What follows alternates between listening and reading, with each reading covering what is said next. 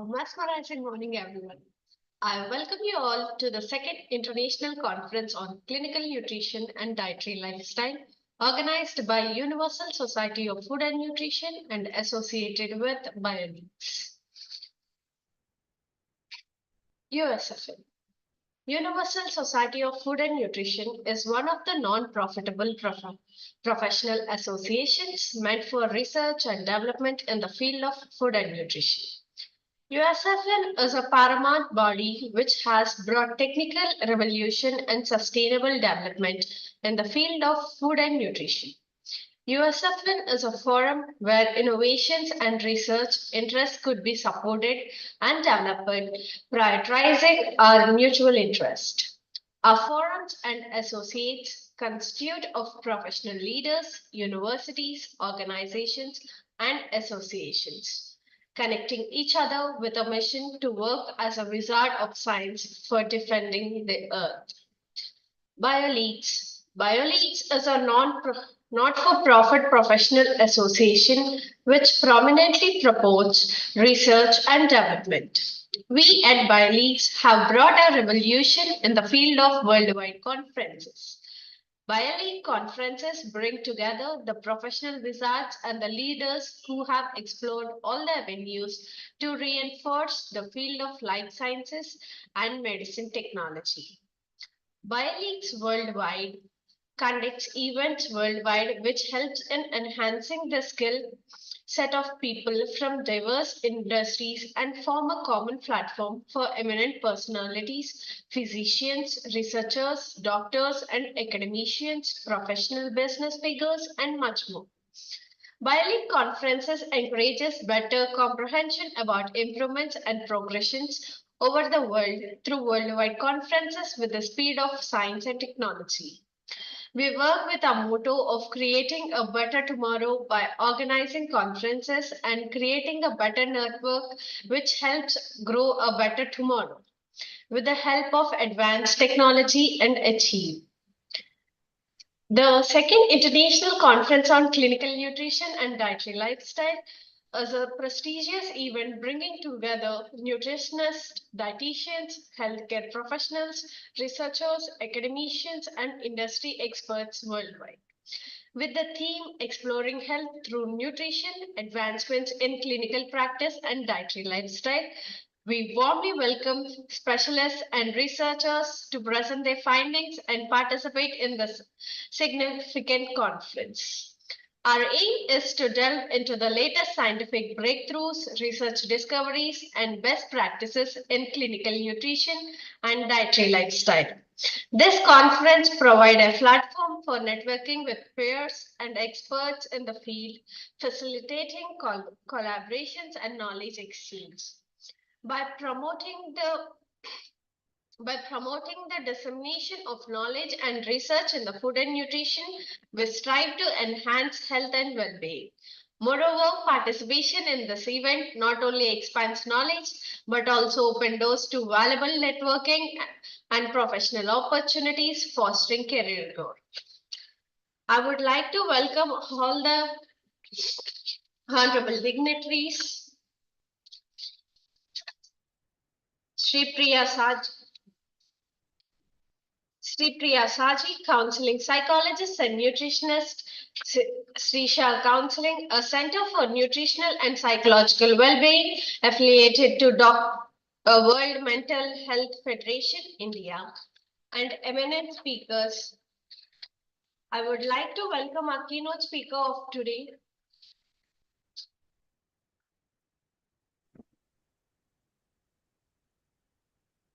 Dr. Srinivasa K. Rao, founder, Granova Natural India Private Limited, United States.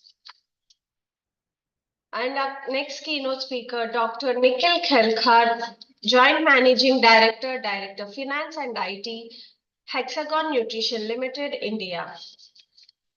Dr. Meenakshi Bajaj, Dietitian, Tamil Nadu Government Multi Super Specialty Hospital, India. Megha Mukhija, Founder and Chief Dietitian, Health Mania, India.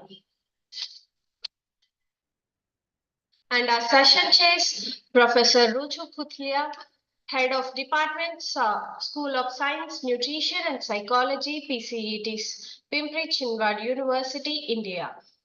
Sri Priya Saji, Counseling Psychologist and Nutrition, Srisha Counseling, a Center for Nutrition, India. Dr. Archana Anipure, Director, School of Beauty and Wellness, Symbiosis Skills and Professional University, India.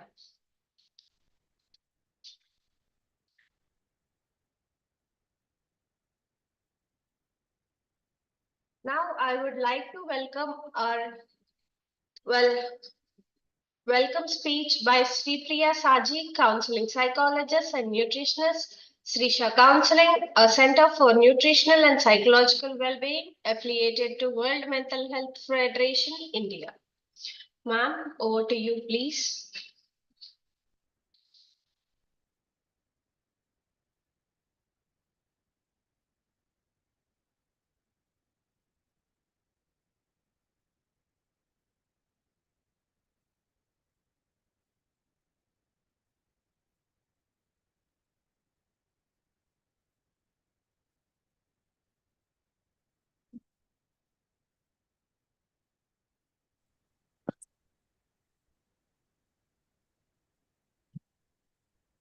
I guess we lost, ma'am.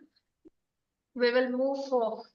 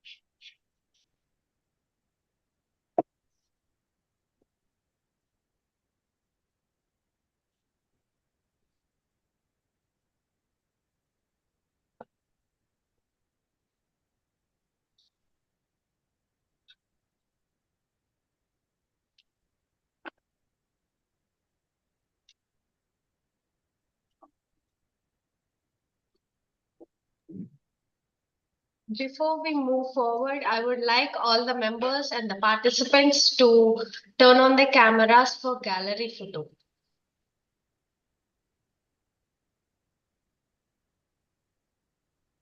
I repeat, I request every participant to turn on their cameras for the gallery photo.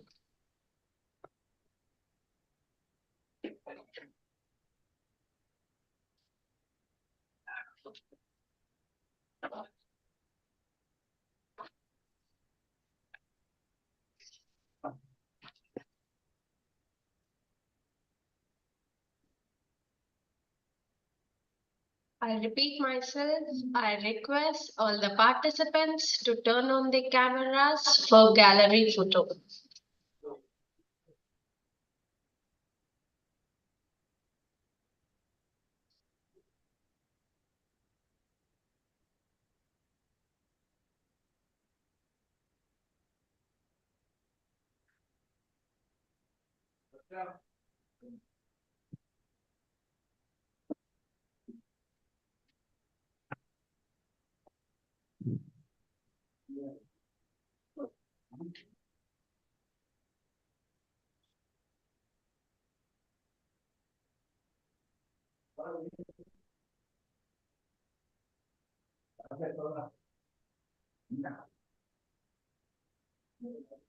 I repeat myself, I request everyone to turn on their videos for gallery photo.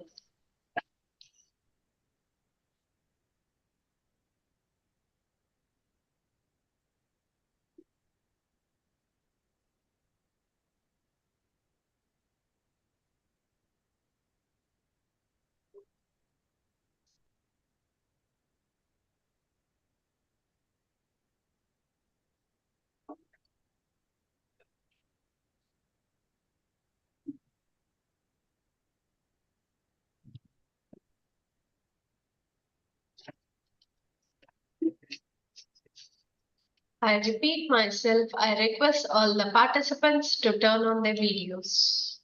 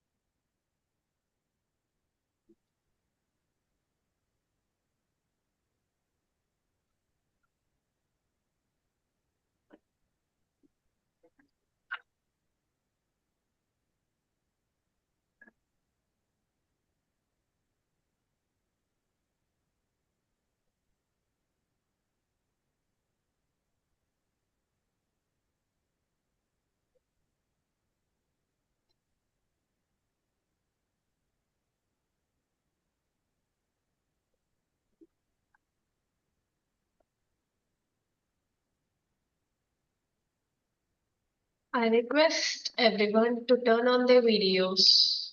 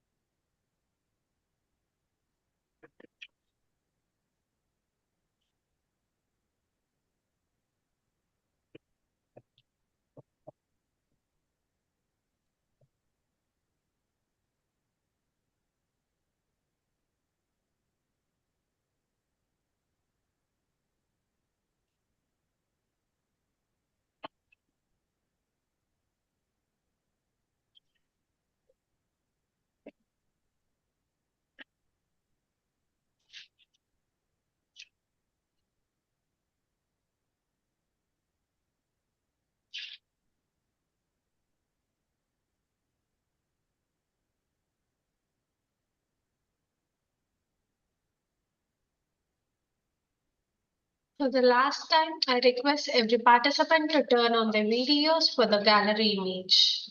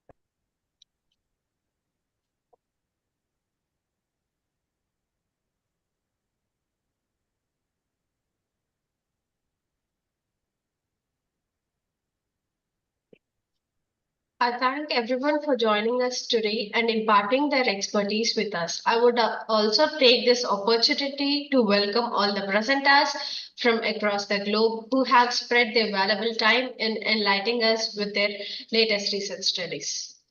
I would also like to welcome our attendees in joining us today. Once again, I welcome you all to the second International Conference on Clinical Nutrition and Dietary Lifestyle. Now, I would like to call upon our first keynote speaker, Dr. Srinivasa K. Rao, founder, Granova Naturals India Private Limited, United States. Sir, over you too, please. Shall I start presenting? We are sorry, sir, like your voice is not audible. Can I start presenting? Can you hear Not me? yet, sir. Yeah, your voice is audible, doctor.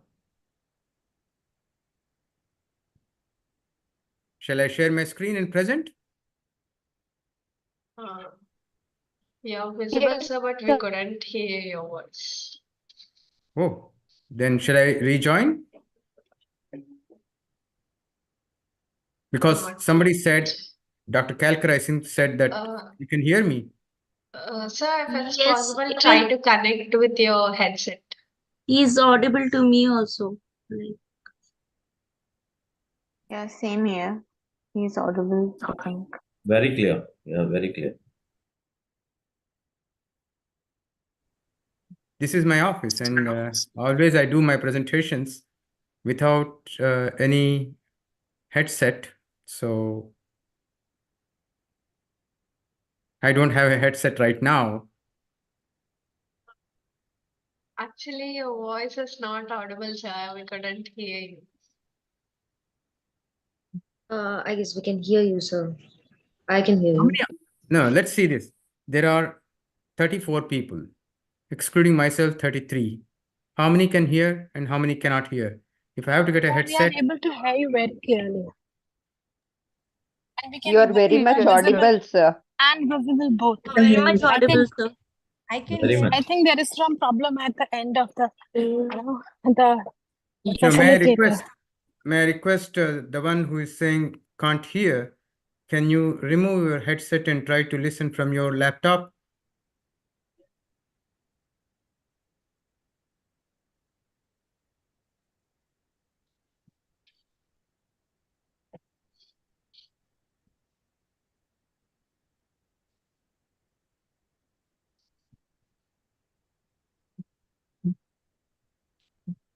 Can you all see my screen?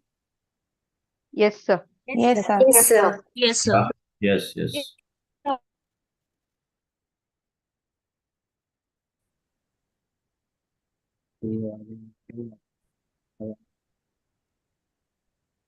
What shall I do, Miss Joshia Roshni? Morning.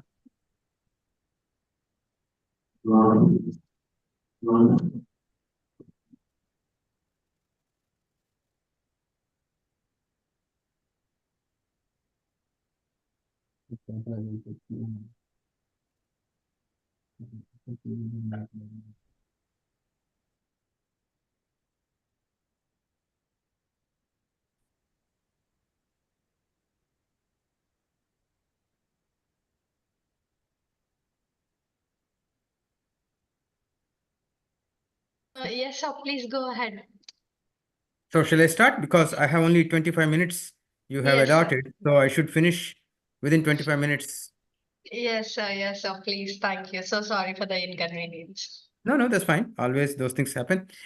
Good morning, everybody. Though it's 10:37 for me here in New York, I'm very happy that this conference has invited me, and the whole presentation is going to signal a great shift in the world, starting from United States in New York towards food as medicine, or eventually food will be medicine, and it will be actually called as food is medicine. I will try to finish this very fast because 25 minutes is too short a time for such a serious topic.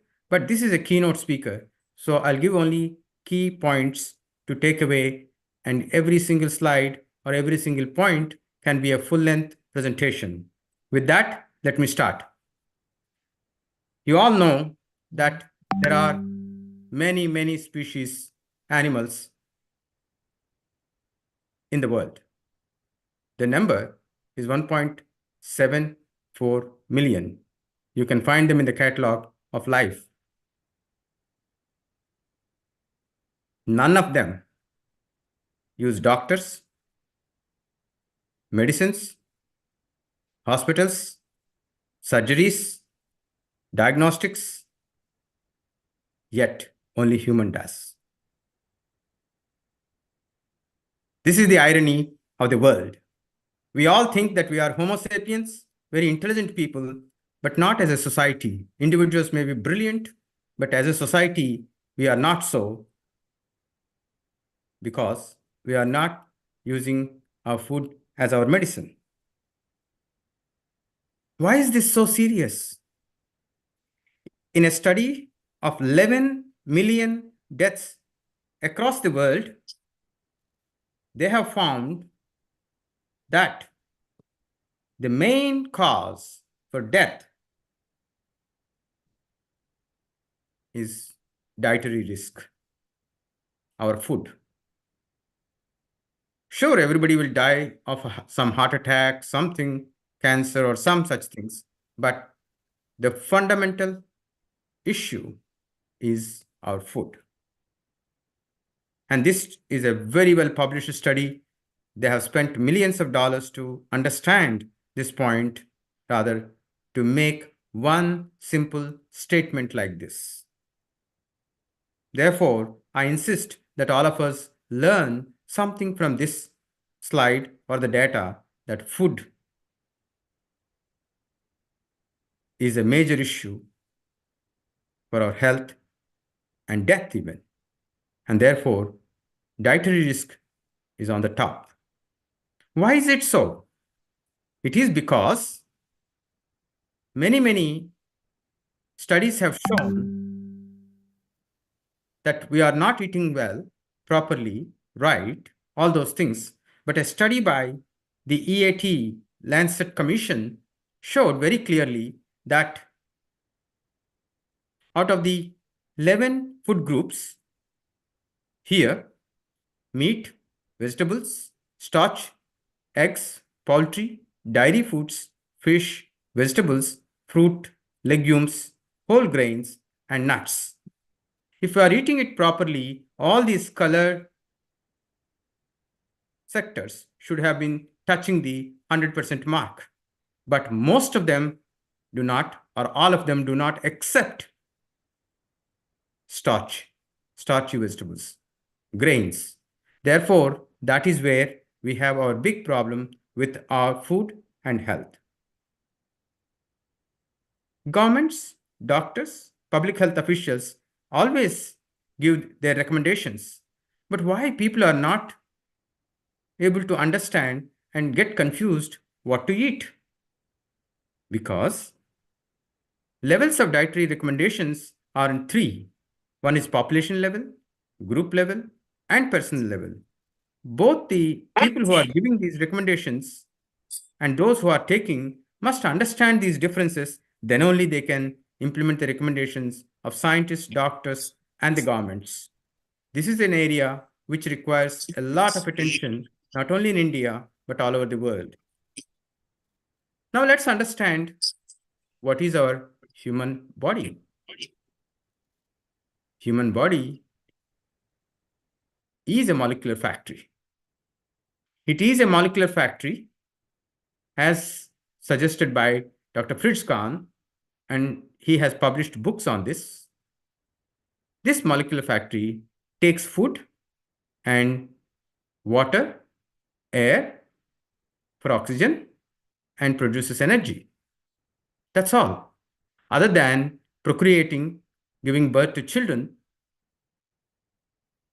human body has no other bigger function.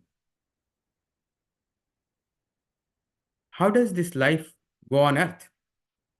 Until 40 years from birth, it goes very well. And the peak, after the peak, if you don't do anything, naturally it will come, deteriorate, and die between 60 to 85, depending on the situation.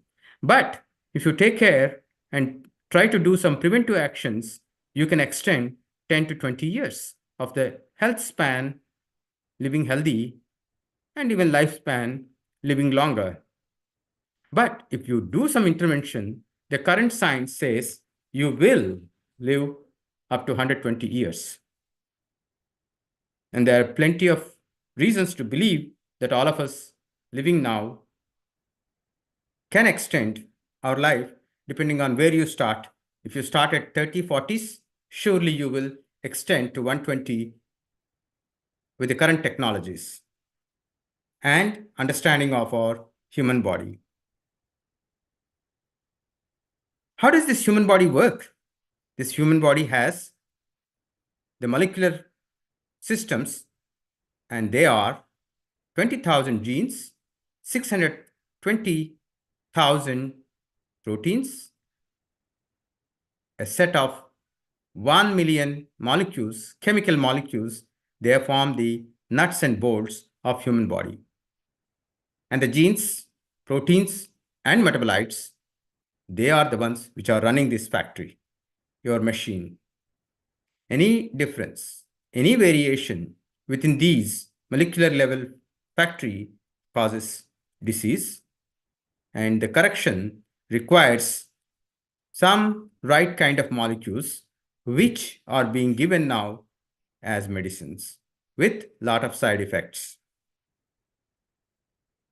Coming to the food, there's a big question whether humans are carnivores, meat eaters, or herbivores. If you want to answer this with the proper science, let us see what is the gut length which actually digests and handles our food. Carnivores have 3 to 6 times of gut length to their height.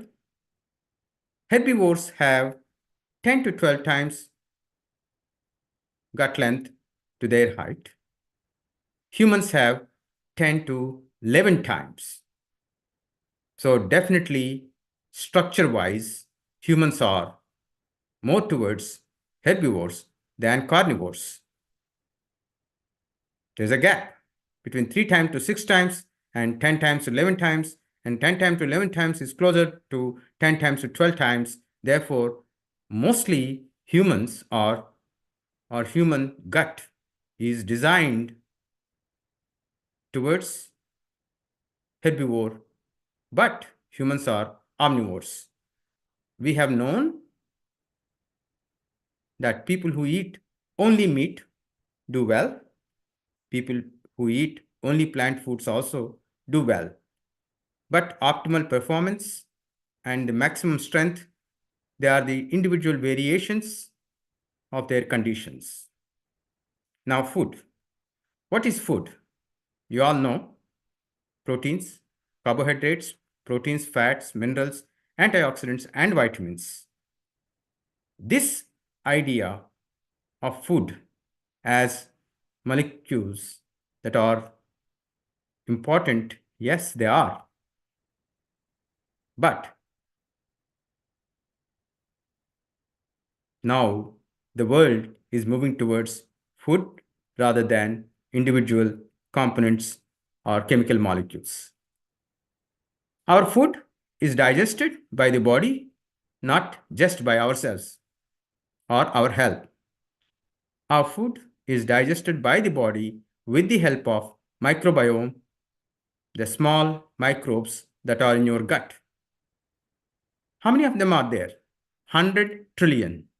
That's a big number. To put that in perspective,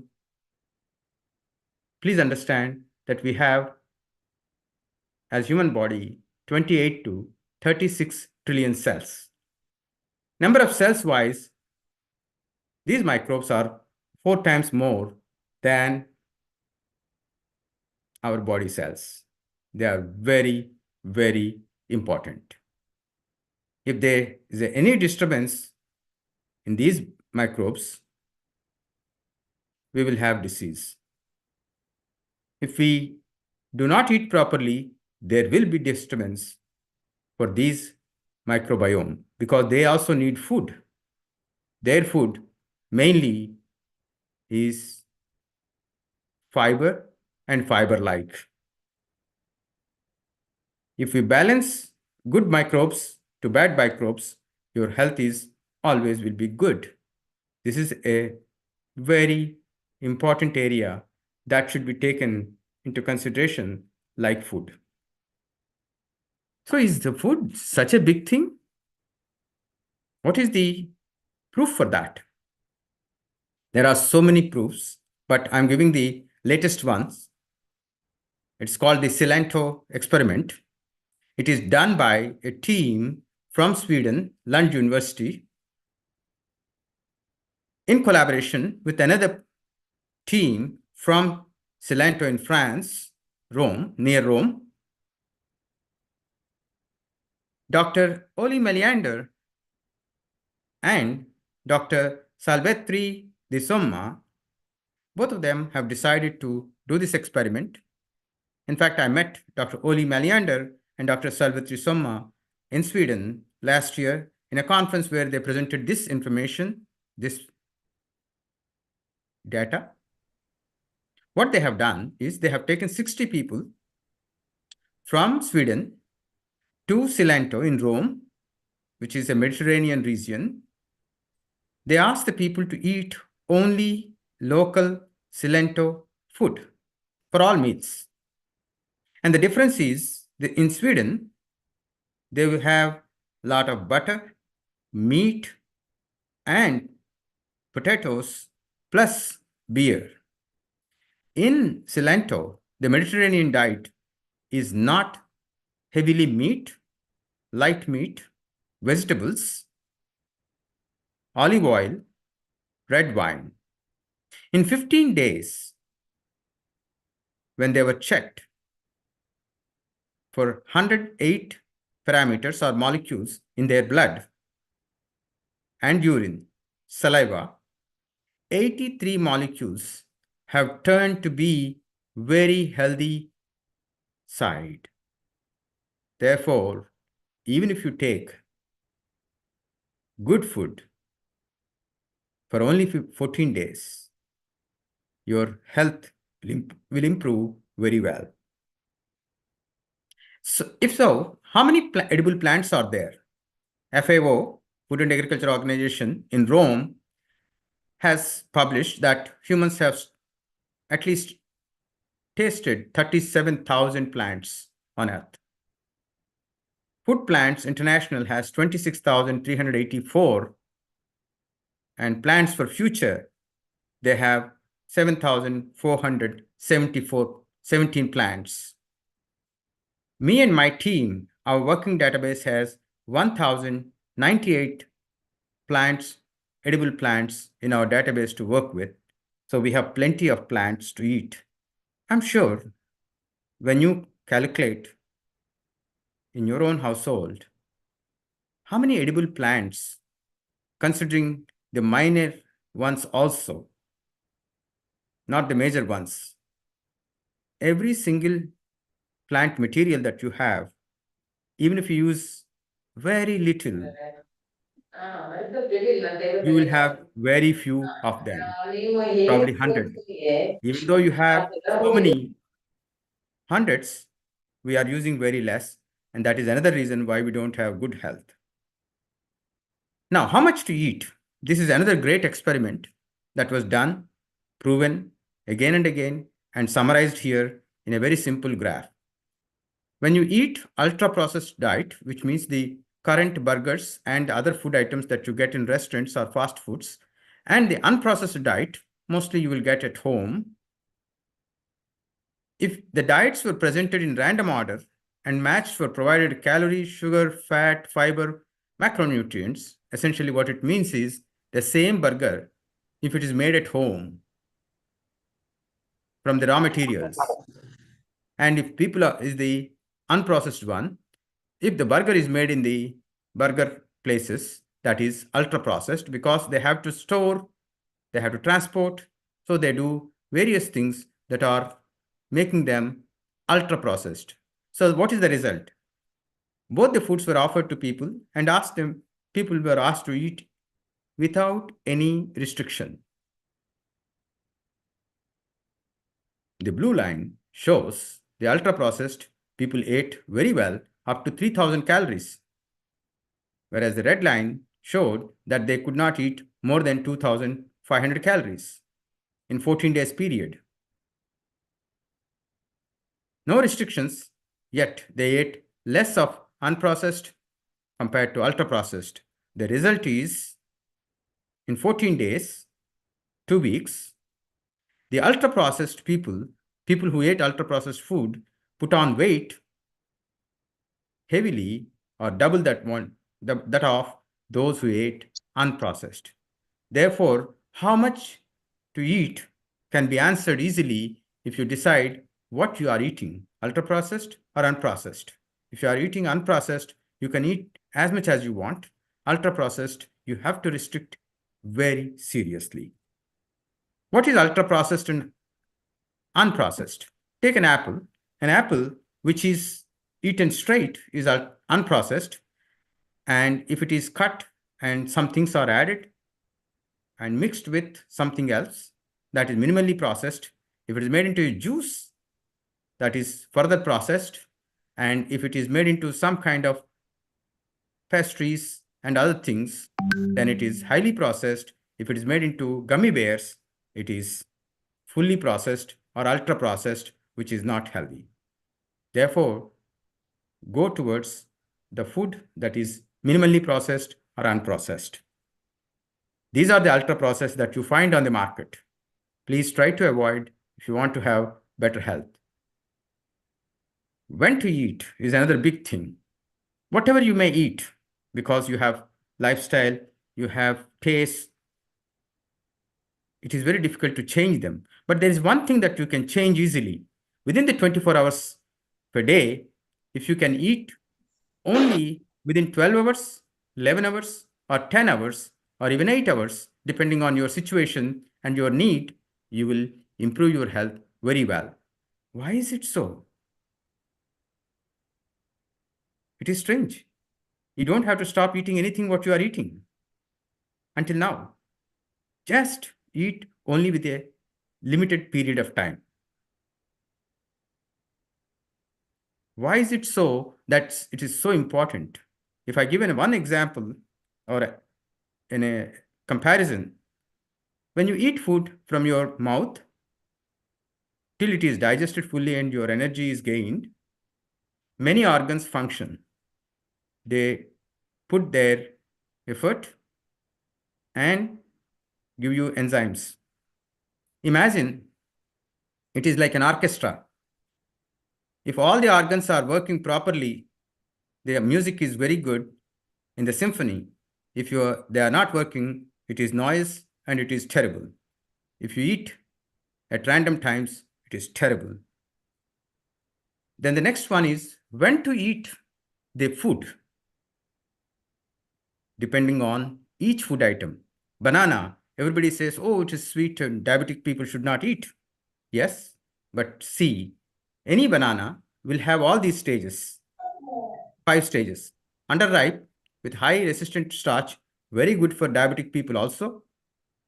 With low sugars, it acts as a prebiotic. And barely ripe is also fine, high fiber and low sugar. Ripe will have high antioxidant levels, little bit of sugar and good fiber content still. Very ripe and overripe will have more sugar, so diabetic people should avoid. We have plenty of pulses. Please use as many as you can. There are 40 pulses. I'm sure all of you have not used more than 10. If you have done, of course, you are at a very good health. And this question about vegetarian, non-vegetarian comes again and again. Plant protein or animal protein? Whichever you take, it's fine, but you must take enough protein. If enough protein is given, whether it is from plant or animal, it didn't affect the training of young men. This is an experiment that was done recently in Brazil. We have many other things, not only proteins. We have 138 berries. Indian gooseberry, amla, is a great example. And these berries will give you antioxidants, vitamins, minerals, and will help the health of various organs, including anti-aging. And everybody has this question, oh, vegetarian food they do not contain vitamin A. Yes, they do not contain vitamin A, but they have carotenoids. All these colored food items have carotenoids. They will help people to make vitamin A in the body, by the body. Therefore, don't worry, you will not miss anything. Water. This is the most important one. Is please take as much water as your body requires. This varies from person to person. One simple example that I tell, so long as your urine is not really colored, your water intake is good. If it is colored, it means it is getting concentrated with various waste materials and you need more water. And here is an example of Disha. People say water is good to drink, buttermilk is good to drink, and also milk is good to drink. So which one should we consume in a day? I'm really confused. Oh, okay. So you want to know how to drink and use all these three things. Okay. All these three things are good, Disha. You know how to consume. There is a beautiful shloka for this. Bhojanante pibet takram. That is, at the end of the meals, you have to take buttermilk. Vasarante pibet payaha. At the end of the day, you have to drink milk.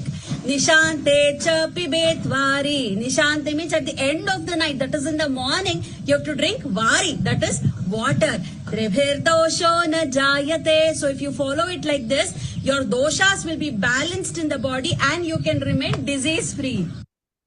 So from our database, we have been trying to make awareness products. We have 500 word search book. We have 365 nursery rhymes, 200 on a wall chart, 100 in a coloring book. And here you see the nursery rhyme for mango. I hope you are able to hear, right? Yes, sir. Yes, sir. Mango, mango, oh so bright, golden sunshine in its bite, packed with vitamins A, E, and C. Mango, mango, good for me. Mango, mango, oh so sweet, rich in B6, a nutritious treat. Yellow, juicy, packed with E. Mango, mango, you boost glee. In your pulp, antioxidants lie, boosting health and keeping us spry. Fiber rich for digestion neat. Mango, mango, you're so sweet. Potassium packed for health's delight. In every bite, a wellness sight. For our health, you play a part. Mango, mango, you're pure art. We made puzzle boxes. And we also have a game called Ahar game, like Kaun Banega Karodpati. The difference is in Kaun Banega Karodpati, at the end of the game, you will know some knowledge, general knowledge, but you cannot use it in everyday life. Here, that night or itself, you can use this knowledge and improve your health.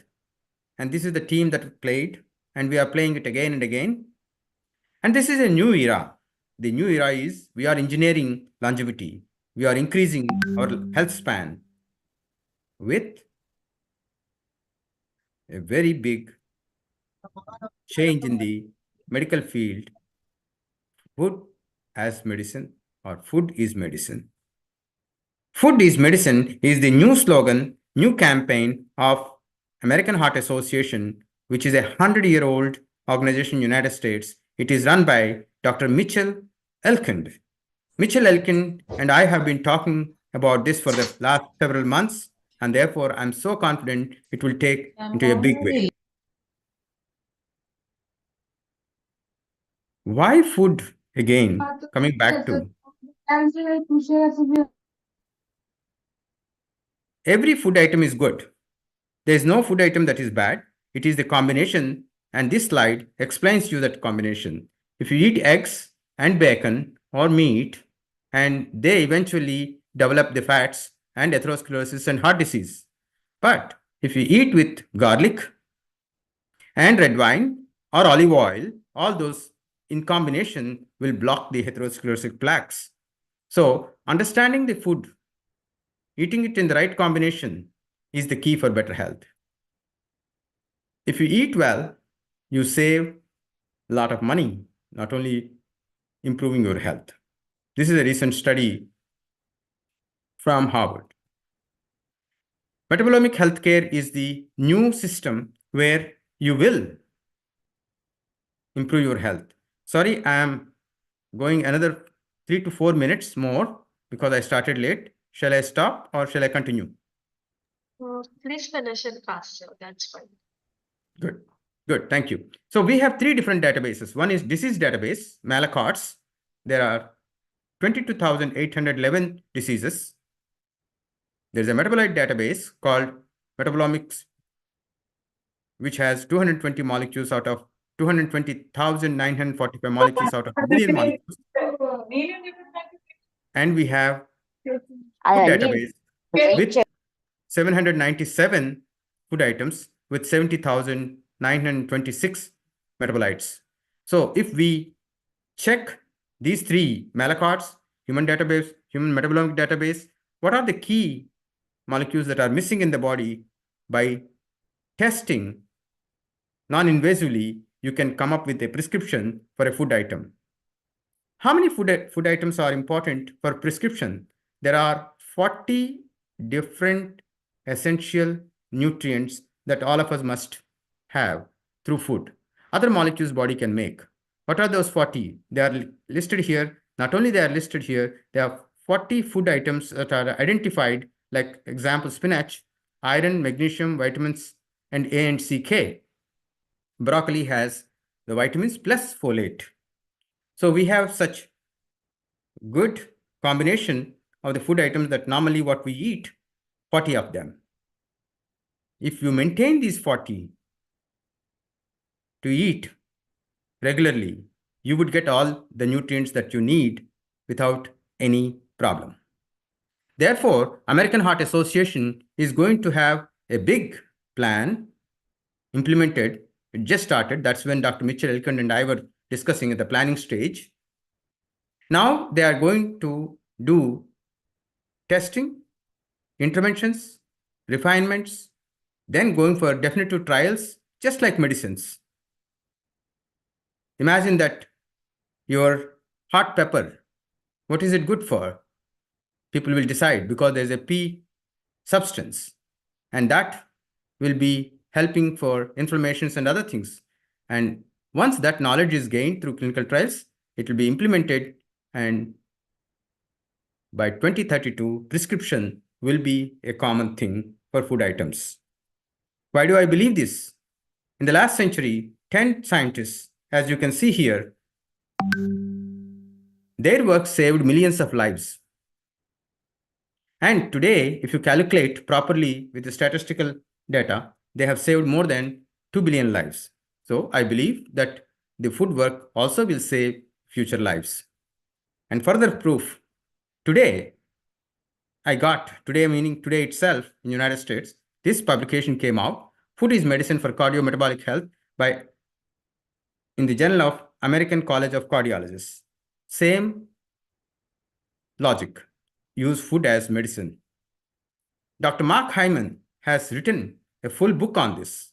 Please buy it, get it, read it, use it. Why science is so important and what's the proof? In 1965, this is the computer, 5 MB, which is 1 ton, 75 inches long. But today, most of you or all of you have the smartphones, which are million times bigger in their power, not in the size.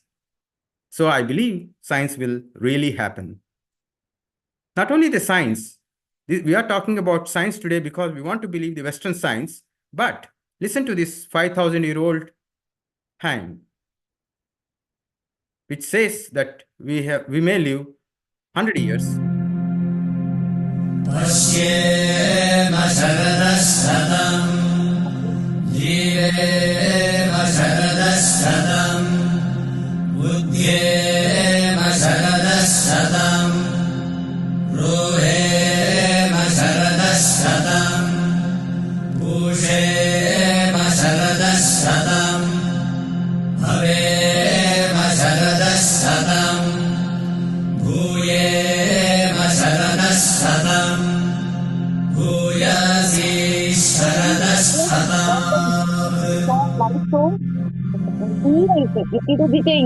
May we see 100 autumns. May we live 100 autumns. May we be wakeful for 100 autumns. May we attain wisdom for 100 autumns. May we be well for 100 autumns. May we adorn 100 autumns. May the autumns be more than 100. May we accomplish all this. That's all with food. So, Ancient wisdom, my light can make food our healing. Medicine, food is our medicine. Food is medicine.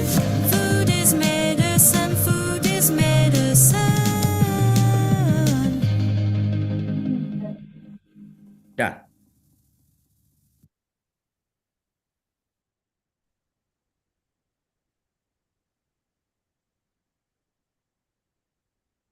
Ancient wisdom.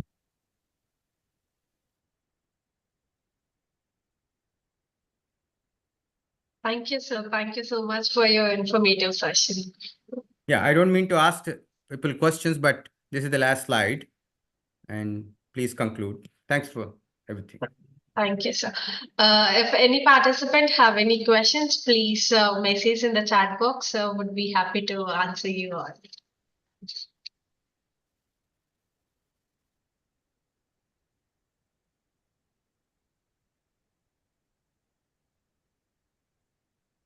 Okay, sir. Then we will move forward with our sessions.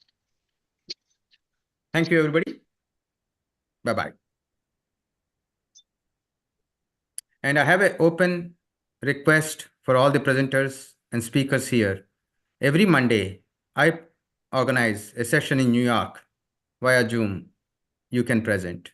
Please let me know if you are interested. I'll send the invitation. And my contacts are with the organizers. Thank you, sir. Thank you, sir. Sir, this is Dr. Shri Priya Shaji.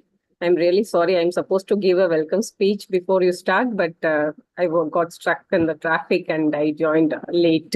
Really sorry for that, sir. That's okay. I wholeheartedly thank you for this wonderful session. Okay, well, we will move forward with Sri Priya Sajima, counseling psychologist and nutritionist, Srisha Counseling, a center for nutritional and psychological well-being affiliated to World Mental Health Federation, India. Ma'am, over to you, please. Thank you, Joshua. Thank you, dear participants. I'm really sorry for the delayed joining. Dear ladies and gentlemen, distinguished guests, esteemed colleagues and participants, on behalf of the Universal Society of Food and Nutrition, it is my honor and privilege to extend a warm and heartfelt welcome to each and every one of you to the second International Conference on Clinical Nutrition and Dietary Lifestyles scheduled for 22nd and 23rd of February 2024. As we gather here today, albeit virtually under the theme Exploring Health to Nutrition, Advancements in Clinical Practices and Dietary Lifestyle, we embark on a journey of discovery, enlightenment, and collaboration in the realm of nutrition and healthcare. Our world is experiencing unprecedented challenges, and now more than ever, the importance of nutrition is promoting health and well-being cannot be overstated. The advancement in clinical practices and dietary lifestyle that we will explore during this conference hold the key to addressing many of the health issues plaguing societies worldwide. We are privileged to have a diverse array of experts, scholars, practitioners, and enthusiasts joining us from across the globe, all united by the common passion for advancing the field of clinical nutrition and promoting healthier lifestyles. Throughout the course of this conference, we'll delve into a cutting-edge research, engage in stimulating discussions, and exchange invaluable insights that will undoubtedly shape the future of healthcare nutrition. It is the great honor that we welcome our keynote speakers of the day, Dr. Srinivasa Rao, Dr. Nikhil Kelkar, Dr. Meenakshi Bajaj, Ms. Megha, and for day 2, it is Mrs. Bijoyo Bhattacharya, Mr. Yamnish Cole, and Mr. Jason Freeman. And listening to them will be truly enlightening. I would like to express my deepest gratitude to our esteemed speakers whose expertise and dedication will be enriching our program with their invaluable contributions. Your insights and knowledge will undoubtedly inspire and enlighten us all. To our participants, I encourage you to actively engage in the session, ask questions, share your experiences, and forge new connections. Your active participation in the is integral to the success of this conference and advancement of our collective goals. In conclusion, I extend my sincere appreciation to the organizing committee, sponsors, partners, and everyone involved in making this conference a reality. Your hard work and commitment have ensured the smooth execution of this event, and for that we truly are grateful. Once again, we welcome to the second International Conference on Clinical Nutrition and Dietary Lifestyle. May this gathering be a source of inspiration, knowledge, and collaboration, paving the way for the healthier, happier future for all. Thank you. Thank you, ma'am. Thank you so much for your welcome speech. Next, I would like to welcome our next keynote speaker, Dr. Nikhil Kelkar, Joint Managing Director, Director of Finance and IT, Hexagon Nutrition Limited, India. Sir, over to you, please. Thank you. Thank you very much, Josha. Am I audible to everyone? Yes, sir. You're pretty audible. I'll just share my screen.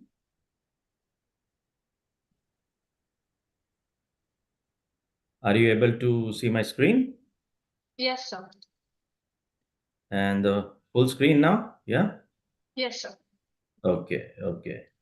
So thank you very much, USFN, for inviting me to this online conference. It's a pleasure being amongst all of you.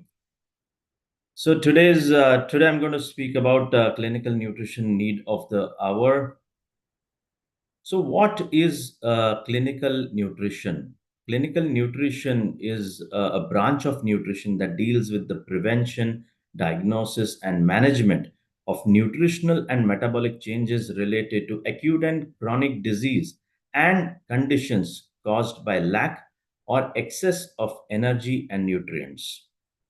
Now, if we see here between the human nutrition and the medicine, the clinical nutrition is a bridge, which really connects both of them, and which is also referred to as the medical nutrition therapy. Now, if you see in medical practice, the clinical nutrition is not just for feeding, but to also improve the host defenses and clinical outcomes as well. And it also handles nutritional challenges of undernutrition, overnutrition during disease states, trauma, rehabilitation, elderly care, etc. Now, let us see in a holistic perspective as to what are different forms of nutrition with relevance to the nutritional support. So it is an artificial nutrition support system. We call it as the ONS, oral nutrition support system, or the enteral nutrition, which goes through the tube feeding as well, and also the parenteral nutrition. So here I'm going to be focusing more on the enteral side of it. So if you see here, the diet on the left side, which is much well known by the dietitians and nutritionists around the world, and on the other side as well, that is also a dietitian's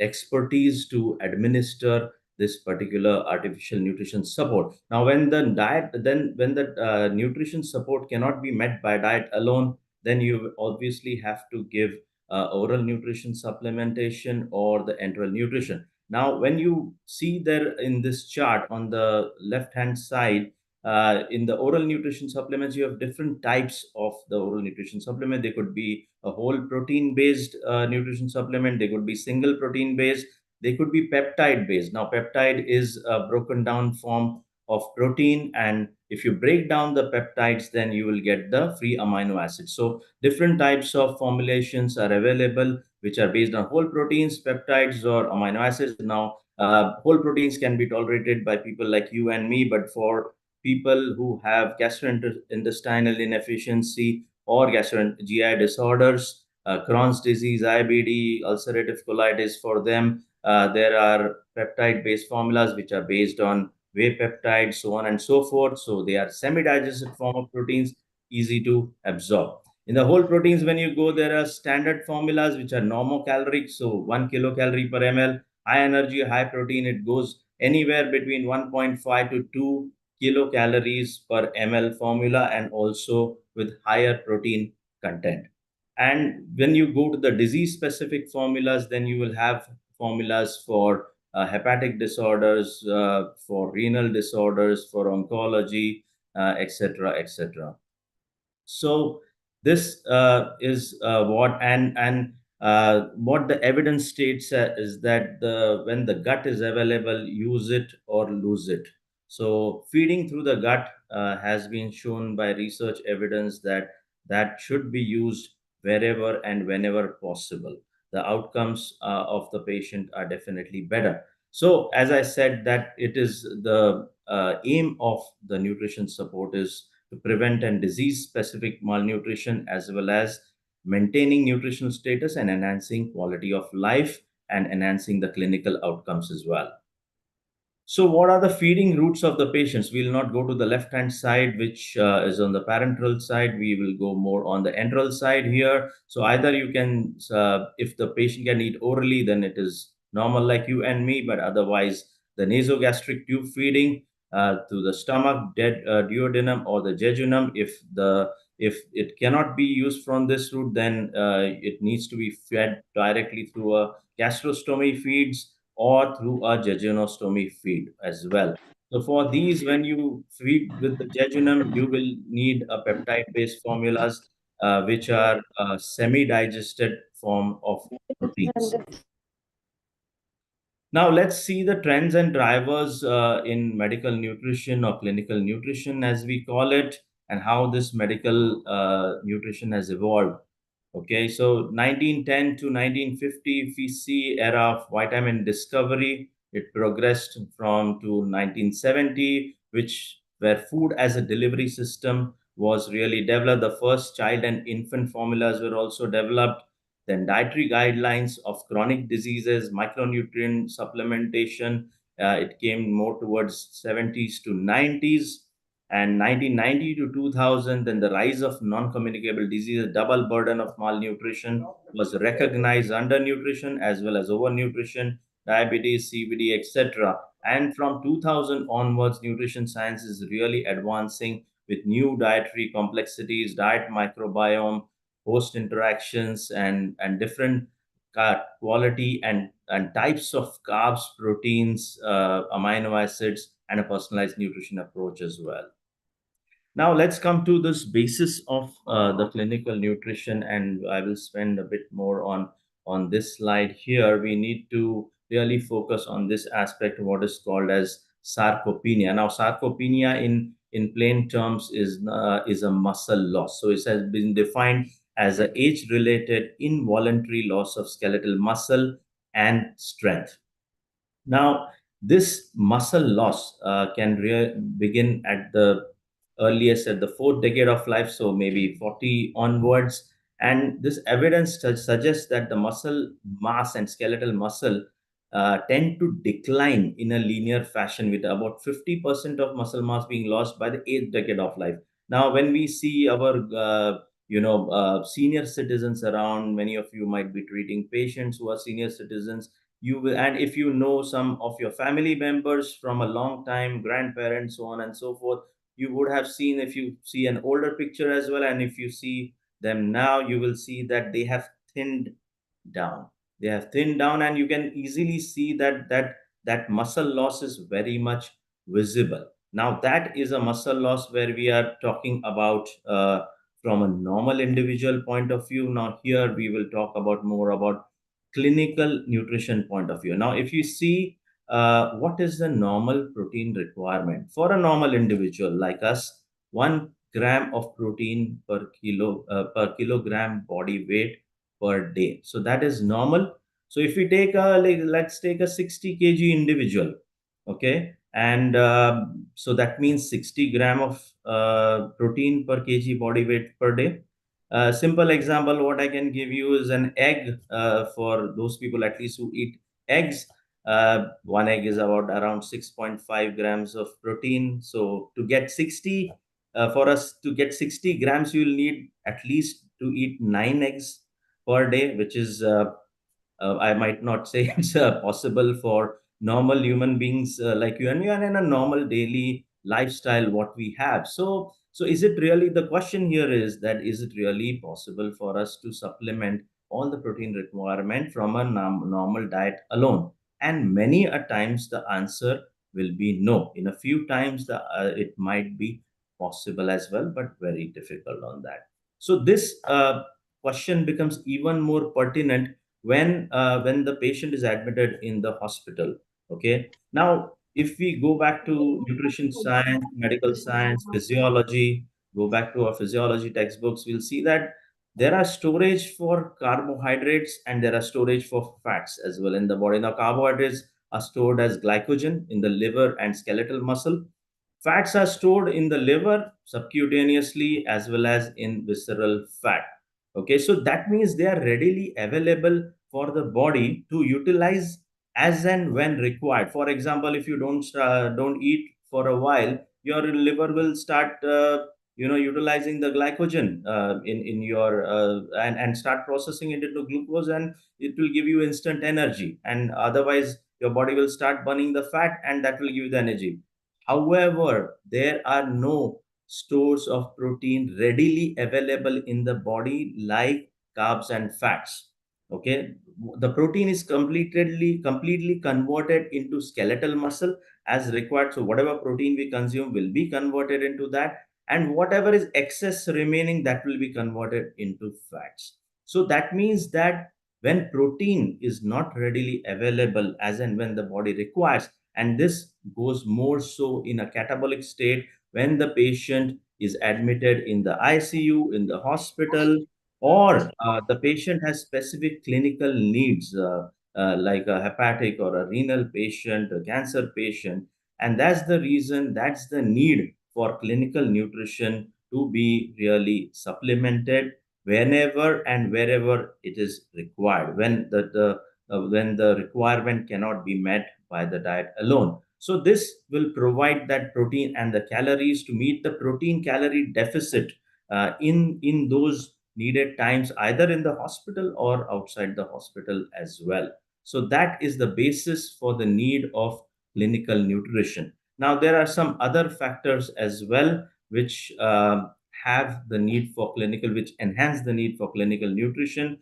As we all know, increasing prevalence of chronic diseases, advances in technology and delivery systems. Now, previously, we did not have the enteral nutrition delivery pumps, etc., etc., but now they are also readily available into use, especially in the hospitals. Government policy and regulatory environment are increasingly now recognizing this field, which is really the need of the hour. Self-awareness. Patients are also asking in the hospitals or patient's relatives rather, that what are you feeding my patient or my relative. And obviously there is an improved healthcare framework now with advent of newer corporate hospitals and better practices as well, more advancement in nutrition science. You will see that there is a clinical dietitian department in each and every hospital who takes care of the nutritional needs of this of our patients, and obviously collaboration of the healthcare professionals. So this now clinical nutrition has become a more of multidisciplinary treatment program in with where a clinical dietitian is involved, a physician is involved, a pharmacist is involved, nurses are involved. So this is how they make a team and then administer the clinical nutrition to the patient. Now let's see what are the growth drivers in the Indian medical healthcare. Increasing prevalence of chronic diseases. India is the diabetic capital of the world. Increasing geriatric population, birth rate is increasing, and also innovation and renovation in the products to meet the unmet needs. So innovations are really happening in the field of nutrition, where newer products are coming to the market. And post COVID, obviously, we can see that immunity still remains a priority for the community. So let's see how chronic disease prevalence is really affects the from a clinical nutrition point of view, or drives the need for clinical nutrition. If you see dialysis now 2.2 lakhs new patients develop end stage kidney failure every year in India, and additional demand of 3.5 crore dialysis per year. Now, what happens during dialysis? In a simple way, when we try to understand, we lose the protein. Okay, and that leads to cachexia, again sarcopenia. So that protein needs to be replenished, and one of the best ways is with the scientific formulas or the clinical nutrition supplements. Now again, cancer, same thing. When people are on cancer drugs, they are facing a lot of nausea, the inability to intake food, and obviously the demand for protein really increases in such patients. So sarcopenia increases, it can even progress to a cancer cachexia as well. And diabetes, obviously. So diabetes, obesity, metabolic syndrome, all whatever combined together, that also is very much the driver for clinical nutrition. And last but not the least is NAFLD. It is one of my favorite topics, a non-alcoholic fatty liver disease, also called as NASH, non-alcoholic steatohepatitis. This is something which is very, very prevalent in India and growing in leaps and bounds. Why this is growing? Because of our Indian primary carbohydrate based diet. Now if we compare our plate as an Indian plate of food to a Western plate, we will see that on a Western plate of food, we will see 60% of it is protein, because primarily they are non-vegetarians, and then you will see some of the salads and the carbs as well there. But if you see an Indian plate, our 60-70% will be the rice or the roti, which is nothing but the carbs, and the rest is among the proteins, what is divided, and the fats as well. So what happens with this is that this increased amount of carbohydrates gets converted by the liver, and it gets stored in the liver as fats, increasing to fatty liver disease. Now, let us see how medical nutrition therapy is required across the continuum of care. So when we start, when we say for an example of a patient in the ICU or in the hospital, when they are admitted there, that time they are started with the medical nutrition therapy, and they progress into a ward where the medical nutrition therapy again continues. Maybe in the ICU, they might be having a tube feeding, but when they shift to a ward, if it's possible, then oral feeds are more preferable. And when the patient is also discharged, that also the nutrition is required for a few months or a long time, whatever the patient's condition is. Now, this discharge nutrition has become extremely important, because many of the research studies have shown that I unfortunately I don't have that slide today in my presentation because of lack of time, but it shows that there is increase in readmission rates to the hospitals with the patients who are not continuing the clinical nutrition therapy after the discharge. So malnutrition is causing them to again get readmitted in the hospital. Now, let's see in a broad scope of a goal of medical nutrition therapy. Here, I've taken an example of cancer, and if you see from the left hand side, because of the condition of the patient, because of various drugs, there is a loss of appetite, altered food likes, dislikes, ability to chew, or reduce salivary function, or also due to chemo, radio, and so on and so forth. And that the next step is when you progress that there is the altered digestion and absorption as well, because it might be having radiation enteritis, or surgical resection would have been done, some part of the gut would have been removed, depends on that cancer where it is. There is intolerance of food, diarrhea, etc., etc. And there is, because of that, there is a altered metabolism as well, and the increased energy needs. So your body is trying to fight the disease, and the energy expended there, but somewhere you will have to replenish that energy. Okay, and then the altered nutrient excretion as well, then fecal loss of fat. So you are here in the vicious cycle of like what you see. So illness causes malnutrition, and malnutrition will again cause illness. So we need to break this particular vicious cycle, and medical nutrition therapy or clinical nutrition can help to break this cycle.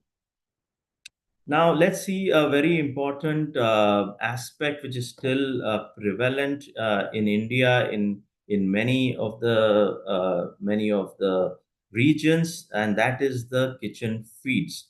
So, kitchen feeds are still being used to as enteral feeds in the hospitals, but there are some limitations of them. I'm not completely saying that they are not good, but they have certain limitations. And here, if we see this comparison, we will see that blenderized food versus scientific formulas.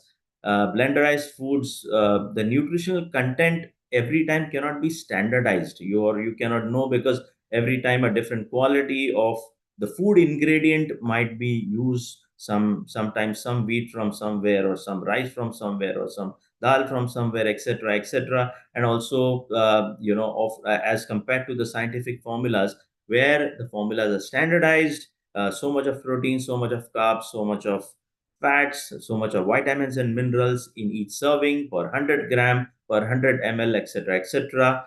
Second most factor is the important factor is the osmolality, because that really also determines tolerability of the patients. So towards when you feed the patients in the hospitals, they can have diarrhea, vomiting, etc., etc. And the scientific formulas, the osmolality is controlled, and it is known as well, because it is measured very well by at least the standard companies which are available in the market.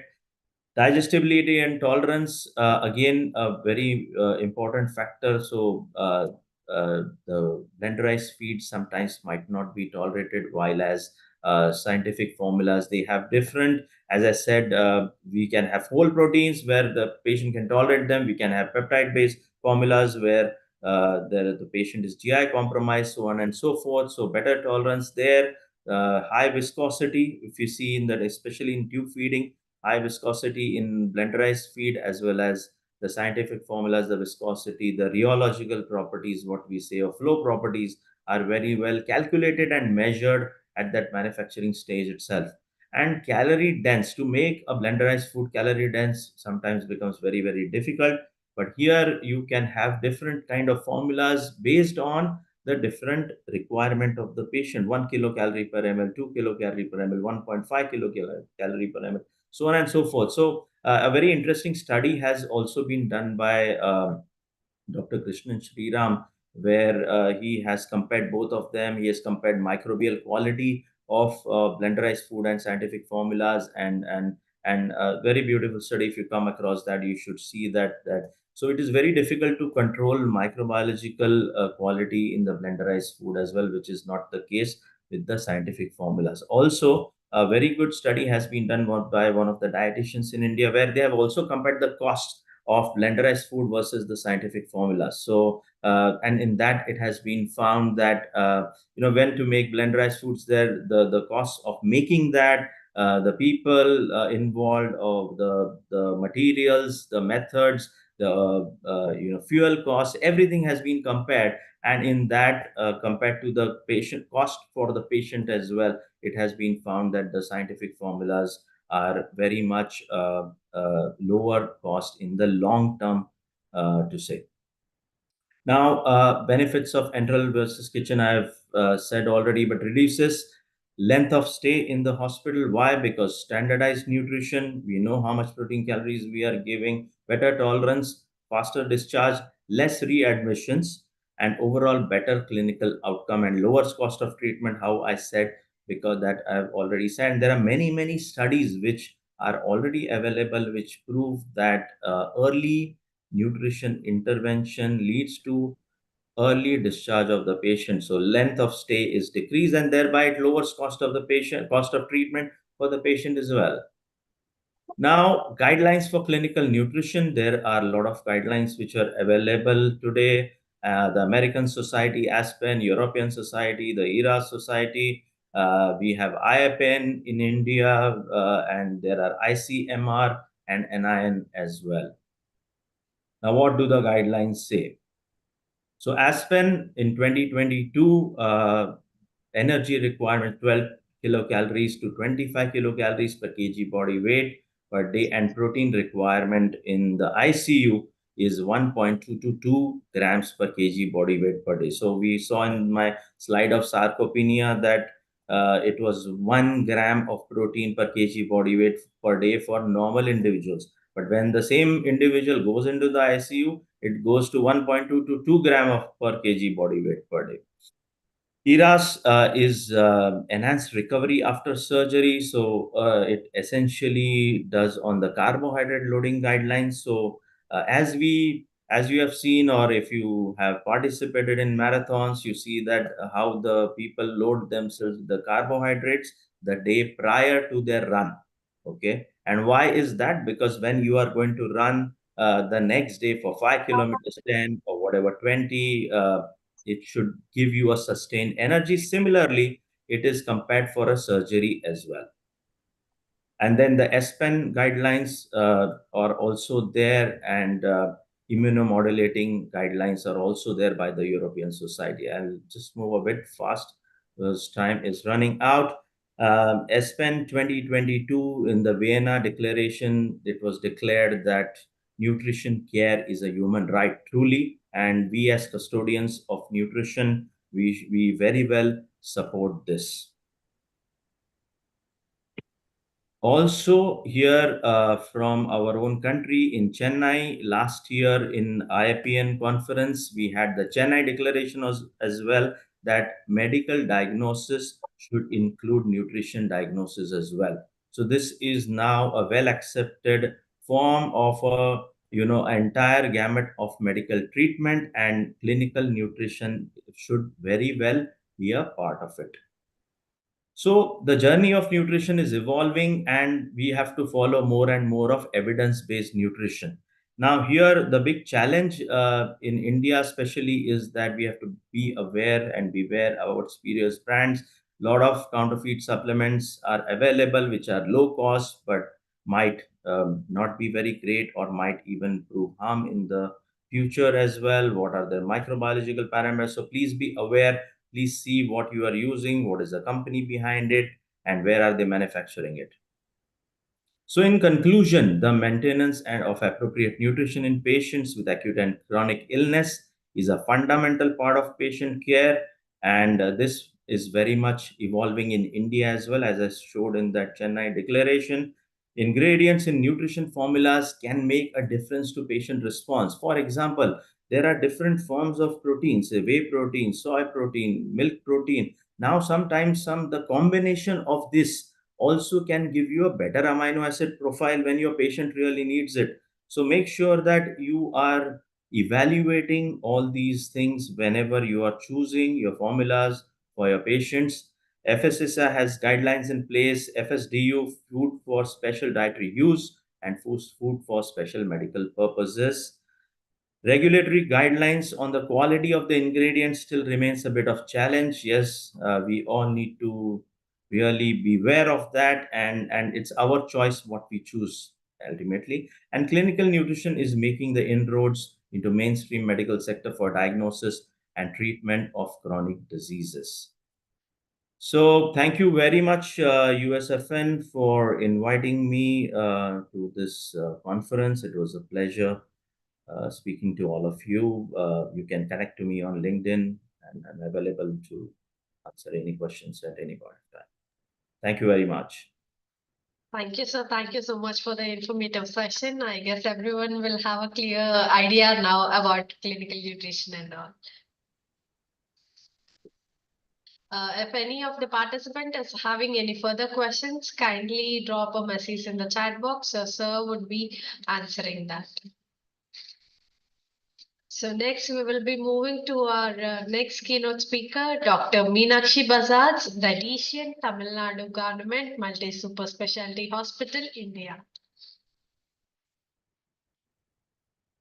Ma'am, over to you, please. Yeah, a very good morning. Am I audible, ma'am? Yes, ma'am, you are audible. I'll just share my screen. Give me a moment. Yes.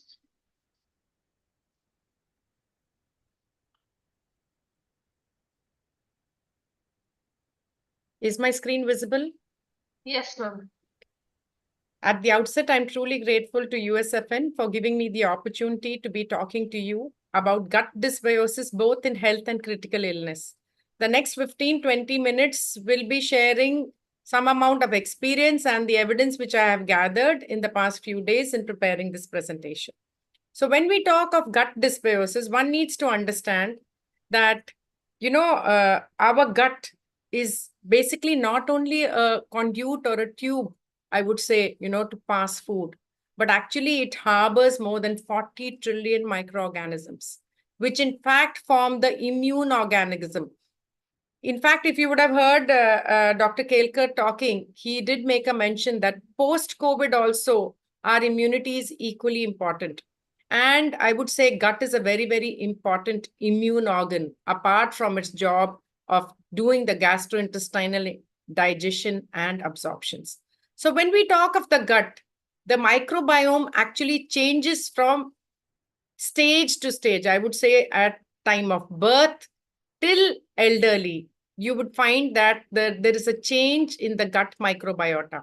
And there are several factors towards these changes. There are several intrinsic factors, extrinsic factors, which act on your gut microbiome to making it from a healthy microbiome to a pathobiome. So I would say the intrinsic factors, there are some factors which are non-modifiable factors, like the age, the genetics. These two are non-modifiable factors. For example, a mother has delivered at the age of 37 or at the age of 42, her gut microbiome will be different than one who has delivered at an early stage of, say, between 20 to 25 or 25 to 30. The same way, if you see that if the mother has delivered via a vaginal delivery or a C-section, there is a difference in the gut microbiota. If the infant has been bottle-fed or breastfed, there is more and more evidence to tell us that the infant who has been breastfed has a healthier gut when compared to one who has been bottle-fed. Not only that, we have several other factors like our diet and environment and the drugs which the patient has consumed, which will influence the gut microbiota. So why is it important? It is important not only for good health, to prevent so many diseases. People be wondering the diseases will be associated only with the gut. There are several extra GI manifestations of a poor gut. And basically the two important feeding factors for improving the gut health are prebiotics and probiotics. The whole world, depends on probiotics all these years. But now there is recent evidence to tell us that instead of running behind the probiotics, why don't we think of the prebiotics or the soluble fibers which escape digestion, both gastric enzymes as well as enzymatic digestion. And they get fermented to produce short chain fatty acids. These short chain fatty acids are the ones or the game changers. What do? They actually are a source of fuel for the intestinal mucosa. They are very critical for modulating the immune responses and tumorigenesis in the gut. Not only that, they also help to produce certain important vitamins like vitamin K, folate, thiamine, and B12. So we understand that we need to rely on pre and probiotics. Now, what is the other game changer here? You would have heard a large population moving from animal-based diet to plant-based diet, vegan diet. Why are they moving from this, animal-based to a plant-based diet? Because a plant-based diet has a much more healthier microbiota in comparison to an animal-based diet. And in case the gut is dysbiosed for several reasons, which I made a mention of, you would find that the patient not only would suffer from GI associated issues like IBD, IBS, diverticulosis, or colorectal cancer, but also there could be risk of cerebrovascular disease, chronic kidney disease, Alzheimer's, depression, hepatic diseases like the non-alcoholic fatty liver disease, like what Dr. Kelkar was talking of, that when we are a more carbarian diet, we'll end up with non-alcoholic fatty liver disease. Apart from that, there could be also dermatological manifestations like psoriasis, acne, dermatitis. Apart from that, we could have some other issues like we could have rheumatoid arthritis, systemic lupus erythematosus, autism, the list just goes on. So now look at this interesting slide. This is actually a true time story. A PIL was raised in Jodhpur, wherein they found that the monkeys who were jumping from one tree to the other tree to fetch their food, which is a banana, which is nothing less than a high GI, high GL, high calorie, 1 kilocalorie from 1 gram of banana, but still our monkeys were never overweight or obese. They did not carry with them metabolic syndrome. But unfortunately, in Jodhpur, they had put a PIL wherein they found these monkeys troubling the ones who were going to offer their prayers, because they were offering prayers along with high GI, high GL, high in calories, high in carbohydrate, high in saturated fat as offering in the temples. And they found that these monkeys, instead of consuming the bananas, they sat down on the temple tops waiting for these sort of prasads to be offered. And they found that all these monkeys were found to have metabolic syndrome. Now, why are we worried about metabolic syndrome? I think Dr. Kelkar really showed us the picture of how there is an explosion of diabetes and pre-diabetes in the present era. So does gut dysbiosis has any role to play, before the onset of diabetes or after the onset of diabetes? So let us probe and see. We have enough and more evidence to tell us that gut dysbiosis sets in even before diabetes or pre-diabetes has set in.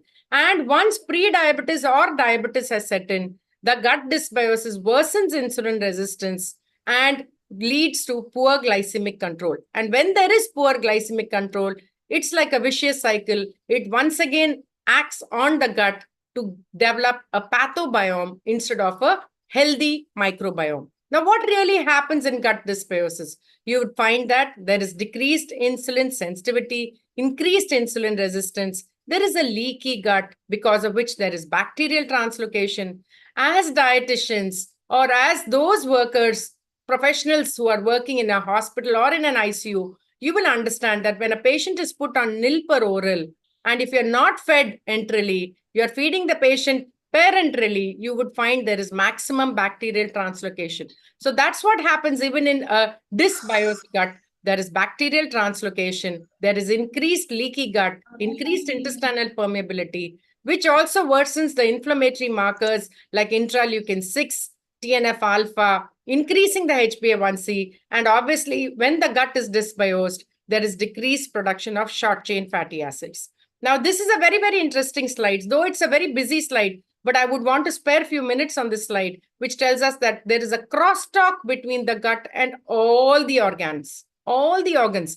For example, if you just take the muscle, Sir did make a mention of sarcopenia. If there is gut dysbiosis, you would find frailty, sarcopenia, muscle impairment. If that is, if you find the crosstalk between the skin and the gut, when there is gut dysbiosis, as I already mentioned to you, there would be acne, atopic dermatitis, wrinkles, aging, psoriasis.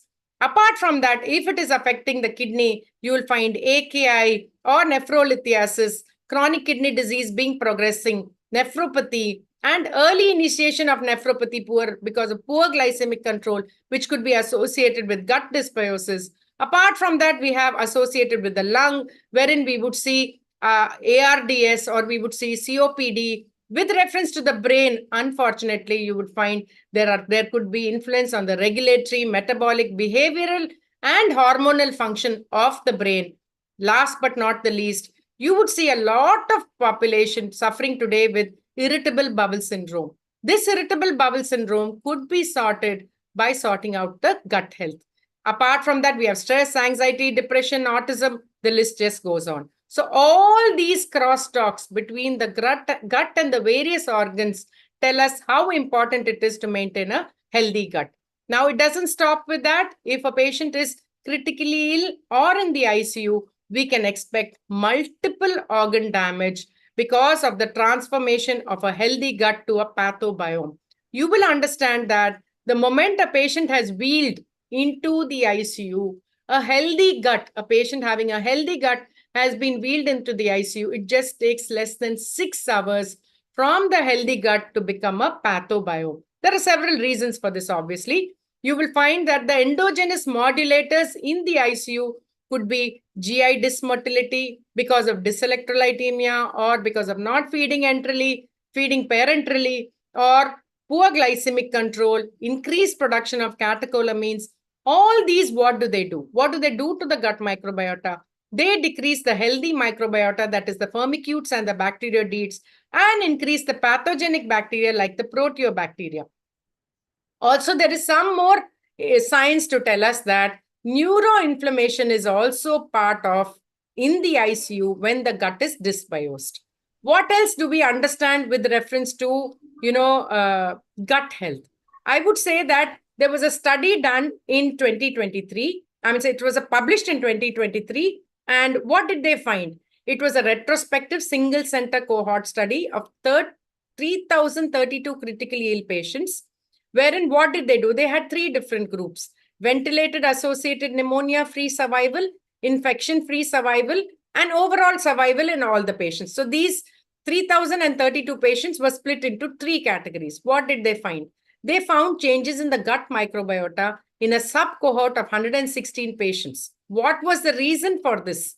The reason was early administration of anti-anaerobic antibiotics. They found that in critically ill patients, when they were early treated with anti-anaerobic antibiotics, it was associated with increased mortality, which tells us that obviously you have no choice in so many conditions wherein the patient has to be put on antibiotics. But yes, if there is a possibility to postpone the initiation of anti-anaerobic antibiotics, that would do wonders for these patients. Now, yet we understand that in the ICU, there is definitely a risk of sepsis, and there is increasing evidence to tell us that gut microbiome disruption predisposes to sepsis, and the influence of sepsis due to the gut microbiome is having a negative impact on sepsis outcomes, though there could be several other reasons also for the outcome with reference to sepsis. Now, we would see here that when there is gut dysbiosis associated sepsis, you can expect the patient to have early delirium, acute respiratory distress syndrome, liver failure, and acute kidney injury. We have seen more and more in patients who are suffering from sepsis in the ICU. Now, what happens really in the ICU, especially when you are talking of the lung? What is the route wherein you can have pathogenic migration, which could be the major source, could be the oropharynx as well as the gut. They behave as a major source of pathogenic migration, which affects or alters the lung microbiota. Now, in critically ill patients, we do see that there are some situations wherein there is a contraindication to feed enterally, like we could have a GI obstruction. There could be several other reasons, or the patient may be hemodynamically unstable, where probably only trickle feeds or ventral feeds may be provided. and you may have to provide supplemental parenteral nutrition. Wherein in these situations, what really happens is the microbial elimination through defecation becomes a big time challenge. Now, what does really happen after this? There is an interruption of butyrate production during PN, challenging the mucosal integrity and leading to leaky gut. Now, we don't have a better example than this than in COVID-19. In fact, this was data which was taken on 20th of February, which tells us that Maharashtra still grapples with the largest number of COVID-19 presently in our country. Apart from that, we have seen COVID-19 was most often associated with, India did much better than other countries for only one reason being our immunity. And immunity is directly responsible to gut health. So what did we understand with this? Our immunity depends on our genes, exposure to immunogens, diet and nutrients, and microbiome. These were the same factors which I brought across to you in the beginning of my presentation, wherein I said we have intrinsic and extrinsic factors. These factors remain the same for our immunity. And how do we sort out our immunity? In fact, if our immunity was poor, gut health was poor, there was a leaky gut, there was risk of, the patient moving into a cytokine storm, increase in risk of opportunistic infections leading to COVID pneumonia, which in turn we turned back to probiotic, prebiotic nutrients and amino acids. Unfortunately, we do not have a meter which can measure our immunity immediately, like a thermometer can measure the temperature. Similarly, we do not have an immunometer, or we do not have a meter which can tell us immediately, in few seconds or few minutes that our gut is dysbiosed. Now, how do we sort out our dysbiosed gut? There are the 5 R's. The 5 R's mean remove all the factors wherein, if it is possible, to remove these factors which initiate gut dysbiosis. Second is replace. What do we want to replace? We want to restore and enhance the digestion balance by including enzyme-rich foods like raw fruits and vegetables and embracing green leafy vegetables, or in other words, insoluble fiber.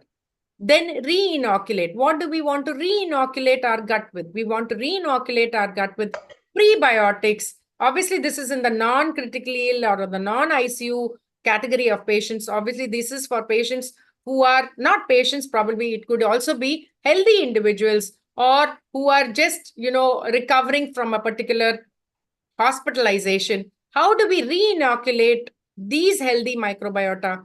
By introducing probiotic-rich foods and relying more on prebiotics, which help to synthesize the probiotics. When I say prebiotics, we basically talk of fructooligosaccharides, xanthooligosaccharides, soy oligosaccharide. All these oligosaccharides are the ones which are prebiotics, which are present in our commonly consumed foods like the leeks, garlic, onion, oats, barley, wheat, all of them. But remember that there is a therapeutic dose to add it to this. When I say therapeutic dose, Food Safety Standards Authority of India allows us to take as high as 40 grams, but it's not practical. And I think there may be several, GI symptoms associated with consumption as such high as 40 grams of soluble fiber or prebiotics. So basically we say therapeutic dose begins at 3 grams per day. A minimum of 6 to 8 grams has to be consumed as per the ISAPP. Now, what do we do next? We need repair. How do we repair? Obviously, the repair micronutrients are zinc, protein, vitamin A, vitamin C, vitamin E. I think we've been speaking about zinc a lot during the COVID pandemic, but it's a fact that all these antioxidants and these micronutrients like vitamin A, C, zinc, E, omega-3 fatty acids, and glutamine play an important role in repairing the gut. And last but not the least is rebalance. We want finally eubiosis from gut dysbiosis to eubiosis. Now, how do we achieve this? We can achieve this with probiotic, prebiotic, fecal microbiota transplantation and removal of antibiotic wherever possible, production of short-chain fatty acids and secondary bile acids. Now, there is some data to tell us how can we support an intestinal microbiome in critically ill patients. Obviously, the supplements which we use, the enteral feeding formulas which we use should not have dietary emulsifiers. As much as possible, should be away from maltodextrins because they are ones which cause irritable bowel, IBD also. Apart from that, we should feed them enterally. We should limit the use of antibiotics and narcotics. Obviously, there should be judicious use. I cannot say limit the use of antibiotics. And this is one paper as well as another paper which talks to us about blenderized whole food formulas. All my 32 years of clinical nutrition has been going in understanding that we require, scientific formulas. But now there seems to be a paradigm shift which tells us that we need to use blenderized whole food formulas, also provision of soluble fermentable fiber, which is available in the market in the form of synthetic fibers or prebiotics. But remember, whenever you choose on synthetic fibers, they should be plant-based fibers and not, otherwise synthetic fibers. So the commercial fibers which are available, prebiotics, should be plant-based fibers. And the judicious use of probiotics. In fact, there is some data to tell us when the patient is on central venous lines, if you are going to put the patient on probiotics, which are powdered formulations, there is an increased risk of fungisemia as well as bacteremia. Now, there are some investigational strategies going on to, restore a poor gut through specialized pro-resolving molecules, through bovine serum-derived immunoglobulin, FXR antagonist, polyethylene glycol-bound phosphate, and fecal microbiota transplantation. There is also some data to tell us that how we can improve the gut barrier function in critically ill patients by sequential feeding. What does sequential feeding mean? Combination of continuous feeding followed by rhythmic feeding, and when possible, to initiate oral feeding. There is also some data to tell us about pre and probiotics in critically ill patients. We did not find, this paper published in 2019 did not find much influence in increasing the beneficial bifidobacteria by providing prebiotics. What did they find with probiotics? There was definitely not a decrease in mortality, but decrease in ventilated associated pneumonia. But symbiotics, what did they find? They found that there was a decrease in bifidobacteria, decrease in ventilated associated pneumonia, increase in enterobacteria, and decrease in enteritis. Also, there is some data to tell us that in COVID-19 patients, this was published in JPE in 2023, which did say that COVID-19 patients did tolerate prebiotic containing formulas. Also, there is some systemic review which tells us, which was, data taken from 2016 to 2021. What did they find? They found that there is insufficient evidence to establish a definitive probiotic therapy protocol in ICU. The reason being the probiotic strain, the doses, and the administration routes were varied. This was the another systemic review which was published in Critical Care Medicine in 2022, which did make a mention that 65 RCTs, which enrolled 8,483 patients, they found there was a dip in ventilated associated pneumonia, hospital length of stay, ICU length of stay, healthcare associated pneumonia, but they did not find any difference in mortality in these patients. Another systemic review, which was once again published in 2023, what did they find? With probiotics, no significant reduction in mortality, but definitely ventilated associated pneumonia was better. Incidence of diarrhea was better when they used specifically Lactobacillus rhamnosus and Bacillus cereus. Now, this is what I was making a mention to you of. When the patient is on central venous catheter, we should ensure that the patients are not put on powdered probiotic formulations. The reason being there could be increased risk of fungemia, and bacteremia. So the potential benefit of probiotic administration in this particular population is outweighed by the increased risk of mortality. A small mention to you of fecal microbiota transplantation. Actually, as early as the 4th century in China, what did they do? They fed the patients who were having severe food poisoning and diarrhea with the yellow soup or the fecal slurry.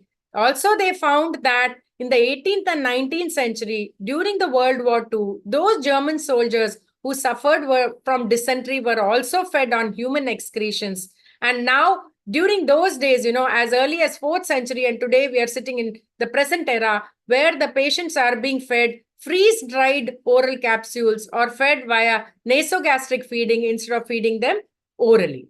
Now, there is some data to tell us, which was published in 2023. This is again in China. They found 20 critically ill patients when they were fed on fecal microbiota transplantation, they found 100% of them improved on abdominal pain, 86% diarrhea, 69% abdominal distension resolved, 50% there was reduction in hematochezia, and 44% recovered from abdominal symptoms. But there is some more data to tell us that there was one patient with traumatic brain injury in the US when was given FMT, there was death. Apart from that, all the studies in China, from the age of 29 to as high as 84 years of age, when the patient was put on fecal microbiota transplantation, they found the patients improved clinically. So there are strategies keeping in mind FMT, but patient selection, timing, optimal route of administration all require further research.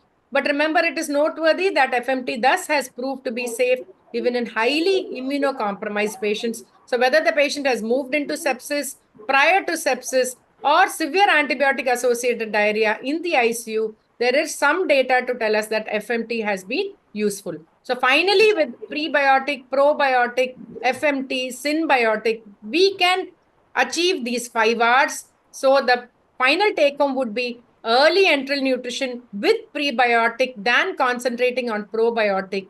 Minimize the use of emulsifiers and maltodextrin. Introduce new line of enteral products which will increase the production of butyrate, and switch from refined polymeric formulas to blenderized whole food formulas. And keep in mind that FMT could be a promise in the near future. Not only that, we should promote the healthy bacteria with probiotic, symbiotic, FMT, which show a potential for high quality studies later on in life. Last but not the least, therapeutic approaches in critical illness target gut apoptosis, proliferation, permeability with strategies like epidermal growth factor, MLCK inhibitors. So it's time that the microbiome represents a key therapeutic target for prevention and treatment of critical illness and should be included in any discussion of precision medicine in the ICU.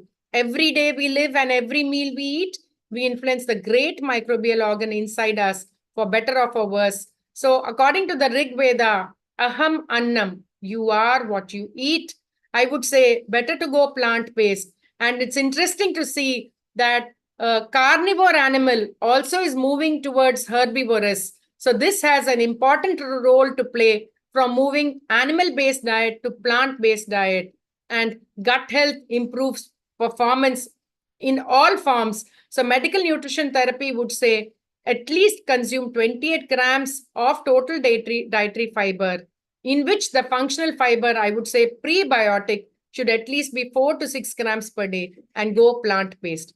Thank you so much for your patient listening. I would always, make a mention of this particular line in all my presentations. Oh God, give me food which does not cause any disease and also give me strength. Thank you so much for your patient listening. Thank you, ma'am. Thank you so much for your wonderful presentation. If any of the participants kindly message in the chat box so that ma'am would answer those questions.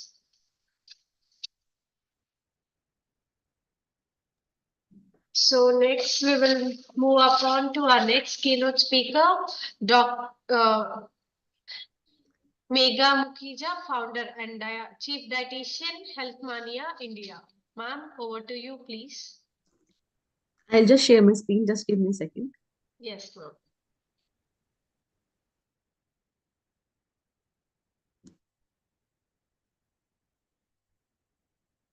Is my screen visible? Yes, ma'am. Thank you so much for inviting me. Today I'll be speaking on role of diet in managing food allergies and intolerances. So like Dr. Meenakshi just said, very lucid presentation about gut microbiome. Allergies is also something which is very, very related to gut microbiome. So we are having a very, two good connected topics here. So role of diet in managing food allergies and intolerances. So food allergy, first we need to understand that food allergies and intolerances are two different things.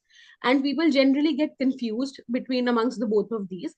Food allergies are immunomodulated, reactions they affect the immune system, and they can be very fatal. They can cause severe allergic reaction known as anaphylaxis, and can even lead to death, even on the slightest consumption of one peanut, if somebody is allergic to peanut.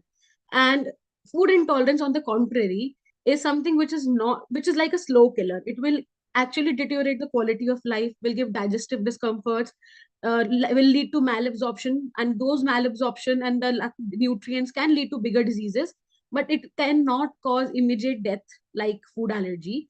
And sometimes in intolerance, the symptoms are delayed. So you are eating peanut right now, maybe if you're intolerant to peanut or wheat, the reaction can come up to 48 to 72 hours later as well. But in food allergies, in most of the situation, the reaction is very, very immediate. And in food intolerances, we have seen that sometimes people don't react to small amount of intolerant food, and then might react to larger amounts. And in both food allergies and intolerance, we have seen that it is not something that the child has from childhood. And even an adult can, somebody who's eating wheat all their life, suddenly at the age of 60 might, get a gluten intolerance, or might get some sort of allergies. So it is actually something that we are, still trying to figure out how it is happening, what is the root cause, because there are so many factors: stress, gut microbiome, like Dr. Meenakshi just spoke about. There's so many other factors which impact allergies and intolerances. And then I'm going to share quite interesting studies which have explained what all factors, and why is there a big rise in allergies. So I'll just briefly explain the food allergy and food intolerance symptoms. Allergy symptoms can sometimes be very, very harsh: dizziness, hives, rash, very, very itchy skin, swelling on face, lips, eyes, even on the vocal cords. Might even lead to breathlessness, coughing, wheezing, severe stomach pain, and severe diarrheas. But while on the contrary, intolerant symptoms are mostly digestion related: gas, bloating, diarrhea, constipation, fatigue, nausea, nutrient malabsorption, flushing of face. And food allergy symptoms can cause asthma, skin diseases like psoriasis, eczema, persistent cough, bronchitis, rheumatoid arthritis. I have a couple of cases wherein they were having steroids. They were diagnosed rheumatoid arthritis 10 years back. After getting their allergy test done, and asking them to avoid their allergen items completely, we have seen complete remission and removal of steroids in less than 3 months. And food intolerance can cause IBS, celiac disease, Crohn's, ulcerative colitis. Likewise, for food allergy, we do have tests wherein we can, confirm the via skin prick test, via IgE method test. But for food intolerance, we are still struggling. We don't have a gold standard test yet. All the tests that are available in market are not approved by American Dietetic Association, American Medical Association, Australian associations. They are not still, verified. But food allergy tests, we do have a lot of tests which can be trusted, and the accuracy is pretty high. These are the hidden symptoms, which sometimes people are struggling. So I have a couple of cases wherein people are having difficulty in gaining weight or losing weight, and slowly and steadily we figure out that it is not related to their calorie intake or lack of physical activity, because everything is going perfect. It might be due to allergy. There are certain autoimmune disorders like lupus and a lot of other disorders wherein the root cause is allergies, and removing those allergen items actually give them a very good steroid free, immunosuppressant free life.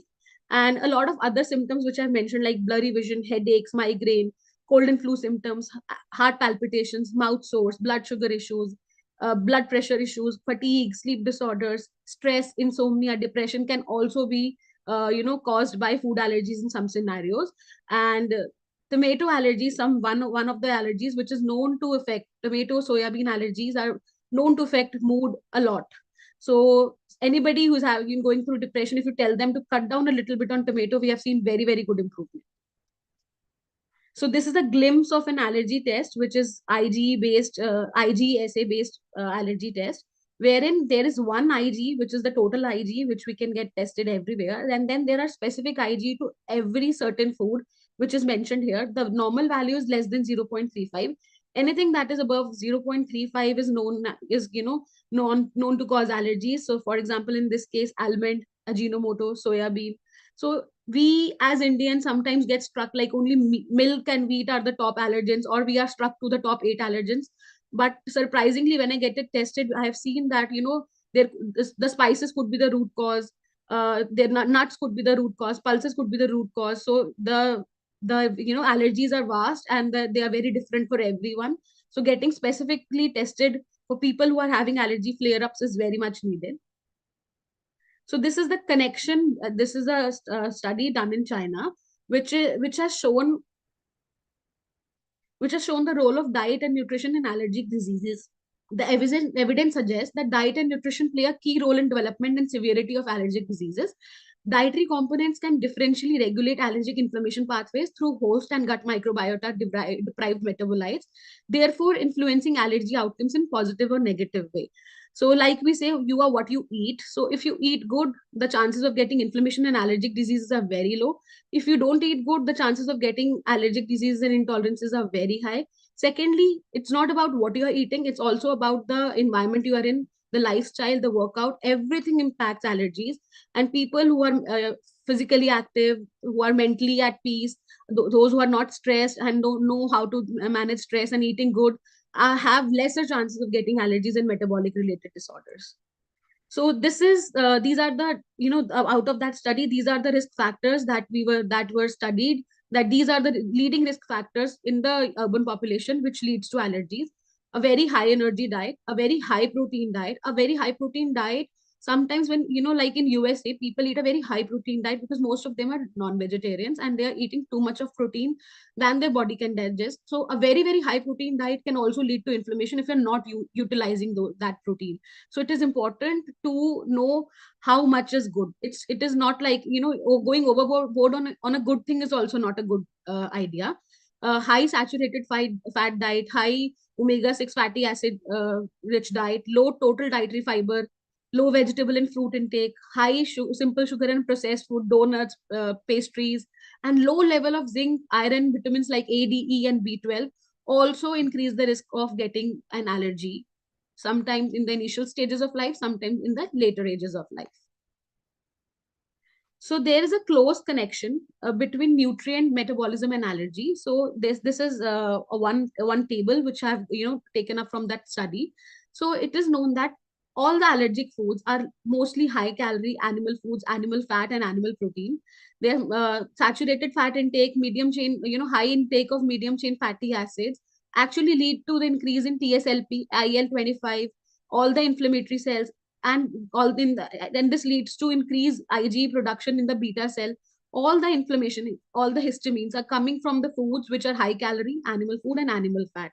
On the contrary, for somebody who's having a diet rich in fruits and vegetables, cereals and legumes, dietary fiber, omega-3 fatty acids, dietary flavonoids, and is optimizing vitamin A, D, E, and all the minerals in the body, is known that the body will produce more of ILC2 cells like IL-4, IL-5, IL-9, IL-13, and all the T cells, and the IgE production will get reduced, and the inflammation and the cytokine storm will not come, which will come if people are having all the foods which I just mentioned are high calorie and animal foods. So there is a close connection between nutrient metabolism and allergic diseases. Broad changes in energy, amino acids, and lipid metabolism are found in patients with polynosis. Patients with allergic reaction are shown to have at least 10 elevated metabolites in serum, which belong to three pathways, namely porphyrin, chlorophyll, arachidonic acid, and purine metabolism. So it is very, very important that we ensure that we are having a good plant-based fruit and vegetable and cereals and legume-rich diet to avoid allergies. These are the top 8 allergens globally: milk, egg, fish, shellfish, peanuts, tree nuts, wheat, and soya. And these allergies are, if you go to USA, you will find that in the school there's multiple boards hanging down: peanut free zone, nut free zone, because the rate of allergies and rate of anaphylaxis and rate of lethal allergies is very high there. Again, it's all because of the poor diet that they are having. So it is important that we as Indians are also moving towards that point of that kind of diet, only more of processed food, less of home cooked food. Pulses intake is going so much down. Vegetable and fruit intakes is, when I take a dietary recall, vegetable and fruit intake is going so down. So it is important that if you want to get a healthy diet, if you want to be healthy and if you want to prevent allergies, you should stick to the old diet, the old customs we were following, and not move to the Western approaches, very, very fast, and give child the healthy atmosphere to prevent such allergies, because if we become second US, maybe it will be very difficult to manage those anaphylaxis, and it's really rising nowadays. So these are the top 10 reasons wherein which actually disturbs your gut microbiota. People rely on Google. They do n number of remedies, n number of nonsense karas for prevention of such some diseases. They take painkillers without even asking the doctors. They are not taking enough fiber. Alcohol intakes are high. Sweet intake is high. Antibiotics are used without even consulting doctors. Stress levels are going high even in children. Artificial colorings are there everywhere. Even food that seems healthy have a lot of artificial colorings. Poor sleep due to mobile and laptop and screen usages, and so many chemicals in the personal care products. So skincare is going hype is going very hyped up, and so many chemicals are going in using those skincare products. So we need to be really sure what we are using, because whatever we are whatever we are eating, whatever we are touching, whatever is in our surroundings is actually impacting our gut microbiota. Staying going for even a 10-day trip to a country wherein the infections are high can actually change your gut microbiota. So it is very important that we take care of all the things, not just the diet, all the other surroundings and environmental factors, to improve our gut microbiota, because gut microbiota and leaky gut will definitely lead to allergies, and that allergies might change so frequently that you will have a hard time diagnosing it, treating it, and avoiding it. So these are a couple of guidelines which have been laid down to prevent food allergies in kids. So exclusive breastfeeding is very important for 4 to 6 months.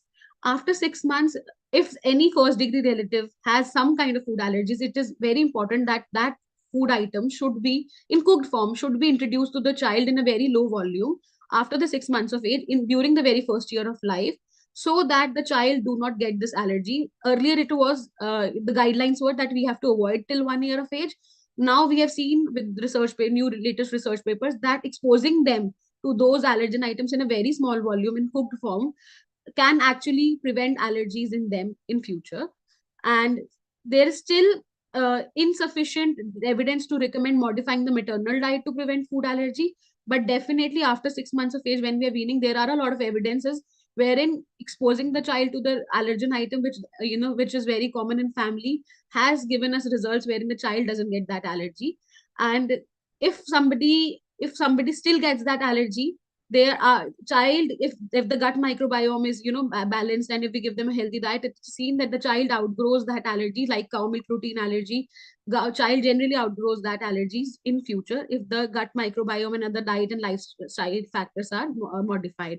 Also, it is seen that people who give cow milk to the children in less than 1 year of age, and those children generally develop milk allergies in later year of life. So it is important to give either formula milk or 6 months, then till 6 months of age only breast milk to the children, because it is as close as to the formula milk is as close as to the breast milk. So cow milk can be introduced after 1 year of age, and if it introducing before that, it should be in a very low volume, like 10 ml daily.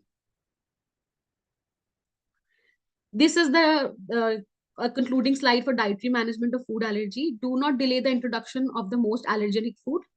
Appropriate qualitative and quantitative food choices to age and sex. Ensure adequate growth and minimize impact on the child's quality of life. Instruct the patient and his family to read nutrition labels to prevent inadvertent exposure to allergenic foods. Periodic follow-up to evaluate the course of the disease and or the resolution of specific allergies.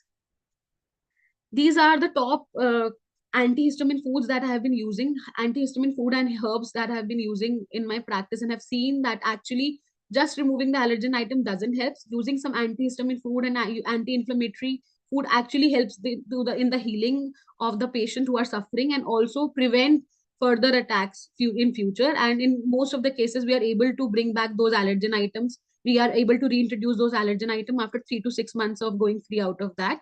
So some herbs like basil, cilantro, dill, lemongrass, mint, oregano, parsley, rosemary, sage, and thyme are the couple of herbs which I have been using in food to help bring down the inflammation. Kalonji, Nigella sativa has there are multiple very good researches on it. That is, it is known to have the most anti-allergenic effect. Caraway, cardamom, cumin, fennel seed, garlic, ginger, and turmeric also have such kind of impact. but black cumin, Nigella sativa, has the best impact on allergies. Vegetables, this is the list of vegetables that I've mentioned: bell pepper, broccoli, Brussels sprouts, cabbage, onion, radish. All these vegetables actually lead to good microbiome, and which in turns actually decreases the chances of getting allergies. Berries, specifically apples, pomegranate, blueberry, blackberry, cherries, mango, kiwi, raspberry, peaches, and pears, are also high fiber fruits and high on antioxidants. These also help with a lot of getting good microbiota, and which actually leads to good microbiome and thus prevent allergies and decreases down the inflammation. And then there are certain other natural antihistamines: aloe vera, fresh capers, hibiscus, manuka honey, moringa, monk fruit powder, spirulina, and stinging nettles. Stinging nettles again is something which is very very good superfood for allergies, and have very very good researchers in diagnosing, in preventing the allergies. This is the link to thank you so much. This is the link to the allergy support community that I have created, wherein we keep posting because living with allergies is very difficult. So we keep posting some recipes, and some if somebody's allergic to tomatoes, so tomato free sauces. If somebody's allergic to milk, so vegan options, just to help each and other people live with allergy. Because people here in India shun somebody who has allergy. They don't understand. Ek bari kha le kuch nahi hota. Such kind of comments are passed on. So it is very important to support people who have allergies, so that they can live a good quality life, and they also have options to eat outside. Thank you. Thank you, ma'am. Thank you so much.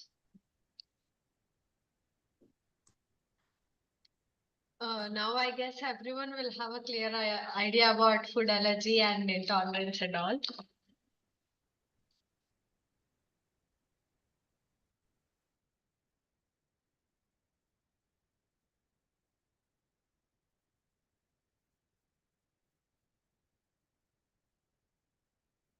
So I thank each and every keynote speaker and welcome speech for spending their time and giving us valuable information.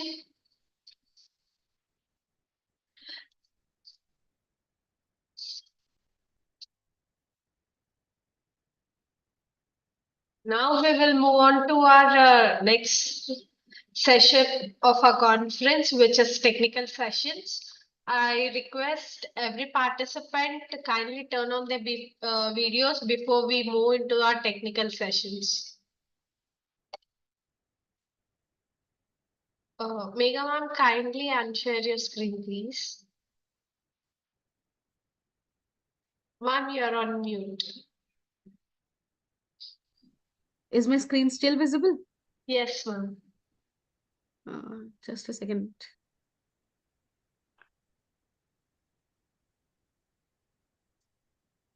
I'm trying to figure out.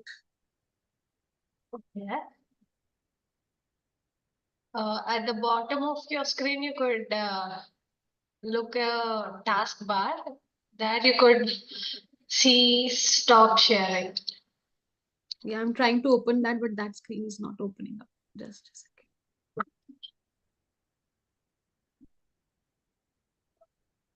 I'll just leave the meeting and join back then. Okay.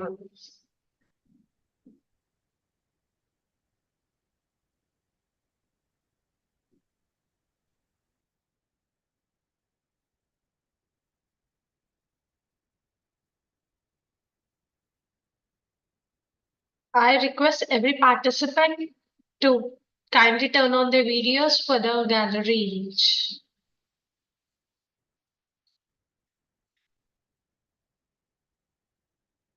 I repeat myself, I request every participant to turn on their cameras for the gallery image.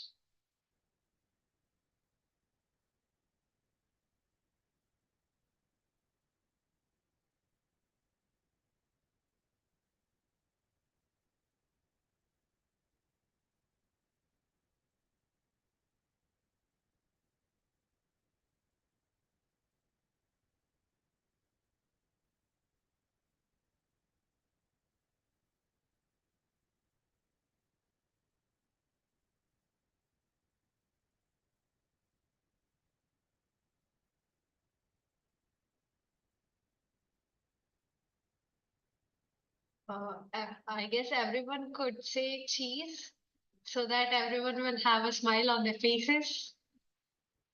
It looks beautiful on the website too if everyone are smiling.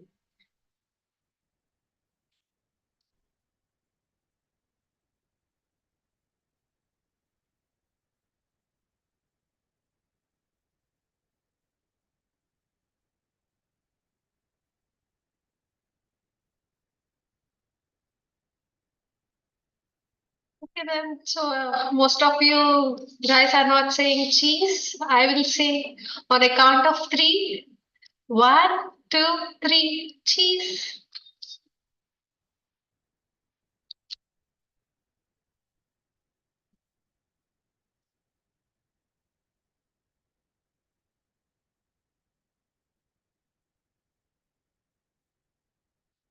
Okay.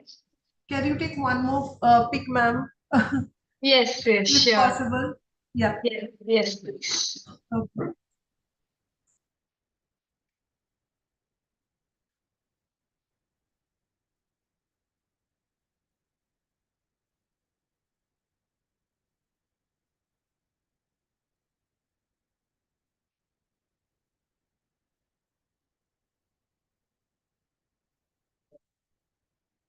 I'm so happy to see all the happy faces for this conference. So before we moving to the technical sessions, I inform every participant as per the agenda who are on the main hall. Please kindly stay in this room itself, and who are in the hall A and hall B, you could see the breakout rooms if you are using your laptop at the bottom. If you are using your mobile screens, you could see at the top corner of your left hand. Kindly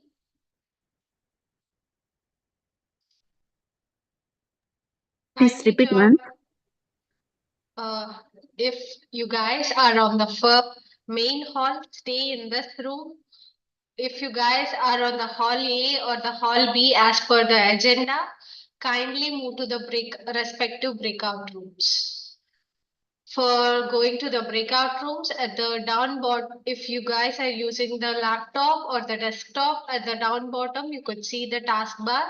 In that, you could go to the breakout room. If you guys are using the mobile, at the top right left hand top, you could see breakout rooms. Kindly go to your respective breakout rooms.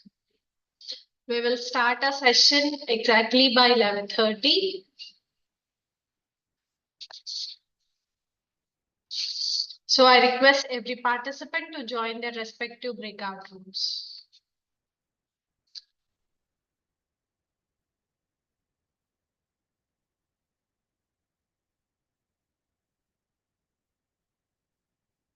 Ma'am, can you please repeat this? I couldn't find this hall B. Okay. May I know which device you are using? Ma'am, I'm using MacBook, Lappy. Okay then. Once you open the breakout rooms, if you scroll down, you could see Hall A and Hall B.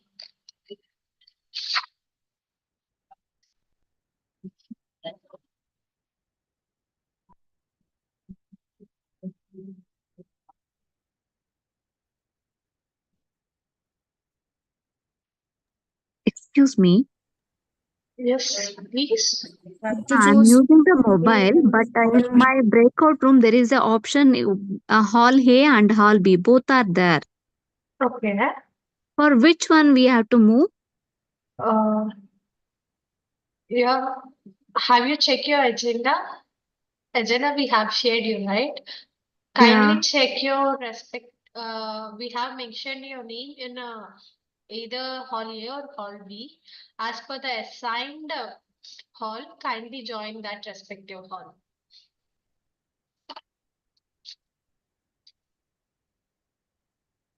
May I know your full name, please? Usha. Usha MS. Okay.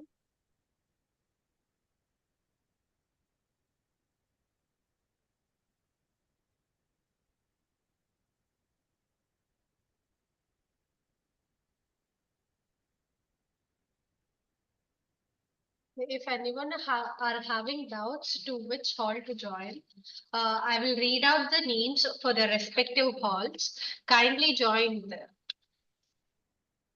For main hall, the participants are Nisha, Alisha Bhatia, Nazia Mohammadi, Deepashri CV, Anjali Jagtap, Shivi Tyagi, Vadarevu Soni, Ponamallar, Shanmukha Priya S, Maulik Mehta, Dr. B.B. Mariam, Ainil Madhya, Chiranjan Yadav, Dr. Meenakshi S, Chandrura Meenu A, Jitendra Sharma, Dr. V. Anita, Seema K. Khathur. These are the participants in main hall. And for hall A, the participants are Ruhi Grewal, Dr. Ishita, Giri Harshita Shivakumar, Nazia Mohammadi, Dr. Sangeeta, Aisha Apni, Shraddha Vyas, Srinidhi, Josa Z. Althamimi, B. Shakti, Bhargavi S, Rimpha Karmakar, Pushpalata. These are the participants in Hall A. For Hall B, it's Nisha Raj, Doli Chauhan, Gayatri Sanyashi, Himanshi Joshi, Ritika Biswas, Dr. Manjaloju Venkateswarlu, Neha Nayani Lavanya, Sunanda Biswas, Shivangi Sharma, Uma Chowdhury. And the rest of the participants will be allocated technical sessions on day 2, which is on tomorrow. It's for not for today then. Hello. Hello. Yeah, I don't see my name, Richa Kumar. Okay. Is You it for couldn't- day 2? Yes, ma'am. You Can you please? Yes, you were saying Yeah, something. ma'am. Can you please confirm whether my name is there in day 2? Okay. Ma'am, your full name Richa. is? Richa Kumar. Okay, just give me a moment, ma'am. Yeah.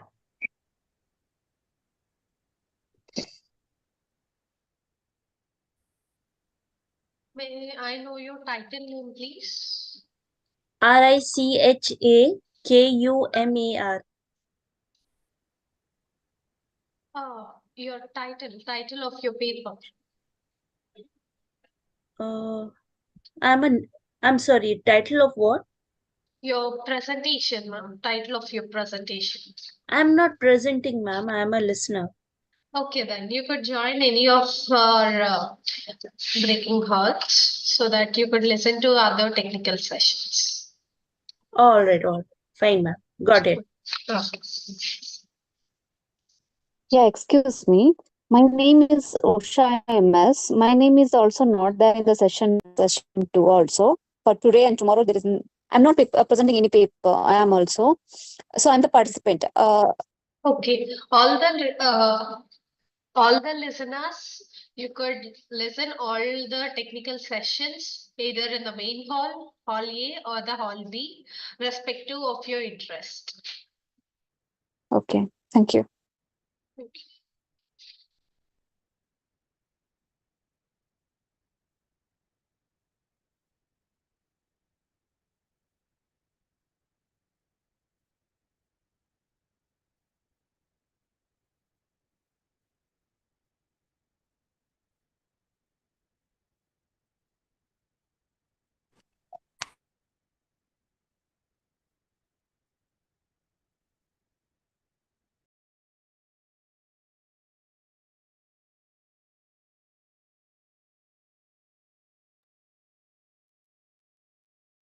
I repeat myself, all the participants kindly join your assigned breakout rooms as per the agenda.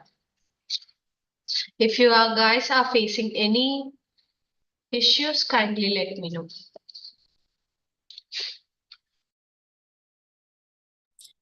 Excuse me, ma'am. Yes, please. Ma'am, yesterday I faced a little bit of issue while sharing my screen. So can I check it once whether I'm able to share or not? Okay, sure. Thank you, ma'am.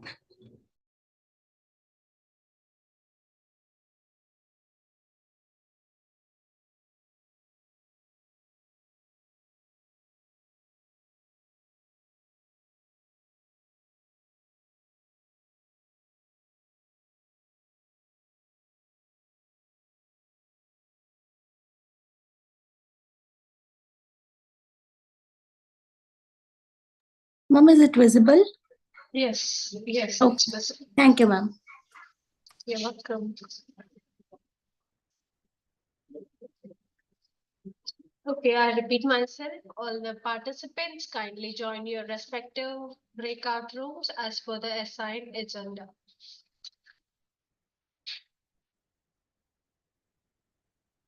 All the presenters of main hall, kindly be prepared with your presentations.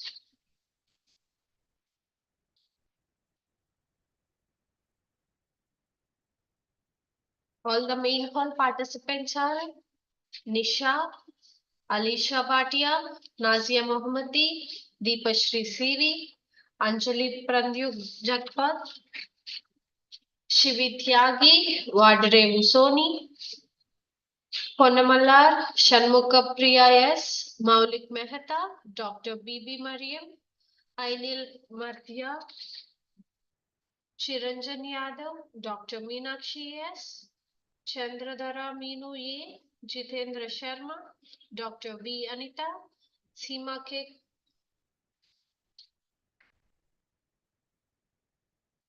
Ma'am, how can I join Hall B? May I know which device you are using? I'm using a laptop. Okay. As you could see, breakout rooms. Kindly tap on the hall key so that you could directly join. I cannot see it, ma'am. Can you please direct me? Okay, just give me a moment. I will be assigning you to the respective hall.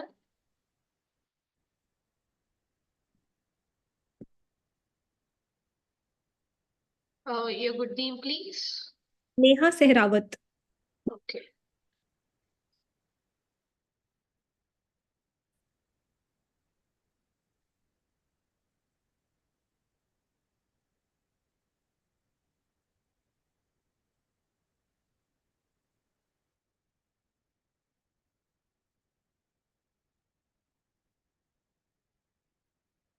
If any other are facing issue, kindly let me know. Ma'am, can you hear me? Yes, sir. Yeah, I am Dr. Nasir calling from Oman. Yes, sir. I have my presentation tomorrow at 11 something. Well, I was just a quick question that how to fix this background image after login, because when I click the link that you provided, it directly brings me here, like I'm now here. So how to fix that background? What we have shared you the link, right, sir? Kindly Yes. download the image. Okay. Once you have downloaded, as you could see at your left bottom, you Mhm. will having a video icon. So if you click on the video icon, you could choose a virtual background. A dropout box will be opened and you could choose a virtual background and add the image and you could add the virtual background, sir. So this will be at the time of, well, you have said that join 30 minutes before. Can I try at that time tomorrow? Yes, sir. Okay, thank you very much. If it's possible, you could try it now also, sir. It's not an issue. Actually, I haven't prepared my slides yet. Okay, sir.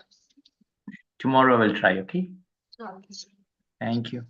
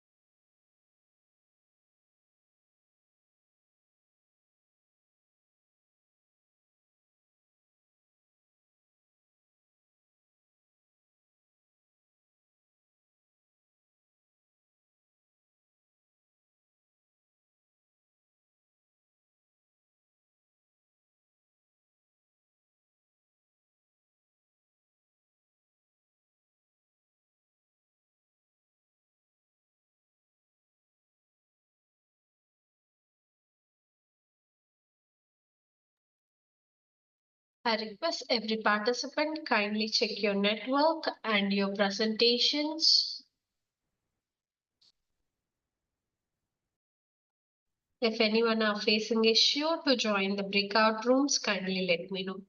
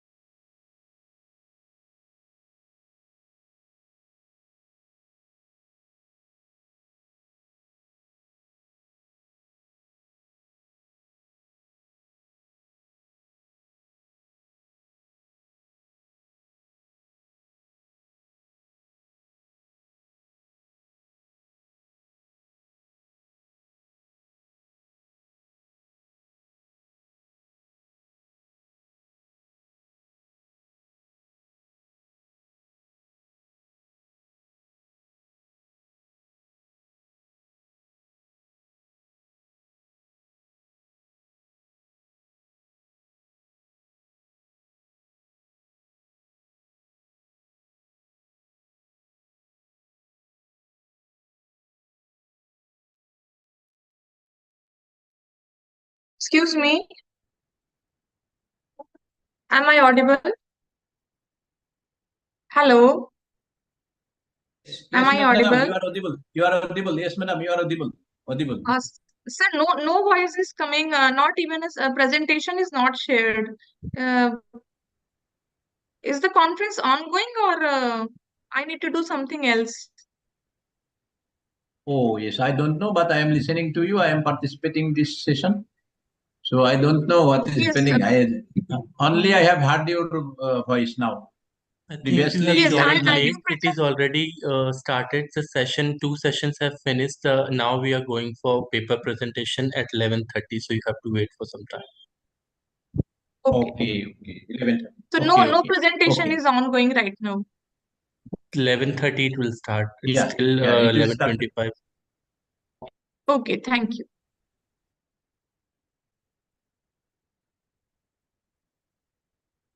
So I request every participant to be ready, be prepared with your presentations.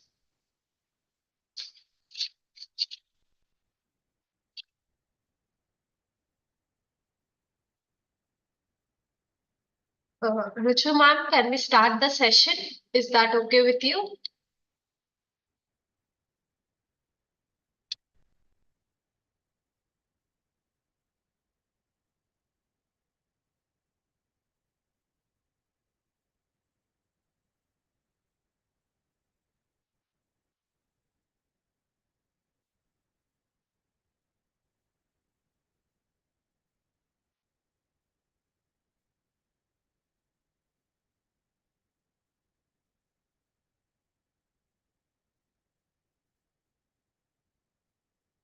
Richu ma'am, are you there?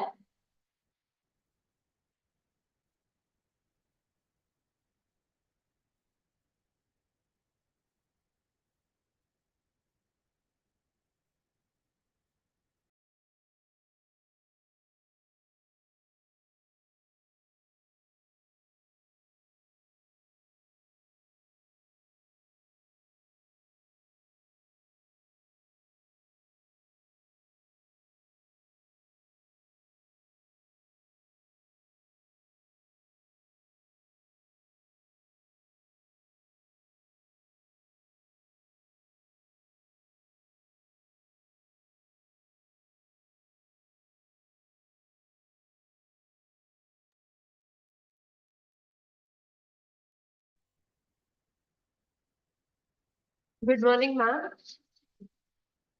Ma'am, you're on mute. A very good morning. A very good morning. Sorry, I was facing issue in just making my video on.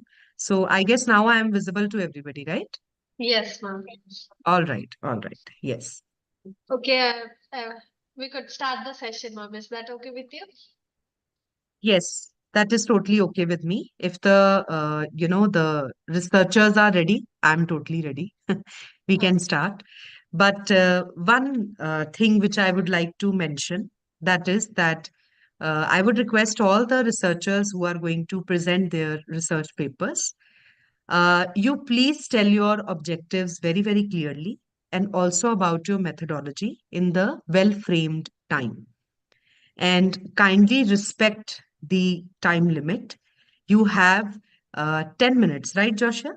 Yes, ma'am. For oral Yes. presentation, it's 10 So minutes. the first bell would be there around at 8 minutes or so, and we would be giving you the reminder. So you please keep that in mind that you need to tell everything about your research, especially your objectives as well as methodology in that point of time with results. So lot of researchers give lot of importance to introduction. It's my humble request that don't keep it in mind that if you give less introduction, anybody is going to cut your marks. So keep that in mind and wish you all the best. Thank you. Thank you, ma'am. As ma'am mentioned, the guidelines will be for oral presentations. For presenting, it's 8 minutes and 2 minutes of questionnaire. And for e-poster presentation, the total time is for 5 minutes, 4 minutes for presentation, and 1 minute for questionnaire. I request every participant to stick on their time. So our chair of our session is Professor Ruchu Putlia, Head of Department, School of Sciences, Nutrition and Psychology, PCET's Pimpri Chinchwad University, India. Ma'am, we are so happy to have you today. Thank you so much. So our first presenter is Nisha on our presentation on olive leaves, a valuable nutraceutical agent.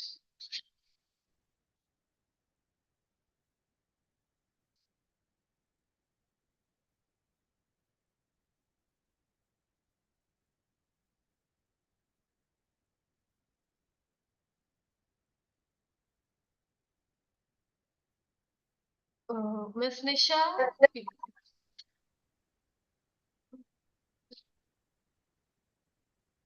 uh, Nisha, you could start your presentation. Yes, ma'am. Good morning, all of you. Am I audible? Yes, you are audible, but Good you are morning. not visible. My screen is visible or not? Your screen is visible. Okay, please go ahead with your presentation. Good morning, all of you. Myself, Nisha, pursuing PhD from Vanasthali Vidyapeeth University, and today I am going to present my review paper on olive leaves with valuable nutraceutical agent. The nature has endowed us with a good source of medicinal plants for thousands of years, which are major source of organic compounds. The olive tree is one of the most important fruit trees in the world. Almost 98% of all olive trees are planted in Mediterranean countries like Italy, Morocco, etc. In present era, these have been achieving significant value and widespread utilization in many developing and developed countries due to natural source of remedies having fewer side effects. The therapeutic effects of plants are due to the presence of phytochemicals, antioxidants, and antimicrobial activity. The botanical name of olive trees is Olea europea. Ancient Egyptians used it as medicine in many diseases and they believed that it contains divine power. Olive leaves are good source of natural bioactive compounds. The active component of olive leaves called oleuropein, which acts as an agent for all the health benefits such as hypoglycemic, as researched by Weinstein et al. 2012, anti-atherogenic activity, anti-hypertensive activity, antibacterial and antiviral activities. The antioxidants and phytochemicals have received a significant attention. Nutraceutical potential of olive leaves. Various researchers have reported that olive leaves are good sources of nutrients and having health promoting bioactive compounds showing nutraceutical potential. According to definition given by Stephen D. Fellis, nutraceutical properties in a food is defined as a food or part of food that provides medical or health benefits, including the prevention and treatment of disease. This, as mentioned in research done by Hasmi et al. 2015. Olive leaves have many nutraceutical potential, showing by its effect as anti-diabetic activities. Diabetes mellitus is a chronic condition characterized by high level of blood glucose. It is a metabolic disorder with disturbances in carbohydrate, fat, and protein metabolism due to relative or absolute deficiency in insulin, as researched by Ryder et al. 2007. Insulin is a hormone that is required for the uptake of glucose into tissues, but in diabetic patients, glucose is not taken up properly and remains in circulation and causing hyperglycemia. It does not have serious acute effects. Hyperglycemia has deleterious effects on the long run. It promotes the production of advanced glycation and products an uncontrollable free radicals. This in turn creates chronic oxidative stress, which leads to all the serious complications of diabetes. That is cardiovascular problems, kidney diseases, retinal damage, nerve damage, and blood vessel damage, as mentioned by Nose et al. 2007. There are various animal studies have been done in olive leaves which were demonstrated to know the hypoglycemic activities. In allergen-induced diabetic rats, oleuropein has been supposed to reduce oxidative stress and hyperglycemia. Rabbits with diabetes have been fed with ethanol extract, 75% of olive leaves to decrease their blood sugar, as researched by Azvi et al. 2006. Wissam and Ali in 2017 also conducted clinical trial of 28 weeks duration. The study group we are having sample number 31 in which 13 were women and 18 were male was recruited from a convenience sample of consecutive patients treated at the diabetic clinic. Patients were of type 2 diabetes, were 25 to 69 years of age, and BMI was less than 40 kg per meter square. Were on oral medicine that were metformin or sulfonylureas. At the end of the studies, there was significant decrease in blood glucose before and after the treatment were shown. Olive leaves also having antioxidant activity. The antioxidant hypothesis asserts that an antioxidant can prevent oxidative damage. Increased intake of antioxidants from the diet will also reduce the risk of chronic diseases. There is an increasing interest in natural antioxidants as bioactive components of foods. The protective effects of diets rich in fruits and vegetables against cardiovascular disease, cancer, and other chronic diseases attributed to antioxidants. And olive leaves have a promote a good amount of antioxidant activity, which is contributing to prevent many diseases. Olive leaves also having cardiovascular protective activities, which were also researched by many researchers and shown their anti-atherosclerotic effect. Mediterranean diet, which is rich in biophenols, is connected to lower incidence of atherosclerotic activities. As research done by Visuali and Galli in 2002, Visuali et al. 2002, Singh et al. 2008. It has been suggested that polyphenols hinder with biochemical events that are involved in atherosclerotic disease. Other cardioprotective effects of olive leaves extracts are due to its effect on adrenaline, as researched by Sumoa et al. 2004. Antioxidant properties of olive leaves leads to cardioprotective effect that was also mentioned by Mana et al. 2004.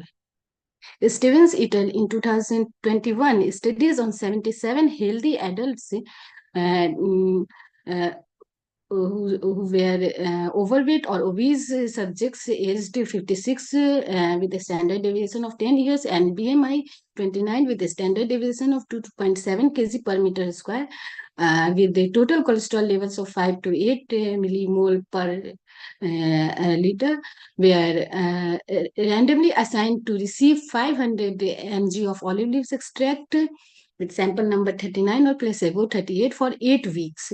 Total 74 subjects completed the entire study protocol. At the end of the study, they showed a significant decrease in the cholesterol levels. Visame and Ali in 2017 have conducted a clinical trial on 31 patients, including both sexes, for 28 weeks and give them olive leaves tea 2 times in a day, and significant decrease in systolic and diastolic blood pressure were observed in both groups. Effect of olive leaves extract on blood glucose level of 79 people for 14 weeks showed significant decrease in blood glucose, as mentioned by Weinstein et al. 2012. Lockyer et al. In 2017 also mentioned the randomized control trial on pre-hypertensive volunteers showed significant lower blood pressure after taking oleuropein, that is phytochemicals found in olive leaves, given 136 mg oleuropein in these 2 olive leaves extract for 6 weeks, and they also show significant decrease in blood in high blood pressure levels. located in 2017, also done another trial on patients of stage 1 hypertension with daily dose of 2500 mg of olive leaf extract with 16 to 24% oleuropein for 4 weeks, lowered systolic and diastolic blood pressure with an effect comparable to that exerted by an effective dose 12.5 to 25 mg twice daily. Miss Nisha, sorry to interrupt you. Kindly try to conclude it. Okay. And this is almost and olive leaves also have anti-cancer and chemoprotective activities that is shown by many researchers in olive leaves. Polyphenols act as important cancer preventing agents. Oleuropein is considered as an important component having various health benefits. Nowadays, it is also started to be investigated for another also more about anti-cancer effects. Two researches have been done by researchers to show the anti-cancerous effects of olive leaves. One is by Gaules et al. In 2009 and another by Hamdi et al. In 2005. Now I am concluding my review paper by saying that olive leaves have valuable nutraceutical potential, having anti-diabetic, anti-hypertensive, anti-cholesterolemic, anti-cancer, and a good amount of antioxidant activity. They have good amount of nutrients and bioactive components. Thank you.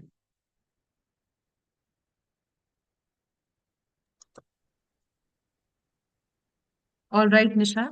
Thank you so much for this paper. Could you please on your camera so that I can just see you on your video?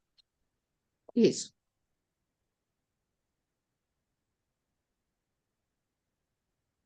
Am I visible? No, sorry, I cannot. I am on the camera. Okay. You can end this slideshow maybe then, probably. Yes. One. No, you can end this slideshow.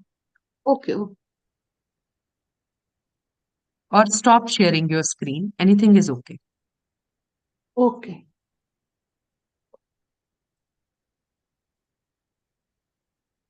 No worries. Yeah. So, Nisha, I just wanted to ask you that if you could just tell me that as per the methodology of your review paper, so what was the methodology of your review paper? First, you please tell me that. My methodology was actually I have reviewed the nutraceutical potential and Fine. But from which year to which year? It is very, very important in the review paper that we should be mentioning either it can be systematic review or you were doing the meta-analysis. It was very important to know from which year to which year you have included the studies. Because of course, for the audience, it is very, very important to know the recent kind of the studies. So from which year? Like I saw 2008 was also there. So that Yes, means ma'am. you started from 2008 till today, 24 or 23, 22, like what? 21 till 21. 21. That means after 21, you did not check any work which was done on the olive leaves. Ma'am, I have checked, but in review paper I have not mentioned. In 2023 and 22 also researches have Second been is, done. I have what were seen. your methods of inclusion and exclusion? Which papers you excluded from your studies and why? Ma'am, I have included a clinical trial, the paper which have clinical trial and various diseases in which olive leaves have been beneficial. Actually, I But have. I saw a lot of preclinical trial papers rather than clinical Yes. because you showed Alexan-induced, Yes. diabetes in the rats. So they fall under the category of preclinical trials, not clinical. Human intervention studies were a little less in your review. So preclinical were more, which is absolutely okay. It's just that you need to be a little clear with this Yes. concept. Okay. So hopefully next time you please include the in the methodology which I found a little missing over here. especially even in the review paper.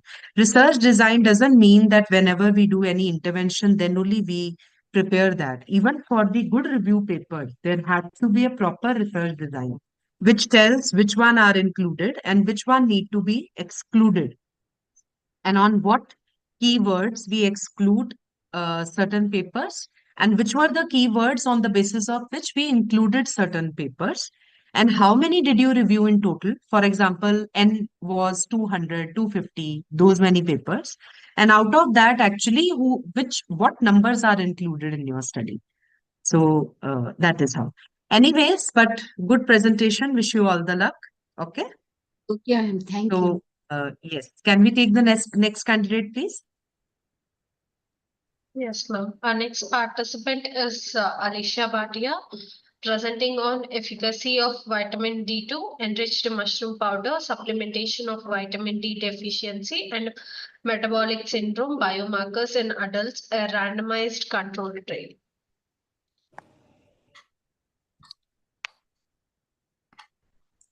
A very good morning to everyone. I hope my screen and my voice is audible. Your screen is not yet visible. Okay.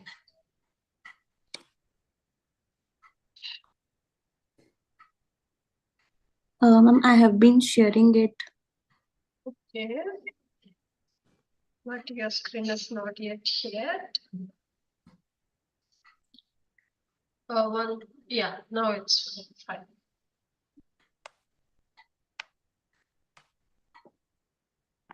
Is it visible now? Yes, it's visible. Okay, shall I start, ma'am? Yes, please. A very good morning to everyone. So my name is Alisha and I'm from Punjab Agriculture University, Ludhiana, India. I have recently completed my master's in the field of food and nutrition on the thesis topic entitled Efficacy of Vitamin D2 Enriched Mushroom Powder Supplementation on Vitamin D Deficiency and Metabolic Syndrome Biomarkers in Adults, which was a randomized control trial. So we already know that vitamin D is known as a sunshine vitamin, but its deficiency is prevailing in both the sunshine sufficient as well as insufficient countries. India, being a tropical country, still has the high prevalence rate that varies around 50 to 94% as indicated by the community-based studies. So in the current scenario, there are rapid changes in the diet, evolution, lifestyle, and people are staying more indoors than outdoor, which may lead to the vitamin D deficiency. And moreover, there is an increase in the use of sunscreen, which results in the further deficiency of this vitamin.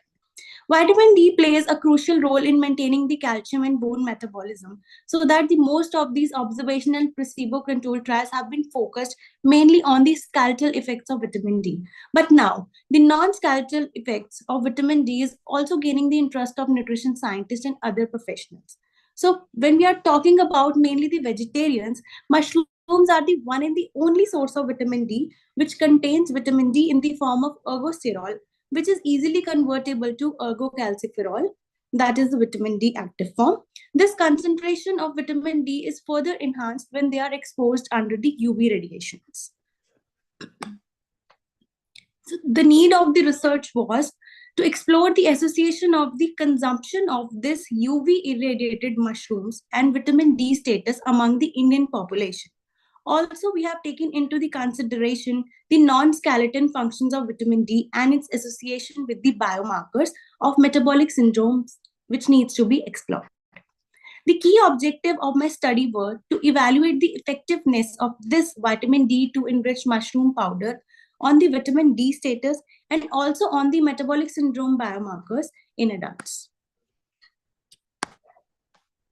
Moving on towards the materials and methodology, first of all, the fresh button mushrooms were treated for different UV radiations like UVA, B, and C for different time duration. By treating this, we have evaluated that UVB treatment, when these fresh button mushrooms were treated with the UV radiations for about 60 minutes, was the most effective way to increase the vitamin D content efficiently. Like this treatment has increased the vitamin D content 400 times in mushroom. Earlier, it was 5.48 micrograms. It has increased to 2,290 micrograms per 100 grams in these treated mushrooms. For this, a powder was developed. First of all, these fresh button mushrooms were washed, cleaned, and dried, followed by the thin paper slicing. After that, these button mushrooms were exposed to UVB light for about 60 minutes, followed by their drying using a solar dryer. And at last, they were grinded into the fine powder and packed in the airtight Ziplocs as shown in the picture. So in this study, in total, we have taken 90 subjects were recruited of age group 20 to 40 years, which were having the vitamin D levels in the range of 12 to 20 nanograms. And they were further categorized into three groups, that is group 1, group 2, and group 3. Basically, in group 3, they were the control population. In group 2, they were supplemented with this vitamin D2 enriched mushroom powder. And in group 3, they were supplemented with this synthetic form of vitamin D sachets in accordance to the followed by the inclusion and exclusion criteria. The dose optimization was done to match the potency of this vitamin D2 enriched mushroom powder with the synthetic supplement, which is easily available in the market. And this overall supplementation was done for about 12 weeks. In total, the few of the blood parameters were analyzed, including total vitamin D status, calcium, parathyroid hormone, bone mineral density, metabolic syndrome related biomarkers, including blood pressure, blood sugar, LDL, HDL, triglycerides, and total cholesterol levels were also assessed among all the groups. So here are the results. We can easily see from the group, like initially the group which was supplemented with this vitamin D enriched mushroom powder has increased all the levels. Mainly they have increased the vitamin D levels, calcium levels, parathyroid hormone levels were also increased, and moreover it has given a good effect on the bone mineral density. So this vitamin D enriched mushroom powder has not only worked on this the bone health status, but it has also shown the effects on the lipid profile and the metabolic related biomarkers. It has decreased the incidence of this metabolic syndrome biomarkers, including blood pressure, triglycerides, uh, total cholesterol, and moreover, it has shown a good improvement in the HDL levels also, which is considered as a good cholesterol. When they are compared with the synthetic vitamin D sachet, it has only given effect on the total bone health status. It has not given such benefits to the metabolic syndrome biomarkers. So by this, we can see that this vitamin D enriched mushroom powder is considered as a power pack of nutrients. It has not only helped in improving the bone mineral density, but it has also worked in decreasing the incidence of metabolic syndrome biomarker related parameters like cholesterol, triglycerides, LDL, HDL, and blood pressure levels. So this is the graphical representations of all the present, all of these blood parameters. By this graph, we can also see that earlier the levels were low, and after this vitamin D enriched mushroom powder intervention, it has worked well in increasing the bone health status and decreasing the risk of metabolic syndrome biomarkers. Coming on towards the summary, UV treated mushroom powder intervention helped in improving the vitamin D status and metabolic syndrome biomarkers in adults. For obtaining better results, a long-term intervention is recommended. Thus, vitamin D enriched mushroom powder can be used as a natural supplement in elevating the serum vitamin D levels and reducing the incidence of metabolic syndrome biomarkers in case of adults. The recommendations we have included in this is vitamin D enriched mushroom powder supplementation is recommended as a dosage of 5 grams per day for vitamin D insufficient population for at least a period of 6 months. For better serum vitamin D levels, calcium, bone mineral density, and for reducing the incidence of this metabolic syndrome biomarkers among the vitamin D insufficient population. Coming on towards the acknowledgement, we have collaborated with the Fortis Hospital, Ludhiana, with Dr. Sanjeev Mahajan, who is the Director and Head of Orthopedics, Fortis Hospital, Ludhiana. So at last, I just want to conclude that this we have, for vegetarians, there are already very limitations in food. But when we are talking about vitamin D, there is no such source of vitamin D other than mushrooms for vegetarians. So yes, this is a food-based approach we can use in case of vegetarians to increase their vitamin D levels naturally in their body. Because why should we should always go for a natural food first? Being a nutritionist, being in the field of food and nutrition, we always prefer to go natural as compared to the synthetic sachets which are available in the market. Moreover, it has not only worked on the bone health status, it has decreased the incident of all the metabolic related biomarkers. So definitely we can use this approach for a better vitamin D status, especially in case of vegetarians. Thank you.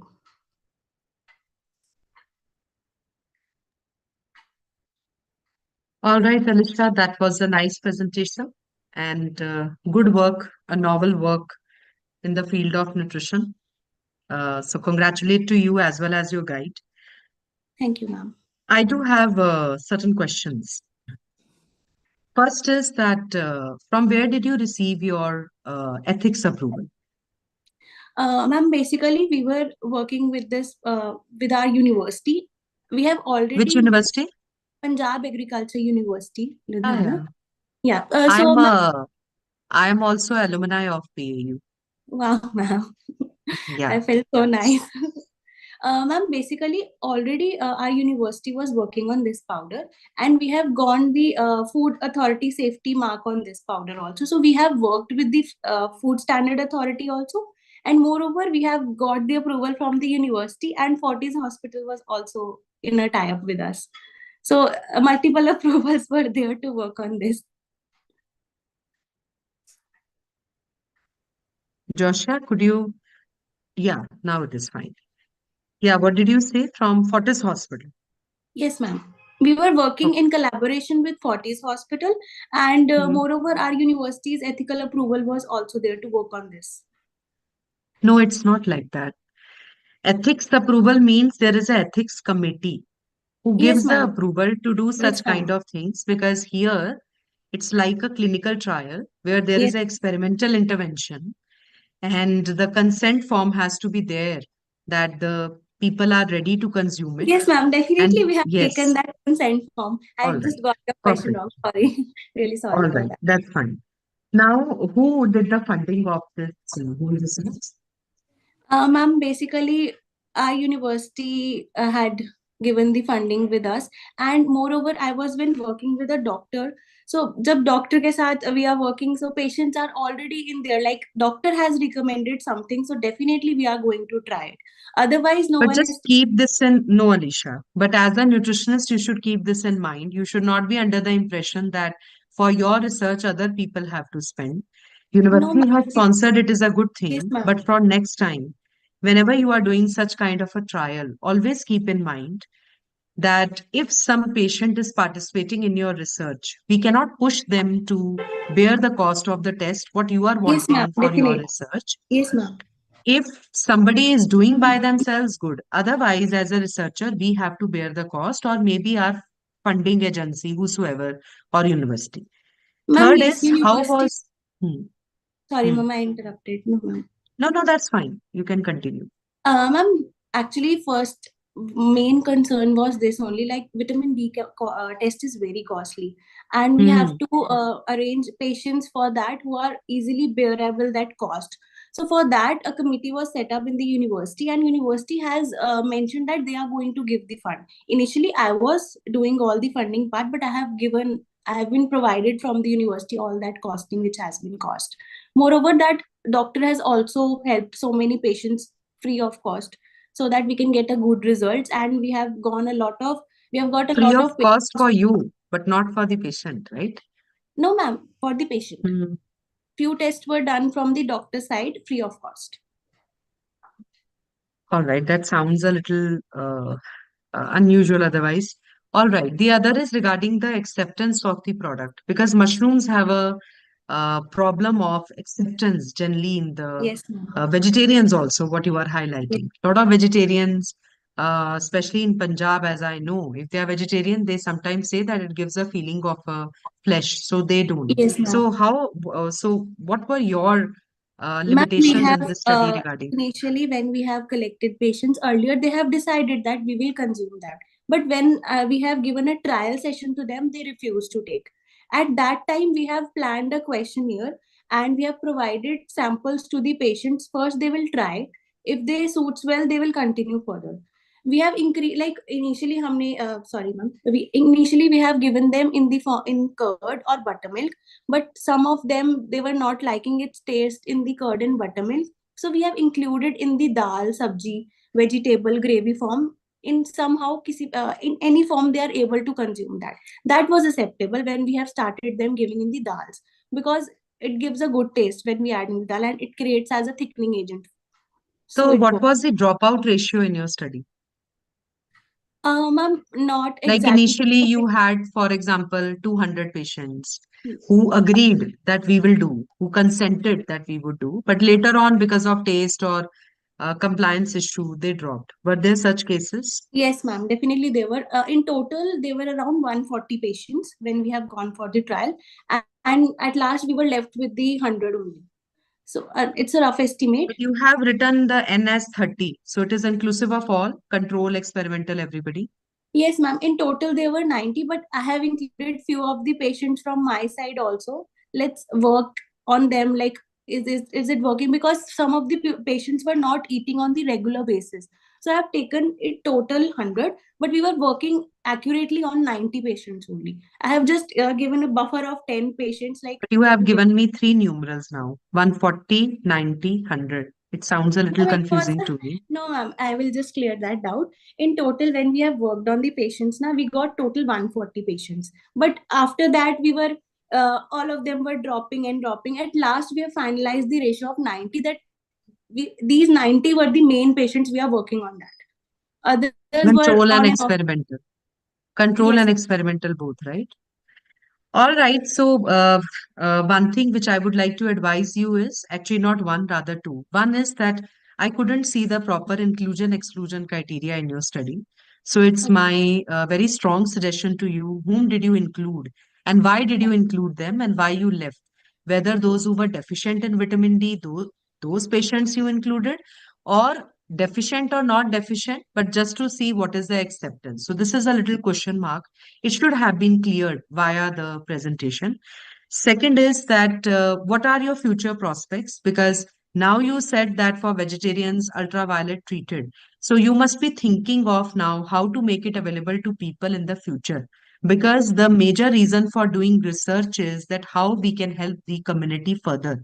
Your research is over, but now it is going to how it is going to reach to the community. So now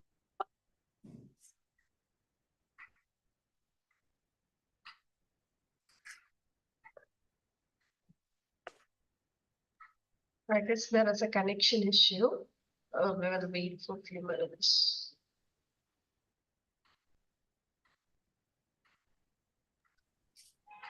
Ma'am, you are not audible.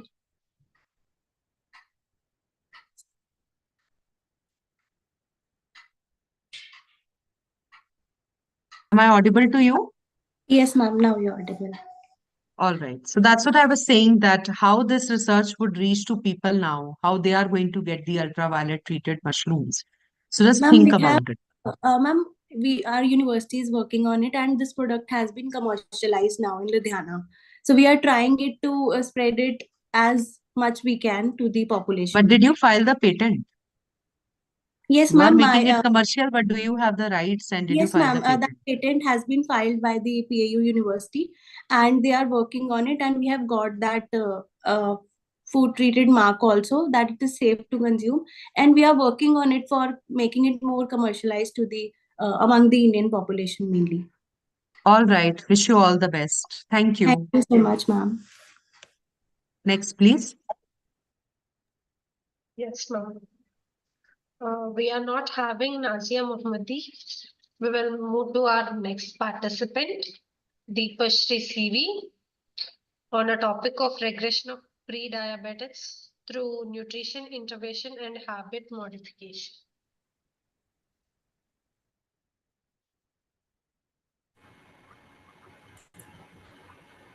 Am I audible?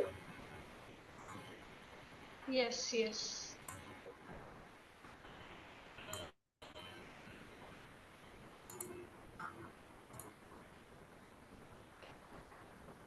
Is my share screen visible?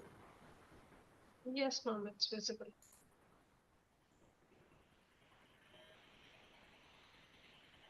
Hello, good afternoon, one and all. My name is Deepashri, and today I will be presenting my study focused on addressing the issue of prediabetes, a precursor of diabetes mellitus. My topic is regression of prediabetes through nutritional intervention and habit modification. So, as we all know, diabetes mellitus is increasing in India um, day by day or year by year. So, in India, the prevalence of prediabetes stands at currently 15.3% of the population, highlighting the urgency of the early intervention and also emphasizing the urgent need of proactive measures. My study mainly aims to tackle this challenge by striving to reverse prediabetes, focusing on early recognition and lifestyle, majorly lifestyle changes. So, my subject actually pre-diabetic users were enrolled for sugar-fit virtual program were extracted for the study. It's a retrospective study where socio demographic profiles were collected through questionnaire surveys, and also the anthropometric data was collected through standardized tools. So this is the phase one of the study where the majorly the socio-demographic profile and anthropometric data is collected. In phase two, nutritional intervention and the how the users change their habits through regular connectivity and uh, how the interventions is helping them to overcome the pre-diabetic stage. So majorly in the preliminary results, it showed that among the study participants, there was an average BMI was on the higher range of 26.9, and also the waist and height ratio were also on the higher side, including the waist circumference. So there is a significant correlation between the BMI in the overweight category and also the higher waist measurement with pre-diabetes. So the baseline assessments also suggest that these factors are maybe the major contributors, which we see significantly prevalence of prediabetes in the community, which may be potentially leading to type 2 diabetes if left properly not untreated. Early recognition is one of the early recognition and also early actions are very much vital for any condition to reverse or to see the regression. So, uh, um, so my study mainly concentrates on the proactive intervention and also the change of the habits, what they have been cultivated, and also the main um, um, um, so optimizing their nutrition through proper awareness and education, and also to improve the quality of the life.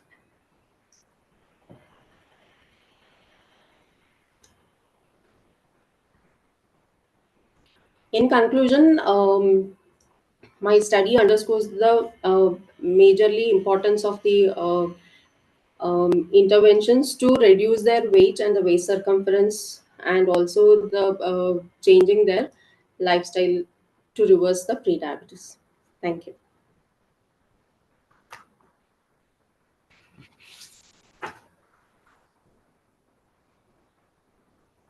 All right. Thank you, Dipashri, for this poster presentation of yours.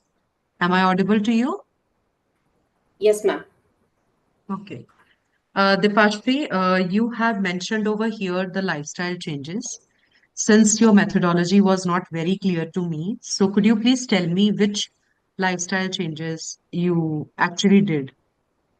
Because in your methodology, you just included Basically, very. Hmm. well, Yeah, this is the preliminary basic data of the phase one of this study, basically. but So you the have phase concluded two now is that completely on which changes part where and the habit formation. awareness and educational part will be done to the users. Hmm. So could you please tell me the model of the Can you education repeat, or ma'am? whatever? Sorry.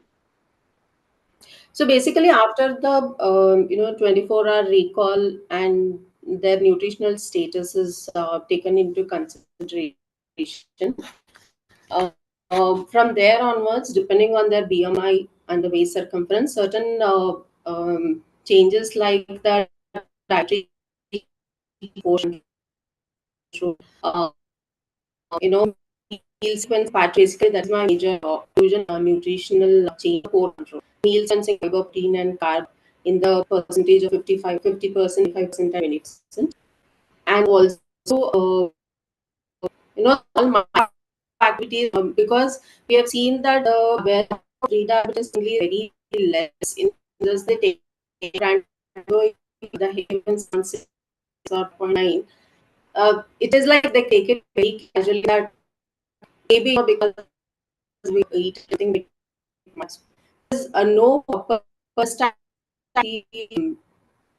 of disease may happen for the changes. So basic dietary changes are the meal sequencing pattern to basically reduce the weight and the circumference to improve the metabolic condition. The portion is 30% and protein as 25% and the carb ratio 25%. For major meals, that is the first one. Have tried as much as the restorative study we have pan India users.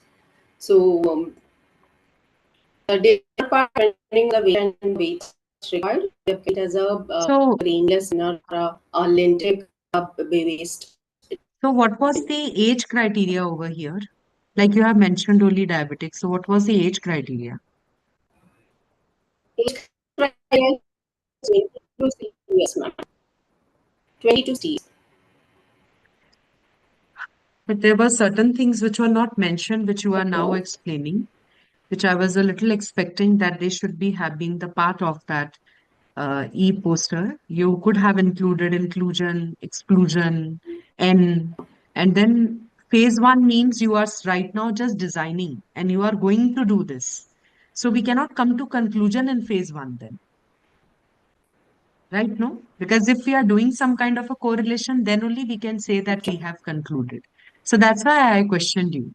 But anyways, very good luck to you for your next phase. I'm sure you would be enlightening us maybe next time with your findings. Okay. So thank you so much. The next participant, Thank you please. so much. Thank you so much.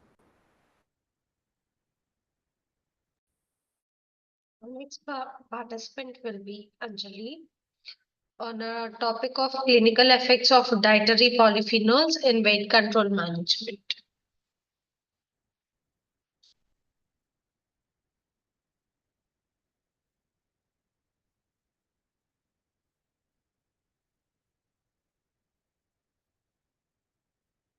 Anjali, you are on mute. Kindly unmute.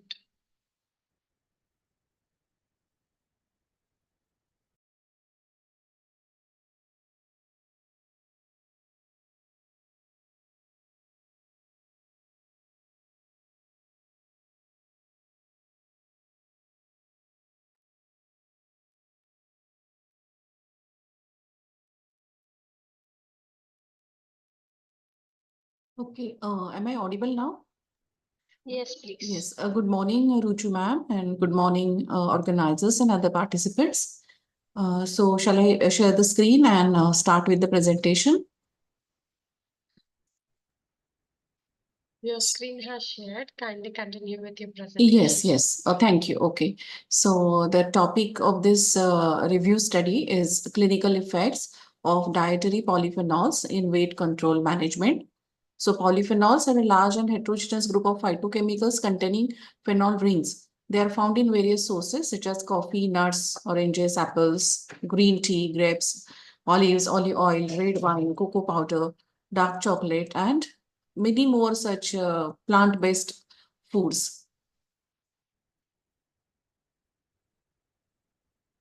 So the objective of this study is to review the related research to explore the benefits of dietary polyphenols in weight management, and that from the actual studies which were conducted across the globe.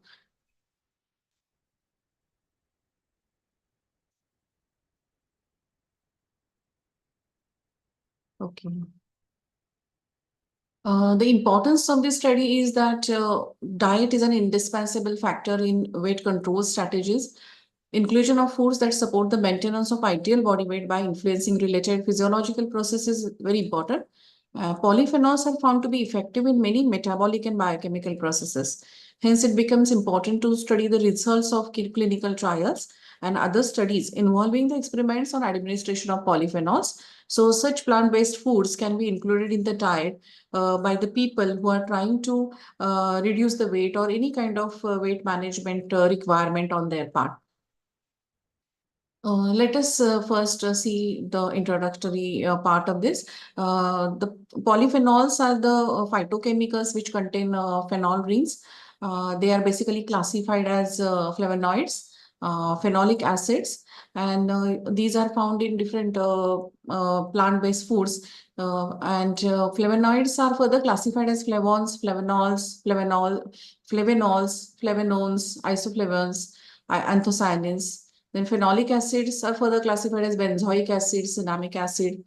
And these sources of different types of polyphenols are like flavonoids are found in virgin olive oil, oranges, whole grain wheat flour bread, refined grain wheat flour bread, spinach, beans, onions, red wine, apples, peaches. Even phenolic acids are also found in plant-based foods like olives, red wine, walnuts, pomegranate juice, coffee, and many more foods.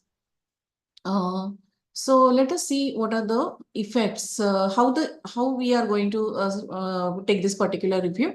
The researcher has gone through some clinical trial results, then the meta-analysis of the studies which have been conducted in this particular domain of effect of polyphenols on some selected subjects, then subgroup analysis. So in meta-analysis, the recent clinical trials evaluating the effectiveness of polyphenols in obesity management in adults are studied. And in subgroup analysis, this effectiveness of polyphenol intake in certain populations and age groups is studied. So a reduction of obesity with polyphenols is under three categories. We can see statistically significant reduction is like the results which are pulled from the study showed a statistically significant reduction in body weight, body mass index, and waist circumference. And in subgroup analysis, it is found that intake of polyphenols is effective in certain populations and age groups, like adult females, postmenopausal or premenopausal women. So certain groups of adults, they are used in these studies to study the effect of after the administration of polyphenols in the diet. And all these studies, although the results vary and more studies, more exploration is required, but still polyphenols are found to be promising in obesity management. So we will just take a review of a few studies like there are high dose green tea extract. Its effect was studied in weight reduction. So it was found that significant weight loss and decrease in BMI and even waist circumference was observed after high dose EGCG treatment, and lipid profile improvement was found. Like there was a consistent trend of decreased total cholesterol and LDL plasma levels. And these are the factors which are related to obesity and other disorders or the problems which arise from high cholesterol. So green tea extract was found effective in decreasing the total cholesterol levels. Then in India, curcumin is of having a lot of importance, and we had taken patent of this turmeric that which contains curcumin, and there is a correlation between the obesity and administration of curcumin. So biological functions of curcumin have been studied, and it exerts several biological functions, including antioxidation, anti-inflammation, and in different organs, including adipose tissue. So curcumin is found to be effective in fatty tissues, and it doesn't allow the fats to get deposited in the form of adipose tissues. And that was the benefit of curcumin. So substantial evidence about the effectiveness of curcumin in stimulating beta oxidation, thus inhibiting fatty acid synthesis and thus decreasing fat storage in the body. And this is one of the contributing factors in obesity, where the fats are deposited in the body. There was another study which was based on the consumption of grapefruit to study the effect of grapefruit if it is given in defined doses to the selected sample. So, although there was no difference in weight, blood pressure, and lipids, and also other subgroups of cholesterol, but there was a modest weight loss and reduction in waist circumference, and even in systolic blood pressure. Also, the improvements were observed in circulating lipids of the after those who consumed grapefruits as compared to the placebo, the group which was administered placebo.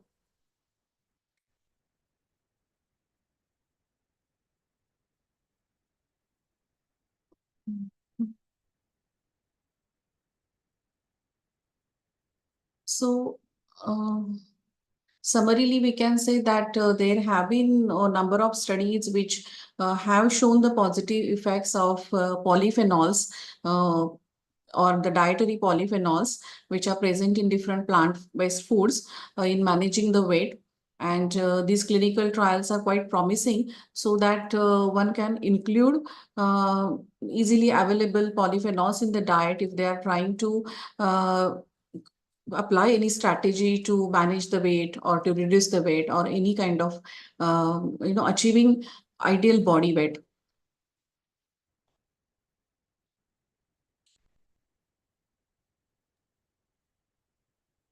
Thank you, Anjali, for presenting this. Am I audible to you? Yes, ma'am. Yes, ma'am, you are audible. Okay. You can stop sharing your screen so that Yes, ma'am, I am trying. Yeah. no worries, don't panic. Just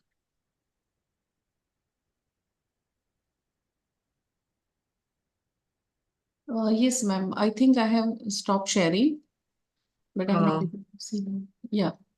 no worries. Your screen is still there, but that would go. But anyways, I just wish to ask you that you have said that you have collected the studies since it was like in review from certain research papers. So the same question which I asked the first candidate, from which year to which year?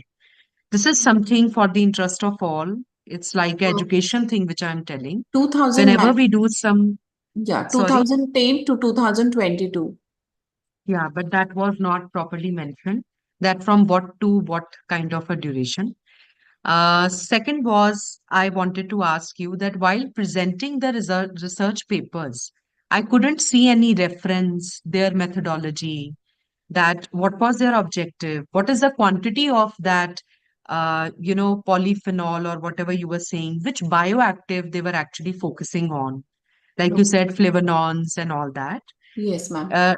Yeah, and the another is what was the quantity? So tomorrow, if I feel that I feel motivated from your study and I should give to my clients the grapefruit, but I do not know what quantity of grapefruit I should be giving and for what number of days, Yes, ma'am. Uh, I have mentioned that in the paper article which I have written, but in the presentation, I did not include the abstracts which gives data and the sample size. Yeah, but Anjali, it's just my request because now you are presenting at a platform where it is review what you are showing, na?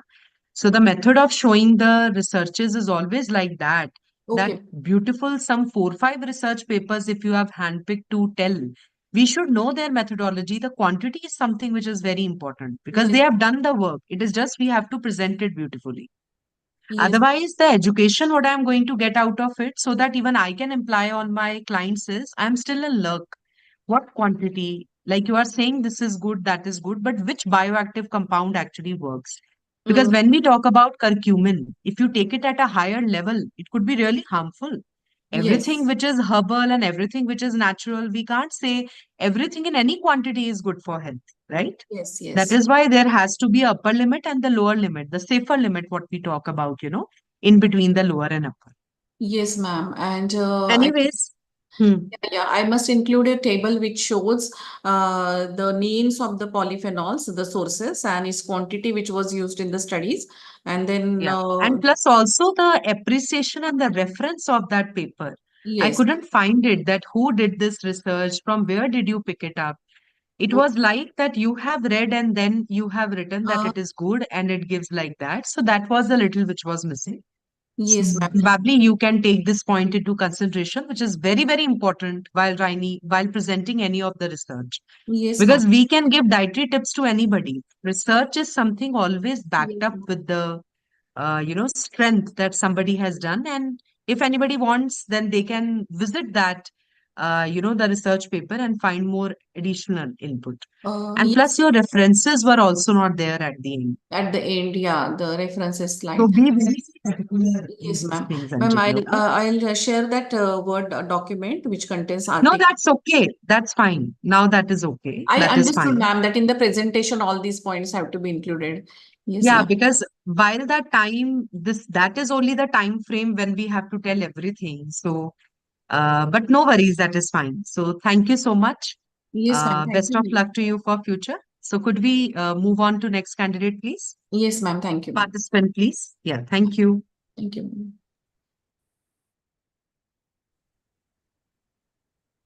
Our next participant will be Vadre Soni on a topic of application of different drying techniques in cauliflower leaf powder and to estimate iron nutrient profile for better utilization.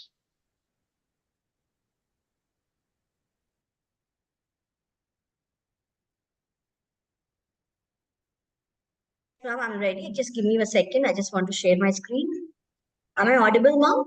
Yes, you're audible. Please go I'm ahead. just, there is just a small internet issue. I just give me a side time. Not responding. What happened to Zoom?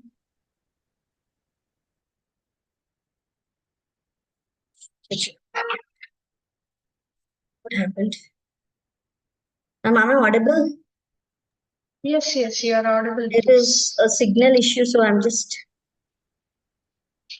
Can you see the screen? Yes, it's visible. Yeah.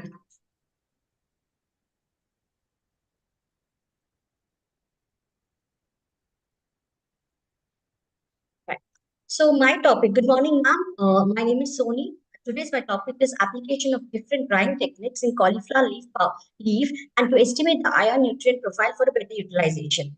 So what today we know that cauliflower is available to all parts of the world, but the cauliflower leaves which I'm talking and which is my main research is they are underutilized. They are not being used by the human consumption. They are mostly used. They're given to the cows or any other domestical purpose, but they're not consuming by the humans.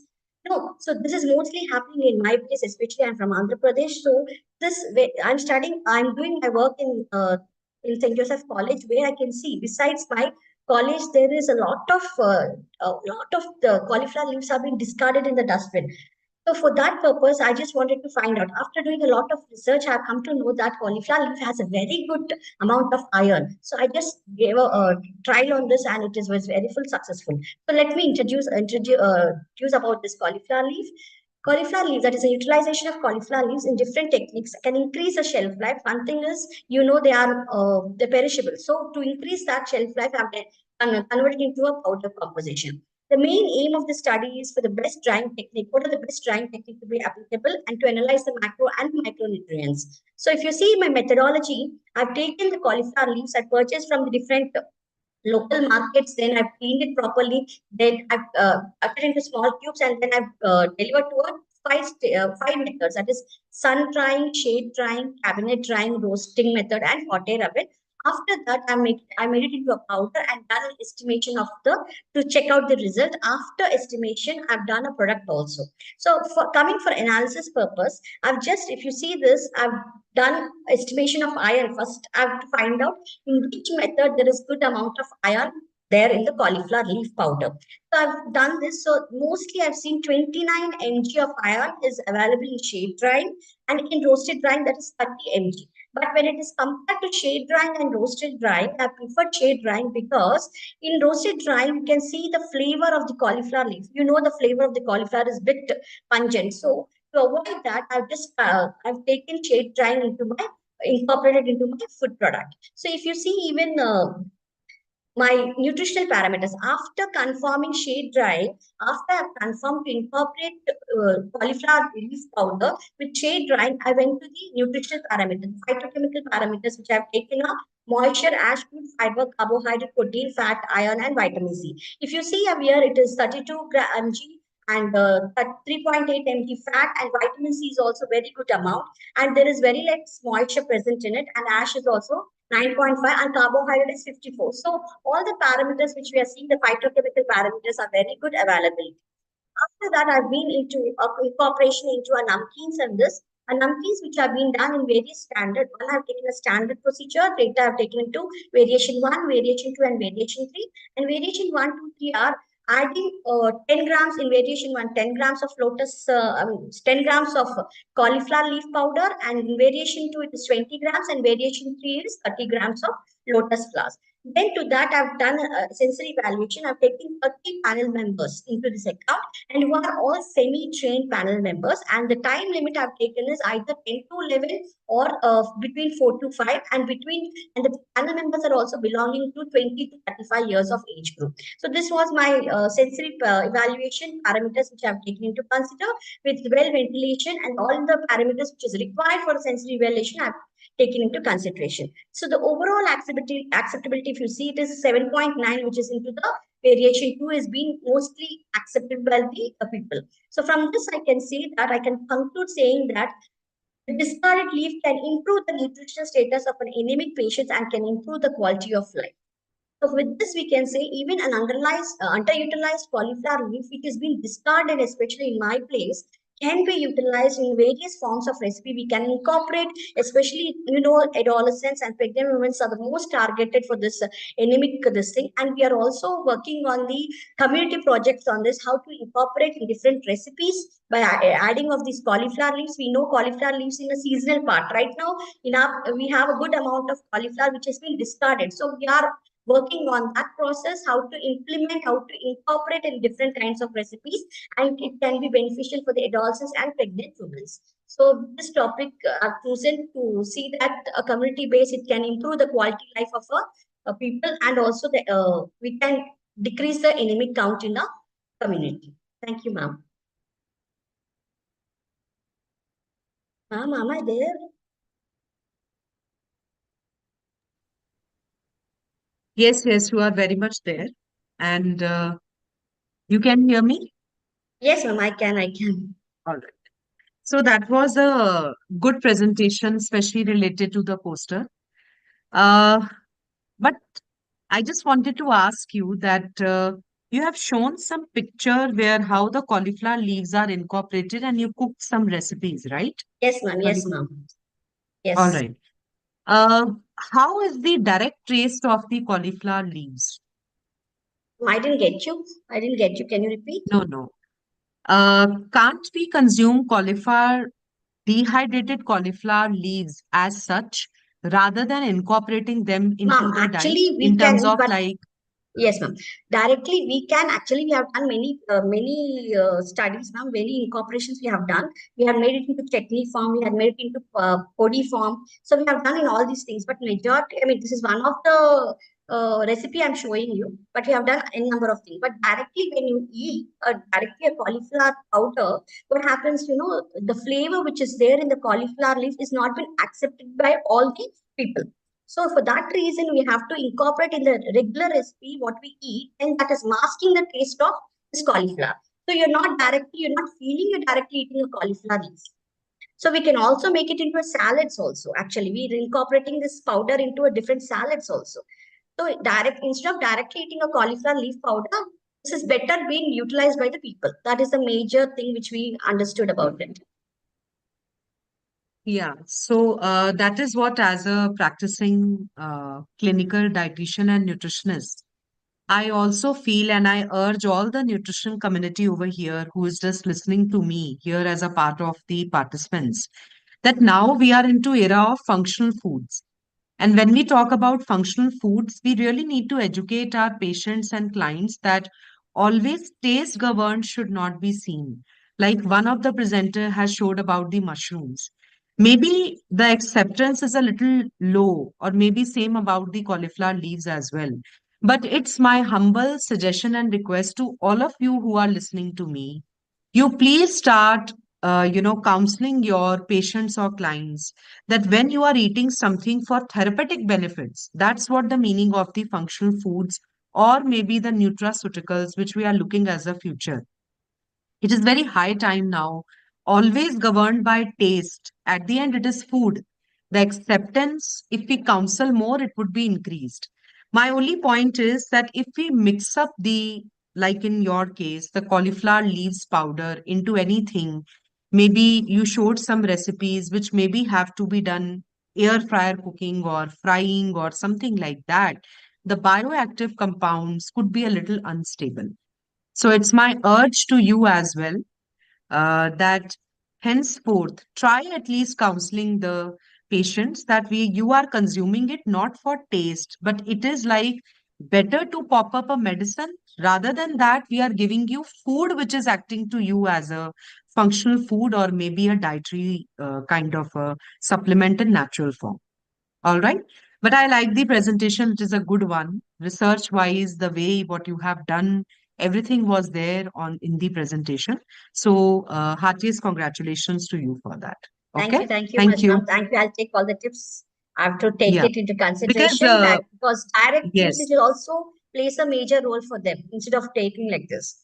So you know now, right now we are following all the therapeutic things like we are making a methi powder and for diabetes, all these things we are doing it. Why can't we do this? So that is true. We have Exactly. to give an Because awareness for when them. we push our patients to have methi, even methi is also not very pleasant in taste in terms of the, sure.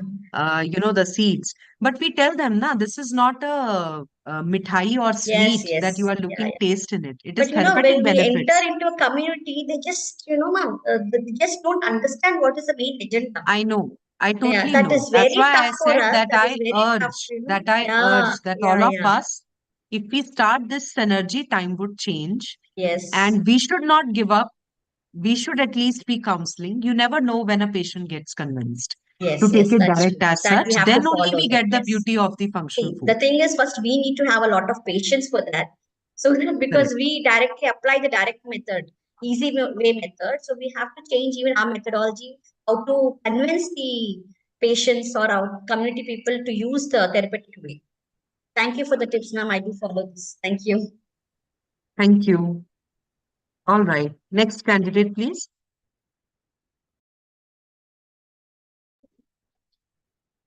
Our next participant is Ponnamalar.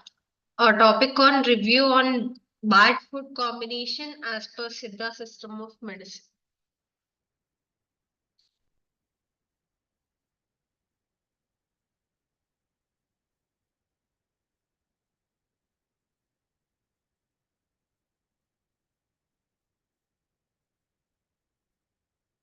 Dr. Ponnamalar.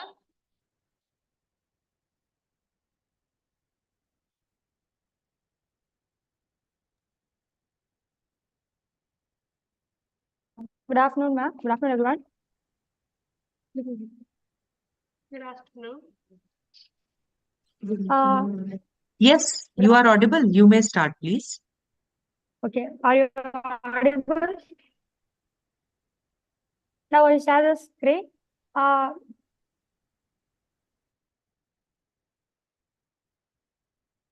Okay, are you visible, ma'am? Your screen is visible. Please go ahead with your presentation. Thank you.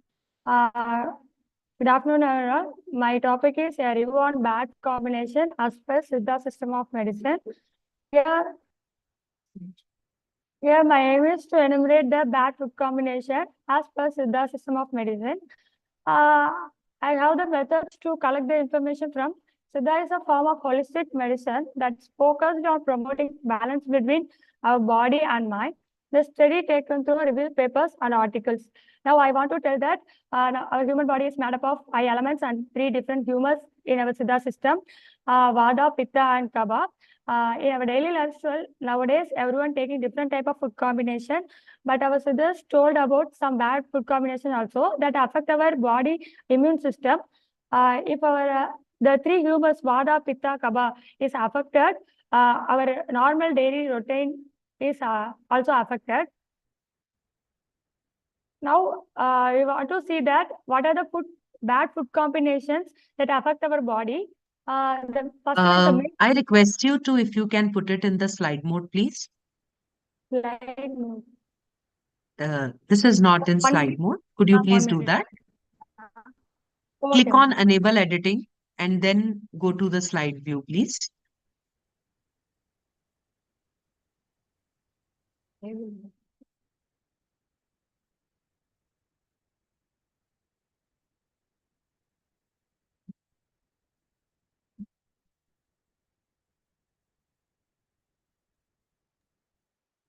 At bottom, you can see there is one symbol of the screen towards your right hand side. Just click on that so that it can come in the slide mode. Don't panic, but just the view would be much more better if it is in slide mode. Ma'am, now it's okay, ma'am. Make It it is working only. Yeah, just click on the slide scene. Can you see on your right hand side at down, there is this screen symbol. Yeah, or 6, 7, 8 number option on the horizontal menu bar. After animations, can you see slideshow at the top? Just click on that. Slideshow.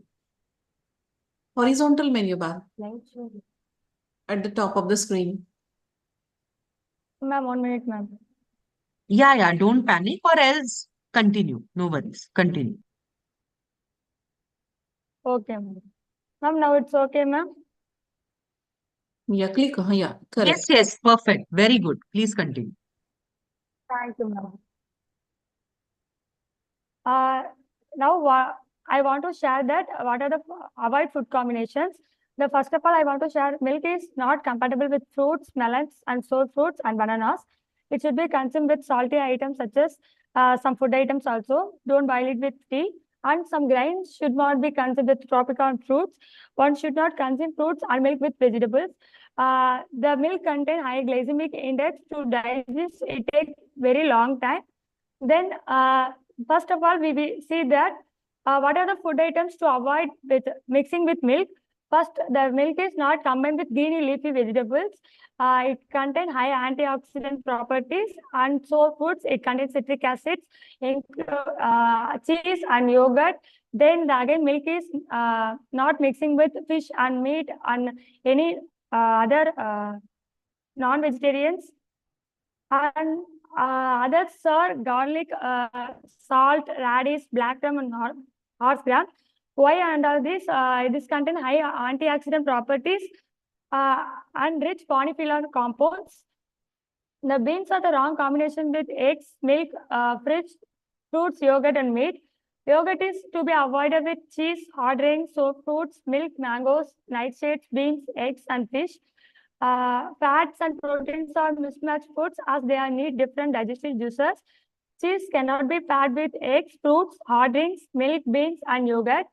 Now, we want to see that the mechanism, the high rich antioxidant property and polyphenol present in the fruits and some grains and cereals is mixed with milk, means it will changing some reactions in our body. Now we see that if take the food items, it contains high digestive food index and glycemic index also. Milk varies from 30 to 40 range. So it alters our immune system because it takes long time to digestion. Now you see that the fruits and cereals mixed with milk means it alter our blood flow. It not maintain our normal blood flow. It now increase our cholesterol level and our blood flow is very low, and it finally, if we take longer time, It stops our blood flow also.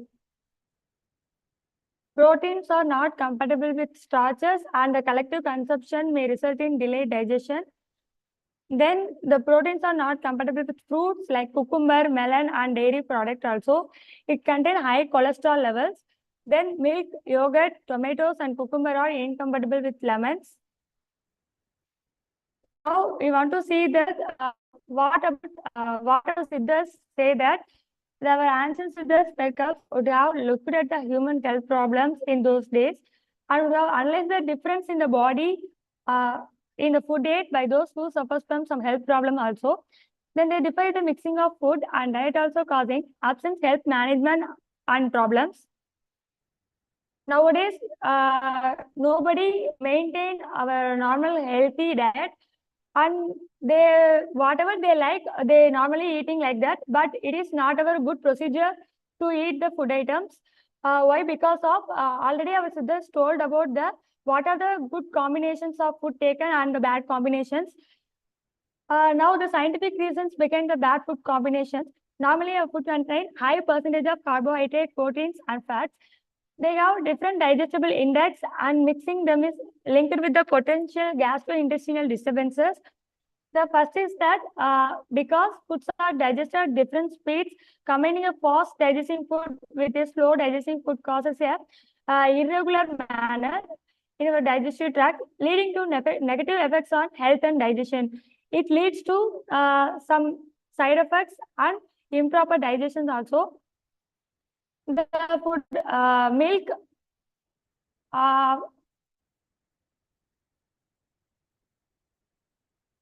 the carbohydrate, proteins, and fats containing foods containing high protein phenol interaction provided an antagonism in milk combination before digestion. The protein phenol interaction provided a synergism in milk combination during digestion. Transition metals in food caused pro-oxidation in lipid-rich foods combinations. The combination of breakfast cereals with fruits provided a clear synergism. Nowadays, most of the people not follow these rules. Actually, nobody don't about that bad food combination. If they like means they added with milk, some fruits and cereals also, but it's not a good procedure to eat food items. Now we see that the mechanism, the gut can initiate in the presence of transition metals, the lipid peroxidation of dietary polyunsaturated fatty acid, subsequently resulting in the production of lipid hyperperoxide and advanced lipid oxidation end products, which can be further absorbed and involved in the pathogens of some cardiovascular diseases. Finally, the bad combination leads to indigestion, bloating, vomiting, itching, diarrhea, and headache also. If we follow the correct food combinations, it maintain our normal healthy diet in our day-to-day lifestyle. So we didn't affect any diseases and any health problems.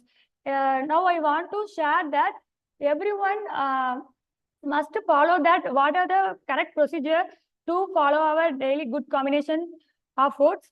If we know that means we didn't affect any illness, and we must avoid that bad food combinations. Why? We see that we not everyone nowadays knows about that bad food combination like meal added with fruits and other proteins and fats. The fats contain high cholesterol components to irregular our blood flow. Now I want to my result and conclusion as a future researcher move along with scientific reasons for this, and the bad food combination told by Siddhas is now expected that research towards healthy lifestyle. My reference is Sindhamani and Mohila Neri and some research papers at Google Scholars. Thank you,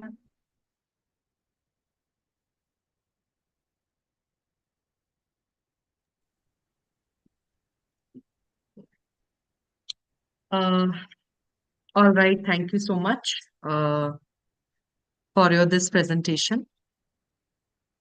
I just have one very strong input, that is that in the research papers, it is mandatory. I have been repeating this for everybody because research means it's not like a normal presentation. Are you able to hear me? Yes, ma'am. Yes, ma'am. Yeah. It means that the appreciation, the references from where you have taken this data, that is something which is very, very important. We do not present the researches in the form of like the way we prepare normal presentations and all that. Could you show me your references at least? And how many research papers you have reviewed?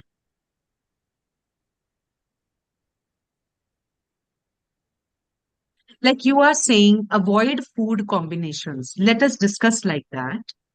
Okay, ma'am. Yeah, like you are saying that Dr. Ponmalar, did I pronounce it correct? Yes, ma'am. So you have mentioned over there that avoid the combination. But on what grounds you ma'am. are saying this, as in terms of that you could have said that, this work was done in this year and this was concluded out of this research, that this has to be avoided. Even on the other slides also, I was just hoping to see the references from where you have collected this data. But anyways, it's a good effort from your side. So I would like to congratulate you Okay. and keep up the good work. And next time, keep these things in mind, please. Okay? Okay, ma'am. Okay, ma'am. Thank you. Thank you so much. Next. Thank you, ma'am. Thank you so much, ma'am.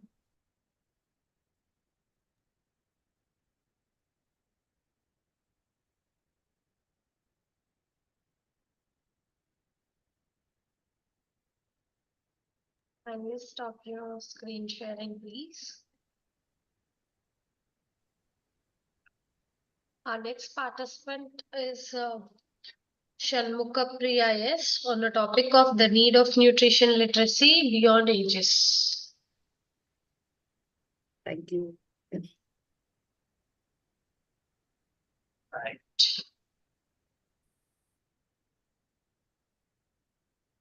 Just a second, let me share my screen.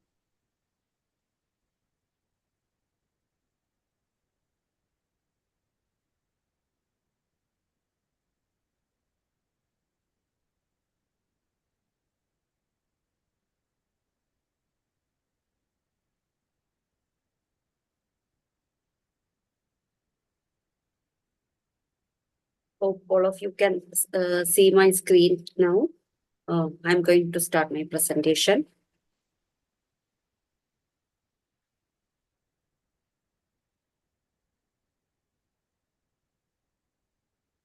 Good day, everyone. Myself. Please start. Good day. Myself, Dr. Shanmukha Priya from the Institute of Nutrition and Fitness Sciences. The title of my presentation is The Need for Nutrition Literacy Beyond Ages. Sorry, I'll keep it slideshow.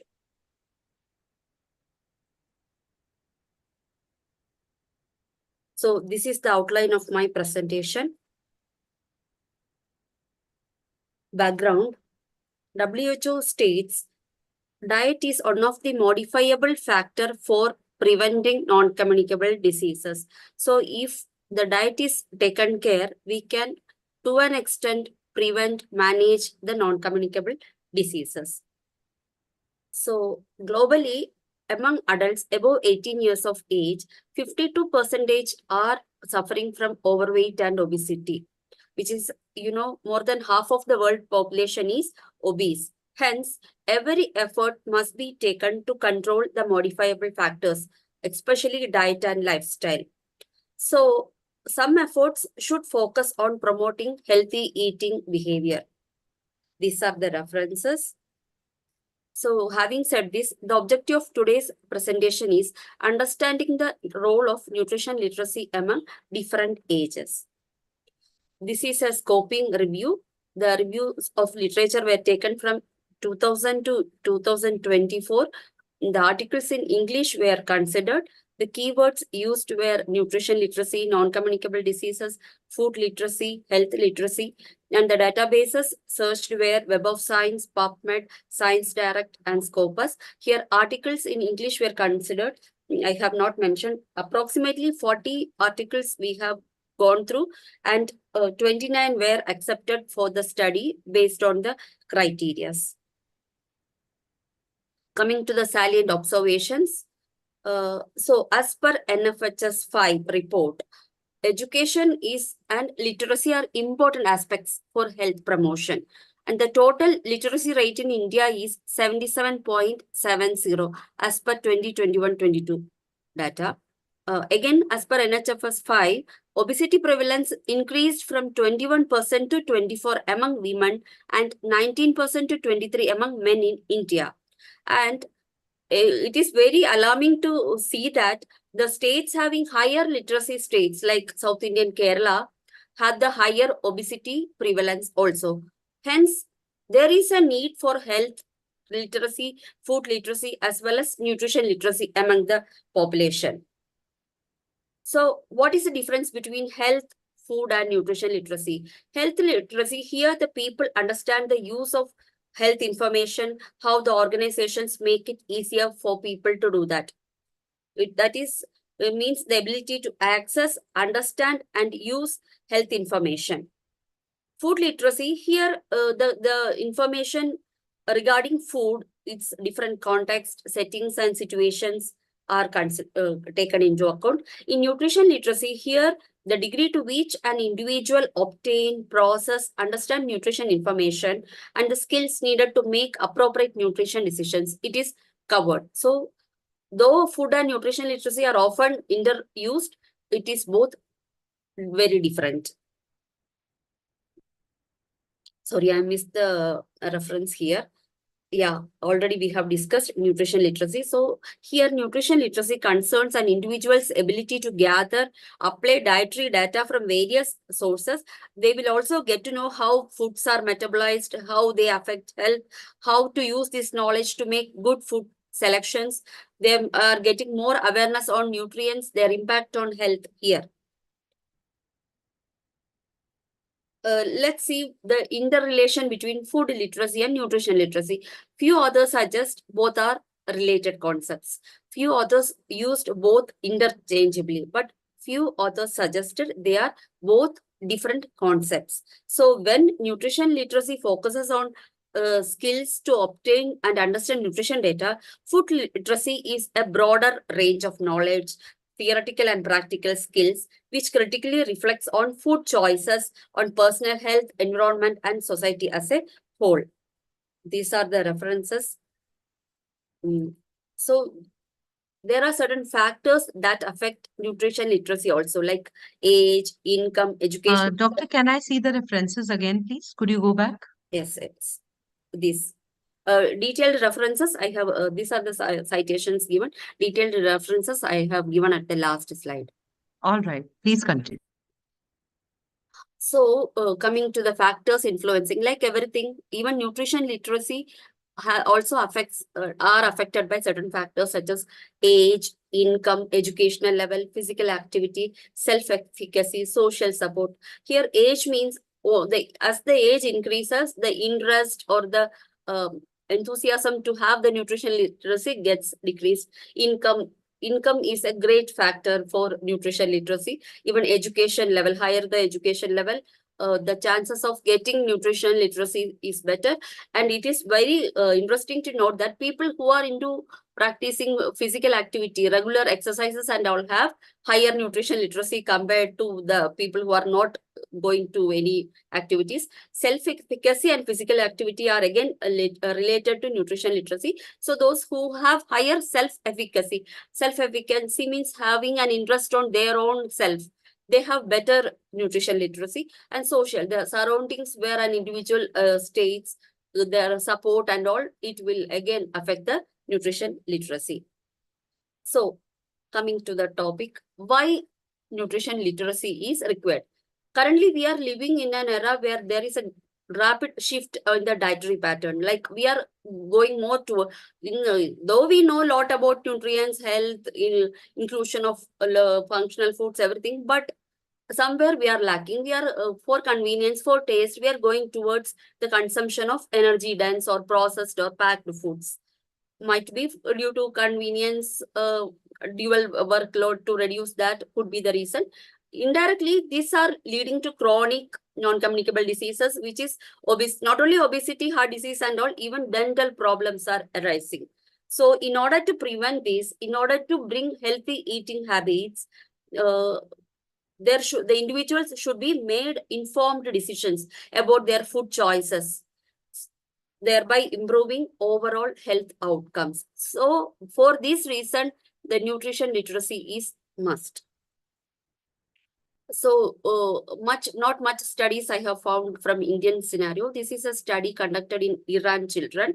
So they states nutrition we has told nutrition literacy as such, but it is very multi conceptual framework they have provided how to impart. So under literacy comes health literacy, where in food and nutrition literacy, again they have divided into two groups. One is cognitive domain and another is skill domain. Under cognitive domain comes the critical skills, interactive skills and functional skills.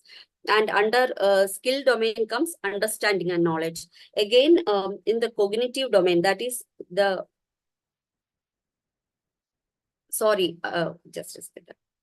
Sorry, cognitive domain comes understanding and knowledge, where information regarding nutrition knowledge, food safety, lifestyle knowledge, all are provided. And under skill domain, functional, interactive and critical information is provided to the children. Like this, they are giving nutrition literacy.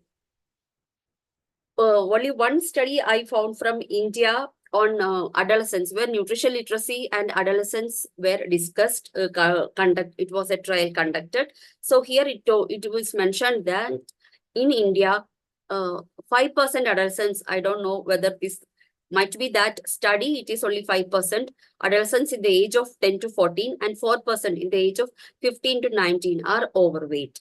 Their consumption of processed packaged are on higher side compared to eating from home. They are eating more from outside. All are mentioned.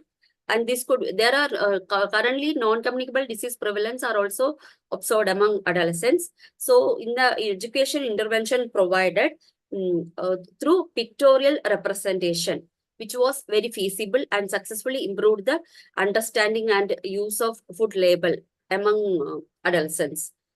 I think these two studies are from India. This only I saw from Indian. Yeah.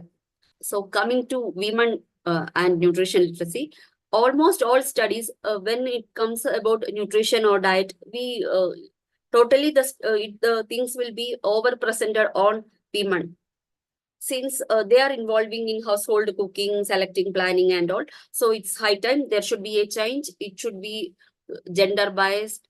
Both genders should be equally trained. Yeah. This is a study among elderly. So it is mentioned that when they have conducted a study among elderly population, it was found that their nutrition level is not, nutrition literacy is not very good.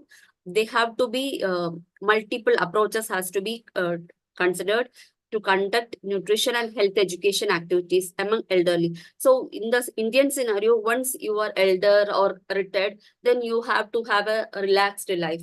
Everything is stopped. You enjoy life. You just go like that. Nothing like that. Even it is time you have to have improving your nutrition literacy skills. So why nutrition literacy is required for different age groups? As we all know, as per the different age groups have different nutritional requirements. So better, instead of depending on others, if we have our own idea of what nutrients we require, it is better. And again, based on physiological status, it may change.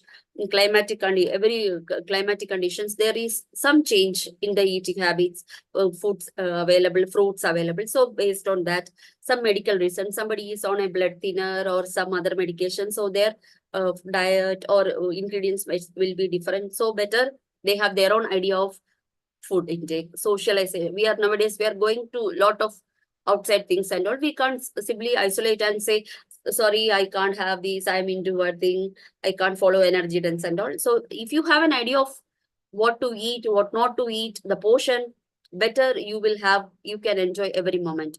It's those who have some genetic diseases, they have their own diet restrictions. So again, nutrition literacy will help in this scenario.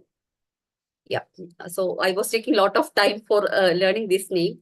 G. Antham Brilli Savary. He is a famous French politician, gastronome.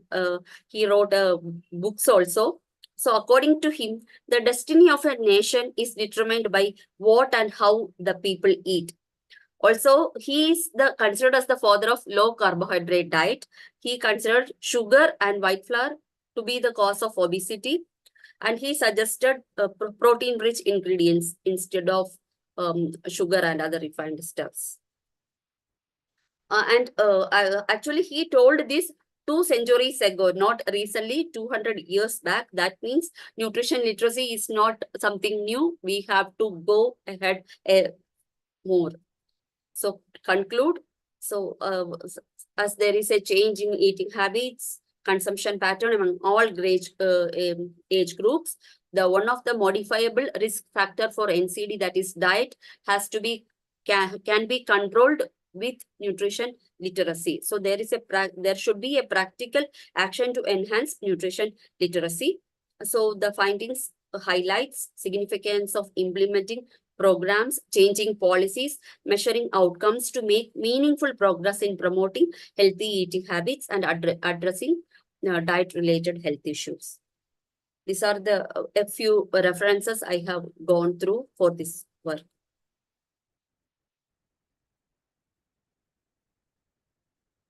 Thank you. So thank you, Dr. Shanmukha. It was a nice presentation. So it was more based on the gap analysis, need gap analysis, that how it Yes. should be. And I liked it that you have covered all the age groups and particularly also the references you have quoted over there. And I guess it is in your profile also. You are a research professional, so Yes, ma'am. that is good.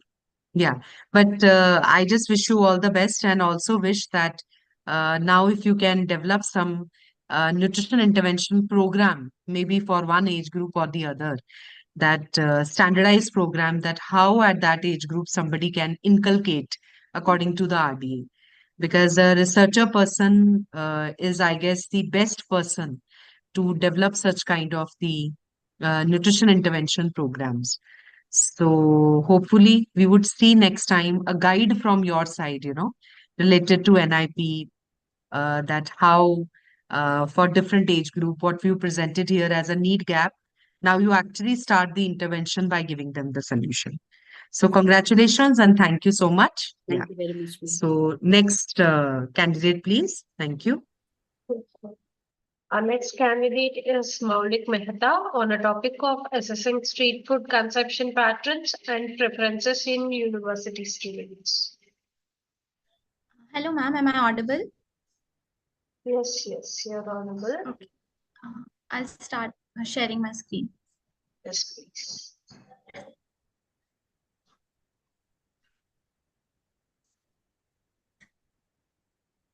Is it visible? Yes.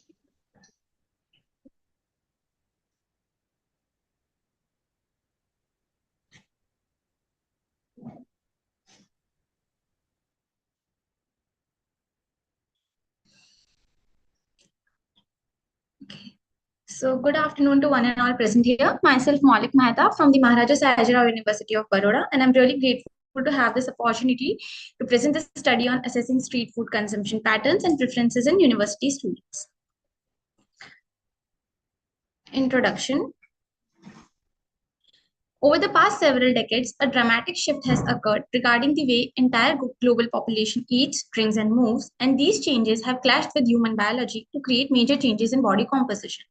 In many ways, this seems to be an inexorable shift to the higher fat Western diet, reflected in a large proportion of the population consuming over 30% of energy from fat. The major food source contributing to high salt, sugar, and fat is street, restaurant, or fast food. Now, talking about the food eaten outside home, it's usually food you get from the places like restaurants, cafeterias, food trucks, street vendors, or vending machines. For the average consumer, eating one meal away from home each week translates to roughly 2 extra pounds each year. In India, the proportion of households eating meals outside their homes in a month has risen from 23% in 1994 to 39% in 2010. Now, talking about the street food, the Food and Agriculture Organization defines street foods as ready to eat foods and beverages prepared and sold by vendors or hawkers, especially in the streets or other similar places. And according to FAO, approximately 2.5 billion individuals consume street food on a global scale daily. The primary consumers for street food in many countries include informal sector workers like hawkers and laborers, along with children, students, office workers, and housewives. Moving on to the rationale of the study. University students often rely on readily available and affordable food options, making street food a prevalent yet understudied component of their dietary landscape. A critical gap exists regarding specific consumption pattern, preferences, and nutritional quality of the street food. The objective of the study is to assess the frequency of street food consumption and street food preferences among university students from Vadodara city, Gujarat, India. Moving on to the methodology, 200 students who gave consent were enrolled in the study from the faculty through convenience sampling. Then the data on frequency of street food consumption and preferences was collected from enrolled students using a semi-structured questionnaire, and then the nutritional classification of the identified recipes into green, amber, and red categories was done based on the major and minor ingredients present in the recipe.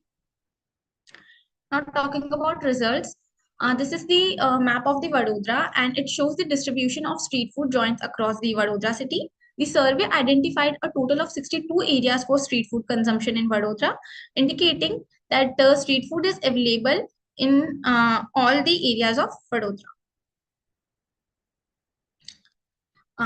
In the survey, out of 200 students, 89% students were female and 11% were male. And this pie chart shows the frequency of street food consumption among university students. As shown, approximately 60% students consume street food at least once a week. Further analysis by gender revealed that 60.7% of females and 68.2% of males reported consuming street food at least once a week. Additionally, it was observed that 26% of all the students indulge in street food consuming activities 3 to 4 times a week. Moving on to the time of consumption, it was found that the vast majority, accounting for 69.5%, preferred having street food during the evening hours, while a mere 2% preferred the morning time. Delving deeper, a similar trend was observed among female, with 69.7% having street food during the evening, followed by 16.9% opting for the afternoon time, and males aligned with the same broader criteria. Now, talking about the street food items. So the survey identified total of 65 street food items. Among these, Indian cuisine dominated with 52.3%. Beverages constituted 12.3% of the food items, followed by non-vegetarian options constituting 10.8% of the total items. Moving further to nutritional classification, to begin with, the majority of food items, precisely 44.6%, were categorized under the amber category, indicating a moderate health impact. This was closely followed by 32.3% of food items that fell into the red category, signifying a potential negative health impact. Going into specific, it was discovered that Pani Puri was the most preferred item in the red category, followed by Manchurian and momos. In the vada pav, in the amber category, vada pav was the most favored item, followed by pav bhaji and dabeli. And in the green category, vegetable sandwich emerged as the most favored item, followed by dosa and khichu. Moving on to the gender-specific consumption patterns, it was found that 94.4% of females and 95.5% of males reported consuming at least one item from the red category. Conclusion. This study revealed a trend of frequent consumption of street food among university students, particularly in the evening time. While readily available and convenient, a concerning majority of these food items fall within the red and amber nutritional categories, highlighting that the most street food options available are nutritionally poor, raising concerns about their overall health impact. A higher percentage of both male and female students consuming at least one item from the red category. This similarity across the genders indicates a widespread disregard for nutritional value in favor of convenience, taste, or other factors driving food choice. Thus, there is a need to educate the youngsters about the importance of consuming balanced meal. Also, attempts should be made to provide healthier snacking options in and around college campuses. These are the references. Thank you.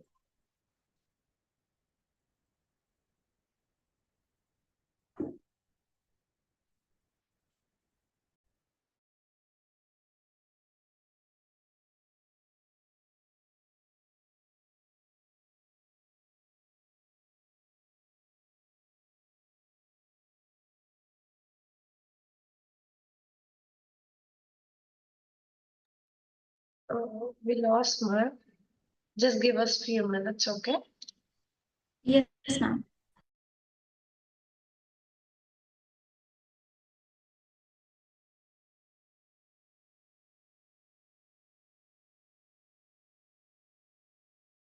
Hello, am I audible? Tasha, am I Yes, audible? yes, ma'am. Yes, yes. Yes, there was some a little issue, but I heard your full presentation. So could you please a little unmute yourself and on your video? Yes, ma'am. Yes, ma'am. Yes, ma'am. Yes, Maulik. So congratulations as a student, you have done a good work. I'm pretty Thank you so happy with the methodology, research design. Everything was very crystal clear. Then you came to a conclusion also that you have founded this and that. But now I would request you to go a little mile extra. That is, if you can take a little ethics approval from your university or your department, wherever you are. Listen Yes, to me ma'am. first. Yes, And ma'am. now you have founded that they consume the this much of the unhealthy snacky behavior is there and junk food and everything it is there. Now this is a fact, but what value addition happens when these type of facts occur? That means why we should not be consuming this, why we are taking the data out of this, that pani puri, vada pav consumption is so high. So what happens? Like if you have collected this data and I was one of the enrollment, I may have asked you that okay, you are collecting data, but what is the need of it? Why this junk food is bad?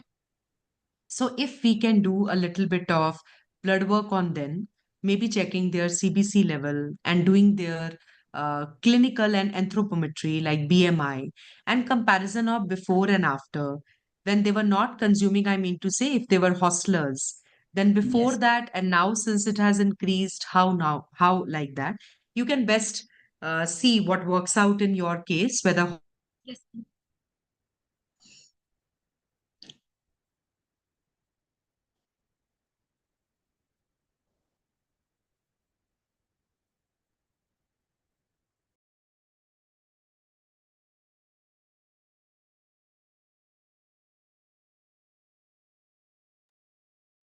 I guess there is a connectivity issue.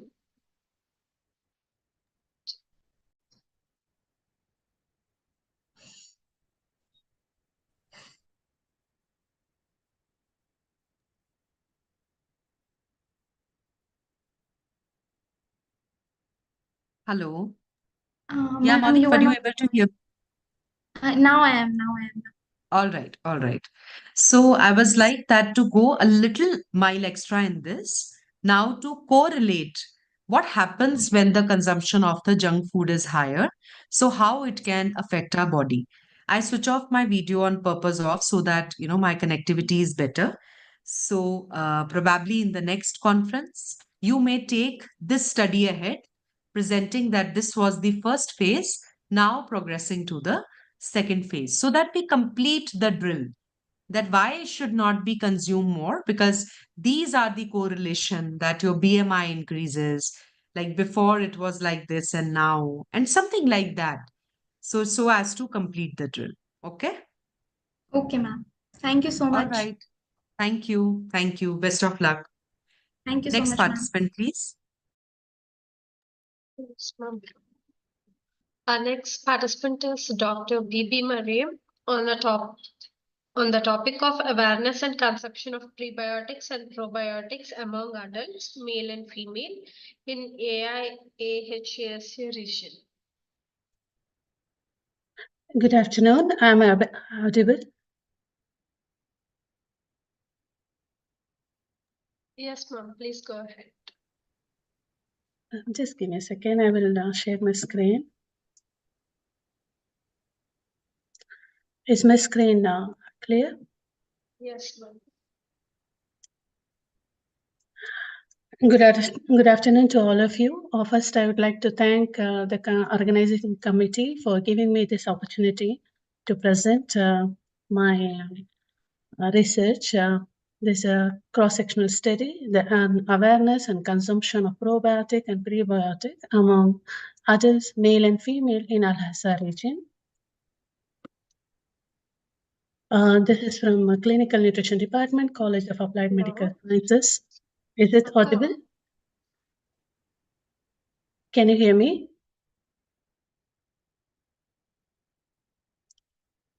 Can you hear me?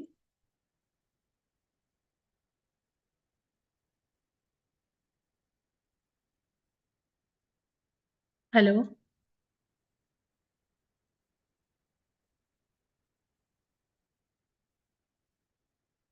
Is my voice audible to you? Yes, you are. Okay, thank you. This is my outline, introduction, aim, methodology, results and discussion, strength and limitation, and conclusion. The consumer awareness towards healthier diet and the impact of nutrition and health has triggered an increase in the production and commercialization of foods with the health claims. The scientific literature classifies these foods as a functional food with a role of promoting health and preventing diseases, and they have had market share of almost $2 million in 2019. Probiotics are considered functional food, referring to the substrate that are selectively utilized by host microorganisms and conferring health benefits. Pre and probiotics have a big role in management and protection of gastrointestinal infection, allergy diseases, and etc., many other diseases. Prebiotics are non-digestible food ingredients, most of carbohydrate based that improve health, human health by selectively stimulating growth and activity of existing bacteria. Probiotics are a live bacteria which provide health benefits to the host who consume. The aim of the study is to find out the awareness and consumption pattern of a pre and probiotic among adults in male and female in an Hassa region, which is an eastern part of Saudi Arabia. This includes the study among eastern region in Saudi Arabia. Their survey was conducted through social networking system using Google Form with a duration of 3 months from September to November 2019. The inclusion criteria of the study is adults who are residing in Al-Hassa, irrespective of their nationality. Both male and female are included. People who are from 18 to 40 years are included in the study. Exclusion, people who are below 18 and above 40 years are excluded. People who are on antibiotic and other medication for chronic diseases are excluded. The cross-sectional survey is conducted and among others with a structured questionnaire, which includes questions related to demographic, anthropometric, frequency of consumption of prebiotic and probiotic, and also about their health status.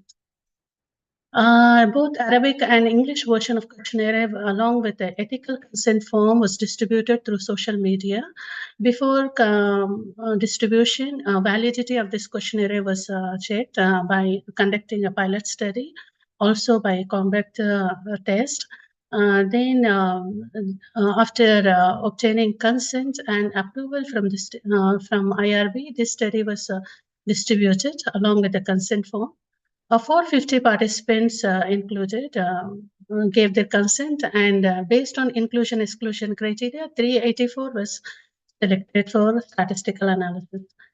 Data was collected, checked for completeness, and further analysis using SPSS software version 20. Approval for this study obtained from CAMAC, that is a research center, and ethical approval from Institutional Research Board. The participant Al-Hasa has 4 different regions like Al-Umran, Oyun, and Al-Hufuf, Mubarak. And the percentage of participant from each region is depicted in this. And the demographic characteristics about for the respondents were between the age of 18 to 25 or 79 and followed by other age groups.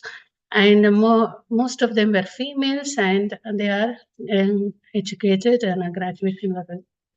And this shows the awareness of the term pre and probiotic among the respondents with a variable of age, residing place, sex, and educational level, which shows the significant number of people unaware of the terms, but they are aging, but they are unaware. Even we can see the unawareness about the term even when the graduates, which is significant. Some they are known, unaware is still 85 number.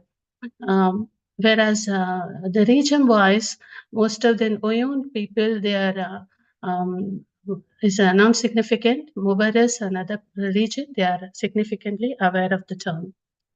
This table shows about the consumption pattern, the consumption of among different age group and residing places, which shows that young people are consuming more and which significantly, less, but a significant level. And the female consumption is more compared to male. Then graduates, educated people, they are consuming more, but still some significant amount, they are not consuming this product. Frequency of consumption can be seen for prebiotic is higher compared to probiotic. Prebiotic, they do know the terms, but they are consuming very well compared to probiotics. In summary and conclusion, the majority of participants are not aware of the term prebiotic and probiotic. However, prebiotic and probiotic are amply available, both form of commercially available kefir and Yakult, and also the consumption of these products are high in percentage on regular basis and weekly basis, respectively. Significant association is seen for age, gender, educational level, awareness, and consumption. Pre and probiotic products are available abundantly in a supermarket and this consumption rates. Most of them are aware of the health benefits of these products. However, the term P and Pro are not very familiar with the population, indicating need for increasing awareness about these products, also its health benefits. The strength of the study is adequate sample size. The limitation is just the low study design that is cross-sectional. It could have been more better study to find out the relationship between the product consumption and the health results. So cohort studies will be more better with a large sample size to generalize the results between consumption and the health benefits of this products. These are some of the references for the study, and thank you.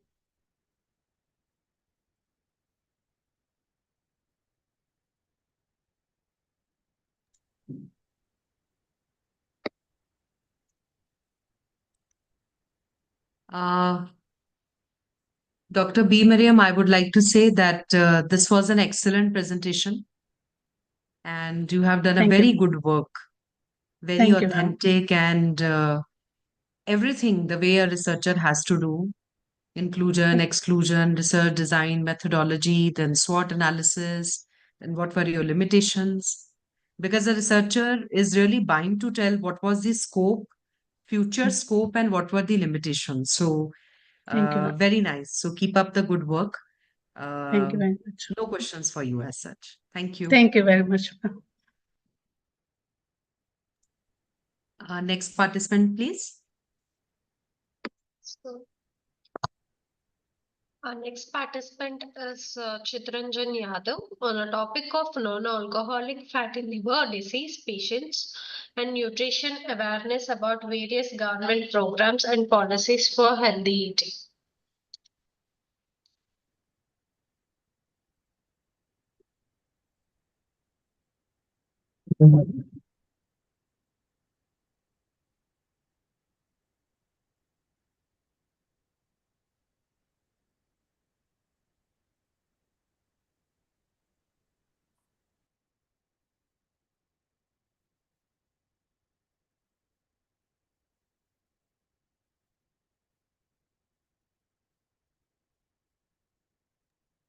Is it visible? My slides are visible? Yes, please. You may start. Just if you could make it on the slideshow, please. Yeah, I'm doing, ma'am.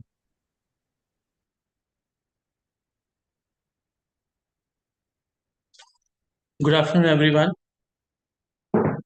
So the topic which I am doing research is on non-alcoholic fatty liver disease patient and their nutrition awareness about various government programs and policies for healthy eating. So recently the name non-alcoholic fatty liver, the nomenclature has changed. Sorry. The nomenclature has changed. It has become MESEL, that is metabolic dysfunction associated steatotic liver disease in Delphi consensus. And the government of India is the first country which has taken NFLD as a alarming state and has started a education program for controlling and prophylaxis to prevent the disease progression. So if you go by the prevalence, 25% worldwide prevalence is there. The research I have quoted by Bahirwani and et al. And then in Indian scenario, what the data I have taken is from Indian government that 38.6% of adults are affected with the disease and 35.4 in the children. And the reference I have given there.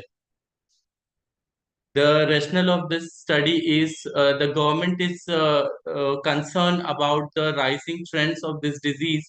So they have launched certain education program to aware the common mass for prevention and prophylaxis for the disease prevention and progression.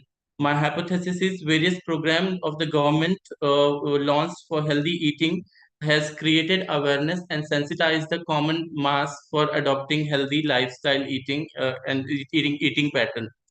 My aim is to assess the awareness of non-alcoholic fatty liver subjects about various policies of Government of India and to assess the label blindness of non-alcoholic fatty liver subjects towards food label reading.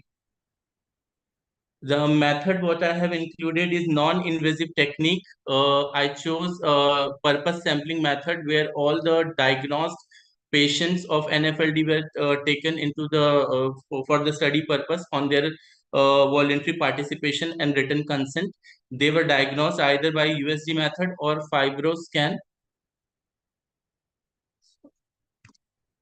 A total of 100 samples were included, were taken. Both genders were taken.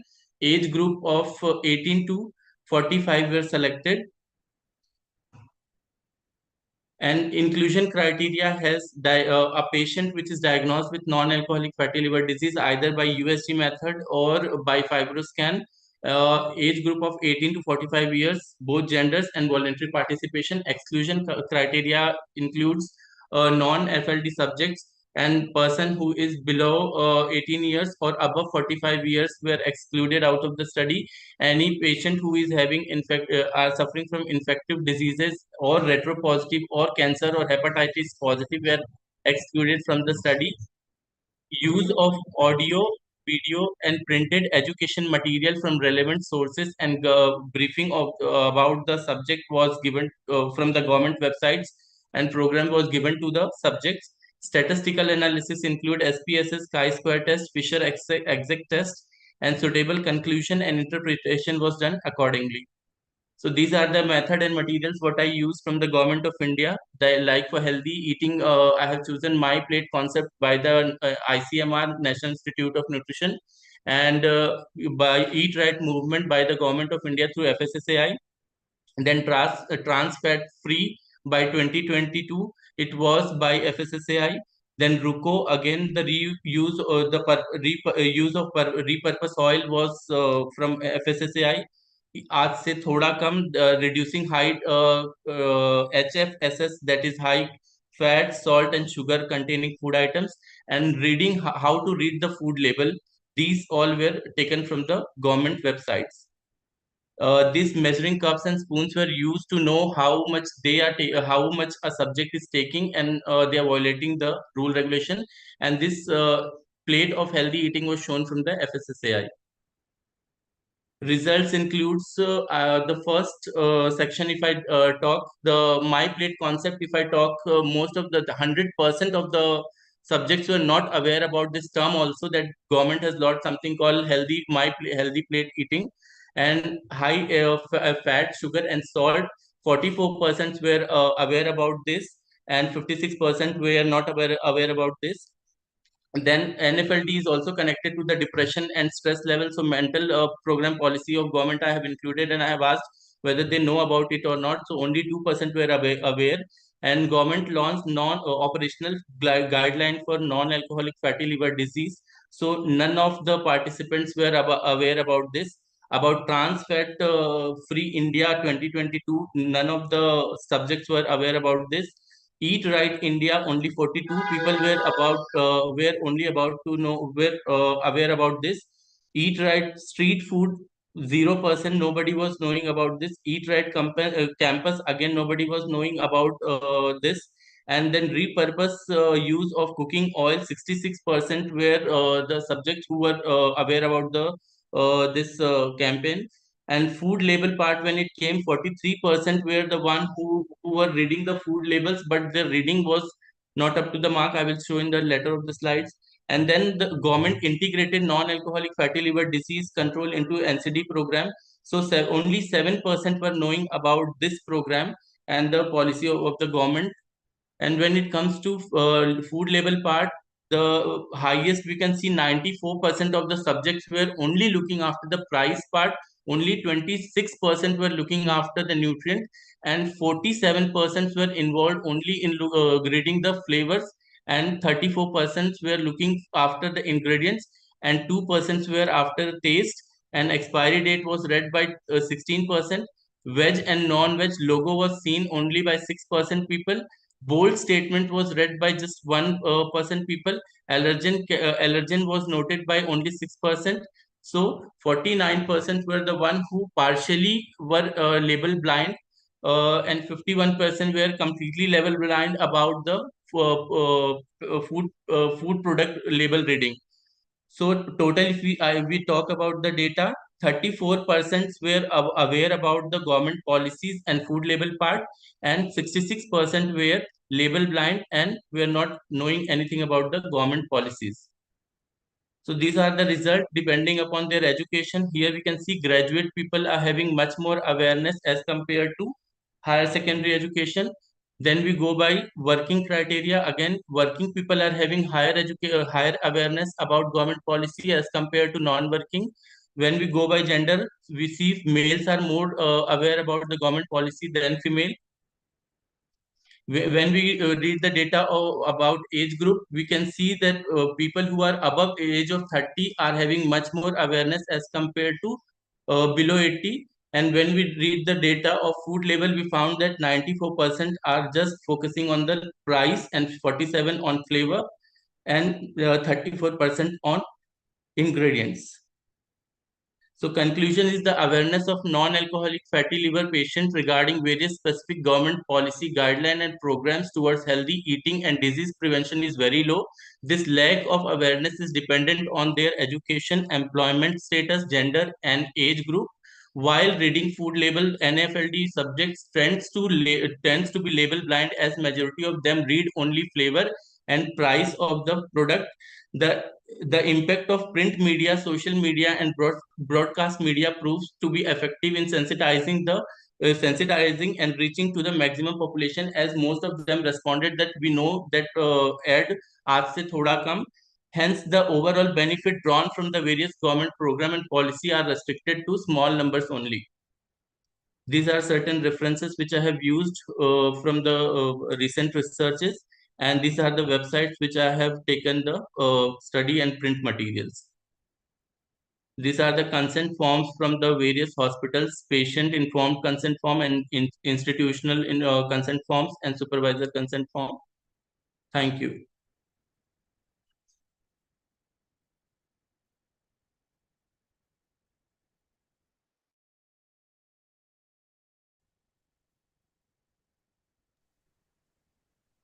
Hello. Hello. Yes, yes, yes. You can hear me? Yes, ma'am. Yes. So first of all, I would like to highlight this to you that I really like your topic.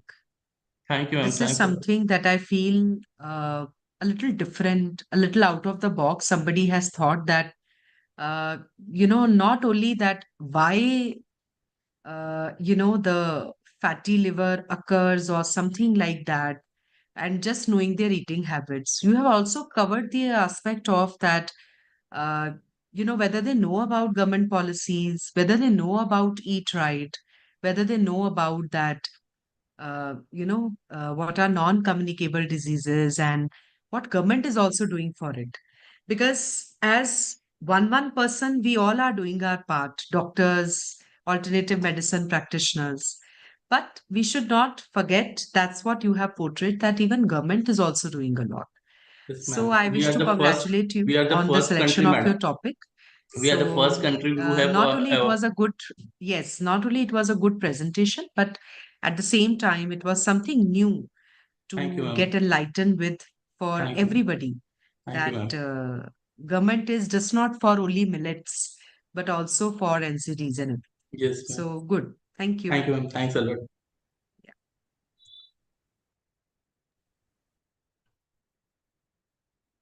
Shall we move to the next participant, ma'am?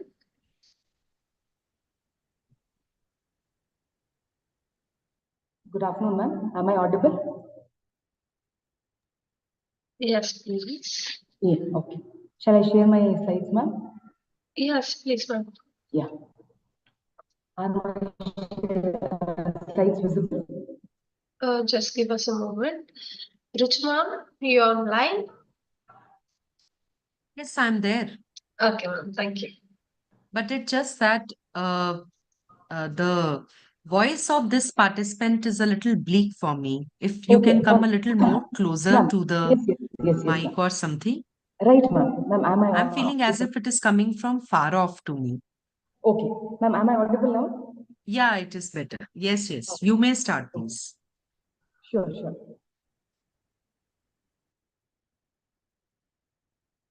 Good afternoon, everybody. Warm greetings from Heritage City, City of Palaces, Mysuru. I'm Dr. Meenakshi from Department of Prosthodontics, JSS Dental College and Hospital, JSS Academy of Higher Education Research.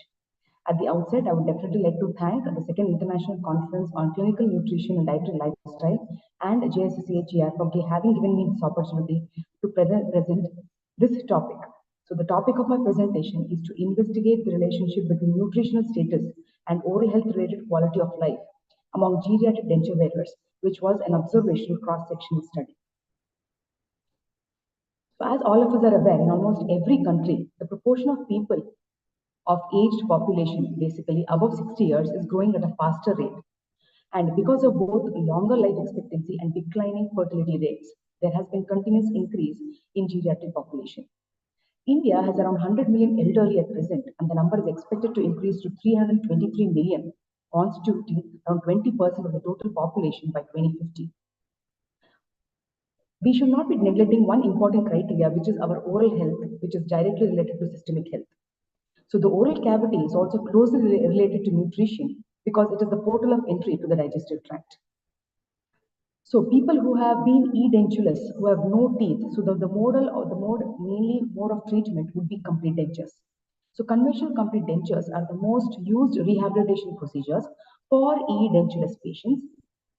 However, dentures affect the chewing ability as it requires more strokes, more masticatory efficiency, and time to chew food. What is the current status of problem? This prosthetic therapy may be necessary to maintain or restore the masticative function in patients with partial or full tooth loss. So I am from Department of Prosthodontics, where I continuously deal with rehabilitation of edentulous patients with artificial substitutes. Many additional factors, however, play a role in the nutritional condition of older people. As a result, many age-related medical disorders and diseases, including nutrition components and the patient's socioeconomic level and dietary habits, have a significant impact on their overall health.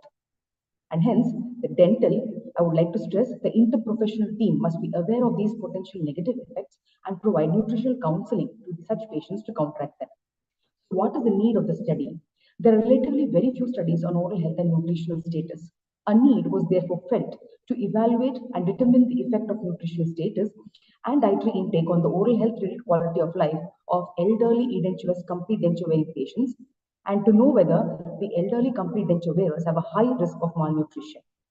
Therefore, an attempt was made to assess the relationship between the nutrition status and oral health-related quality of life among elderly complete denture wearers visiting JSS Dental College and Hospital. With this, the aim of the study is to evaluate and determine the effect of nutrition status and dietary intake on the oral health-related quality of life, and the objective was to assess the need to include dietary and nutritional counseling during prosthodontic rehabilitation of elderly edentulous patients. The hypothesis to be tested were that the nutrition status and geriatric oral health do not affect the quality of life of elderly patients.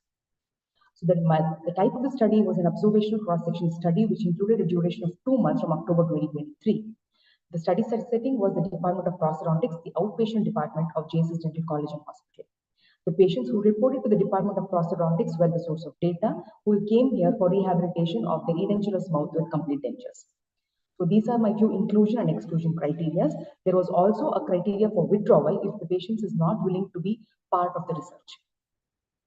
So the sample size estimated was through the formula, which is shown in the slide, and the total sample size was around 110. So the variables assessed were the demographic variables, the oral health-related quality of life, and nutrition status of the elderly. And as a result, the ethical approval was also obtained from the institution ethics committee before the beginning of the study. So for this, to assess the nutritional status, we have administered the already available mini nutrition assessment questionnaire, that is MNA questionnaire, which composes of its simple measurements and brief questions that can be completed within less than 10 minutes, which includes the anthropometric measurements, the global assessment, which includes the screening assessment and the assessment, which gives a cumulative record of the malnutrition indicator score. So which gives us an idea whether the patient is malnourished after usage of complete dentures. So the general oral health related quality of life questionnaire, that is the BOHI questionnaire, which is a pre-administered questionnaire, the 12-item questionnaire, which is originally developed, was converted into the local language for the benefit of the public, and hence it was converted to the local language so that it would be easy for us to communicate with the patients and get the needful data. So these were the results and discussion. The distribution of participants, that is the total of 110 variables, 110 participants, which included the demographic variables, which includes the height, weight, and the body mass index as well. When screening was done related to the mini nutrition assessment questionnaire for screening, so these were the responses which we have received in relation to screening aspect per se, and most of them were having few of the difficulties. And when related to the assessment questionnaire, patients also had difficulties in rehab after being rehabilitated, and they were compromising with their diet. So these were the distribution of participants according to the mini nutritional assessment index questionnaire. So it includes whether they're taking any prescription of local drugs, the amount of meals which they've been consuming after rehabilitation with dentures, how many servings of fruits and vegetables were done, how many times of fluids were consumed, what were the mode of feeding, whether they were dependent, what were the self-view of the nutrition status, whether they assumed that they were nutritionally sufficient, well equipped, or whether they were malnourished. How does the patient consider his or her health status? The mid-arm circumference and the scarf muscle circumference were also taken into consideration. So this was a total malnutrition assessment score which we got from our study, which represents that the categorizing individuals into 3 groups based on their nutrition status, which includes malnourished, at risk of developing nutrition, and normal nutrition status. So the analysis reveals that a significant proportion of the participants, that's around 49%, are classified as being at risk of developing malnutrition. Around 9% of individuals identified as malnourished per se. And what was surprising and was happy was it was encouraging that around 42% of individuals exhibited a normal nutritional status. Let's come to BOHI, that's the General Oral Health Related Quality of Life questionnaire. What was the scores which we obtained? The questions included 12 questions. How often did you limit the kind or amounts of food you eat because of the problems with your teeth or dentures? How often did you have trouble biting or chewing any kind of food? How often were you able to swallow comfortably with the artificial substitute? How often have your teeth or dentures prevented you from speaking? Social communication was lacking. How often were you able to eat anything feeling discomfort? How often did you limit contacts with people, that is social communication, because of conditions of your teeth or because of faulty dentures? How often were you pleased or happy with the looks of your teeth and gums or dentures? And how often did you use medication to relieve pain or discomfort from dentures in and around the mouth? How often were you worried or concerned about the problems with your teeth or the dentures? How often did you feel nervous or self-conscious because of the problems?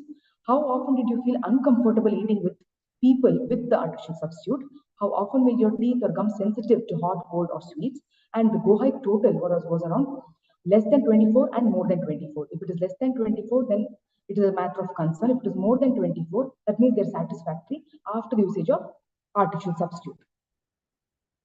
So this was the percentage of people who required care as per a GOHI after rehabilitating the dentures and requires follow-up around 60%. Around 40% of them were having the normal routine life after rehabilitating with complete dentures. So when we correlated using chi-square test, we got to know that the GOHI and mean nutrition assessment had a significant correlation. The present result showed that the strong correlation of oral health related quality of life and mean nutrition assessment with oral health concerns, although the actual diagnosis of malnutrition requires a more complex study with biochemical analysis as well. The quality of life was also found to be directly proportional to the nutrition status, as patients with better nutrition status depicted better quality of life. So in this study of elderly population, the elderly with a poor perception of their oral health state had a very minimal mean nutrition assessment score. In fact, more than 60% of the individuals classified by MNA results as malnourished required dental care according to their general oral health related quality of life. The oral health related quality of life tools for the elderly that take account of the functional, social, and psychological repercussions of their oral health are valuable. The MNA results were significantly associated with our oral health related quality of life results. What would be the future directions for the present scenario? Dietary interventions has benefited patients with conventional complete dentures or implant supported mandibular over dentures. Individuals with few teeth or posterior teeth are those with no replacement of their missing teeth are at higher risk of poor nutrition. And hence, there is the need of the hour is a nutrition assessments, dietary counseling, and follow-up should be made mandatory, even at the undergraduate level in the clinical training, with the development of standard protocol for the same. And hence, there is a dire need of an interprofessional team, which includes the policymakers, the international professional bodies, public health professionals, we academicians, and healthcare professionals and nutritionists should all join hands to improve the nutritional and oral health quality of life in our older adults. So these are my few set of references. Thank you one and all for your patient hearing. Well, thank you, Dr. Meenakshi. It was a good presentation. Thank you so much. And quite a unique kind of the correlation you have tried to show the oral health with the nutrition. Yes, thank you. Although I have two questions for you. What was your screening tool for malnutrition and normal and all that? Which tool did you use for screening? Mini nutrition assessment scale, MNA questionnaire. Mini. Yes. Okay. Which had a So quick, did you take, yes. which So had did you take the consent of all the yes, ma'am. Yes, participants, as I am sure that definitely, ma'am. you have included children, right? No, So for ma'am. that, the parents consent. Ma'am, ours is not children. Ours is Oh, sorry. geriatric patients, ma'am. Geriatric, I'm sorry, correct. So, in the geriatric patient also, did you see that there were certain who were not able to understand the stuff, and you took the consent from their children Definitely, or ma'am. somebody as a helper? No, ma'am. We have taken the consent, and now these 110 patients are in the follow-up now. After 3 months of rehabilitation, we're still following them up whether they're able to eat with the new artificial substitute which has been provided by us. So that would give us a valid data, and the lacunae also can be addressed better in a better way. That after rehabilitation, what and all lacunae the patients might also face in eating, so that their overall balanced nutrition is not taken care. So hence, we wanted to customize the dietary complex for such patients as well. Right, right. So I was just thinking that do you have any plans in the future to enroll some dietitian also Yes, with ma'am. you Yes. for that same? Yes, I'm actually pursuing my interprofessional health professions education course, ma'am, where I am suggesting, because ours is our Dental Council of India, so now it has been replaced by National Dental Council. So I'm promoting to the higher ups, to the higher bodies, that an interprofessional team would be better, not only to guide the students, but also to the patients who are in definite dire need. So in that way, the patients can be directed whenever a nutritionist or a dietitian requires their interpretation and their valuable inputs. So I'm actually pursuing that, and we have also received an STS ICMR project also on this one. Good, very good. So congratulations on Thank you that. so much. Thank you, So ma'am. wish you all the luck for further more good work. Thank you so Since you much. said that you are still continuing with it, so this is something, yes, that when the dentures are not correct, then the choices also, it hinders your choices as well. Apart from that, the digestion and finally the absorption could also be a little at stake. So that's a good topic. So keep up the good work. Thank you. Thank you so much, ma'am. Thank you.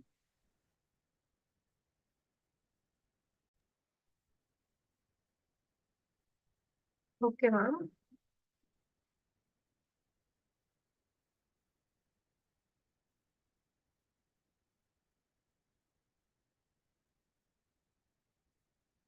We will move to our next participant, Dr. V. Anita, on a topic of low glycemic index diets in Siddha system of medicine for management type 2 diabetes, diabetes mellitus, a systematic review.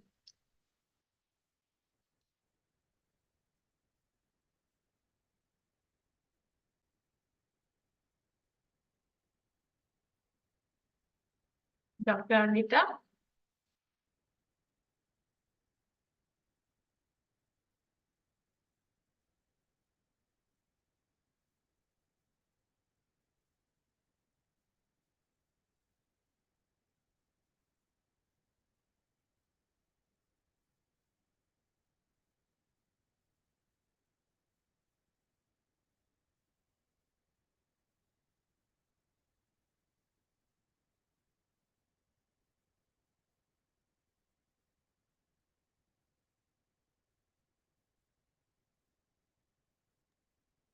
Is she available? Yes, ma'am. There is a connectivity issue, it seems. No worries, we'll wait. We'll wait for 2 minutes. Yes, ma'am. Thank you.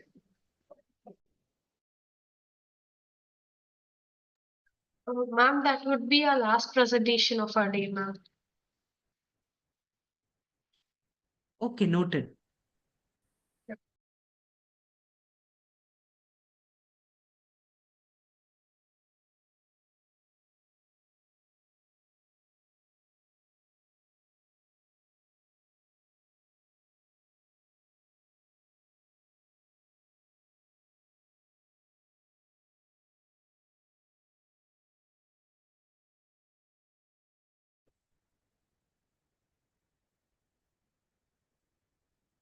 Good afternoon, ma'am.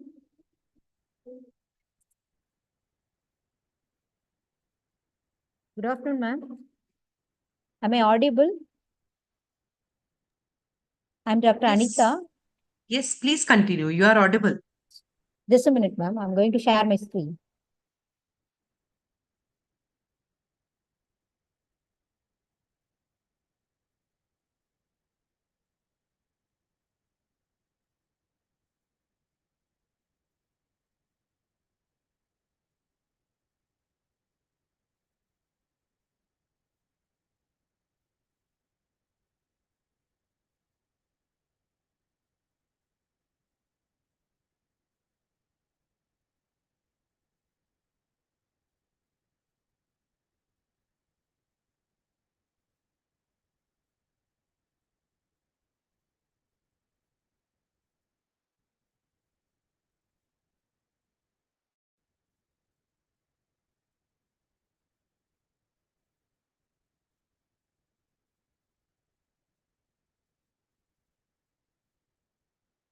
Is my screen is visible, ma'am?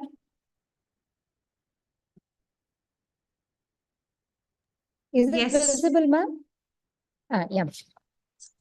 Yes, you please continue. I can see that. Myself, Dr. Anita.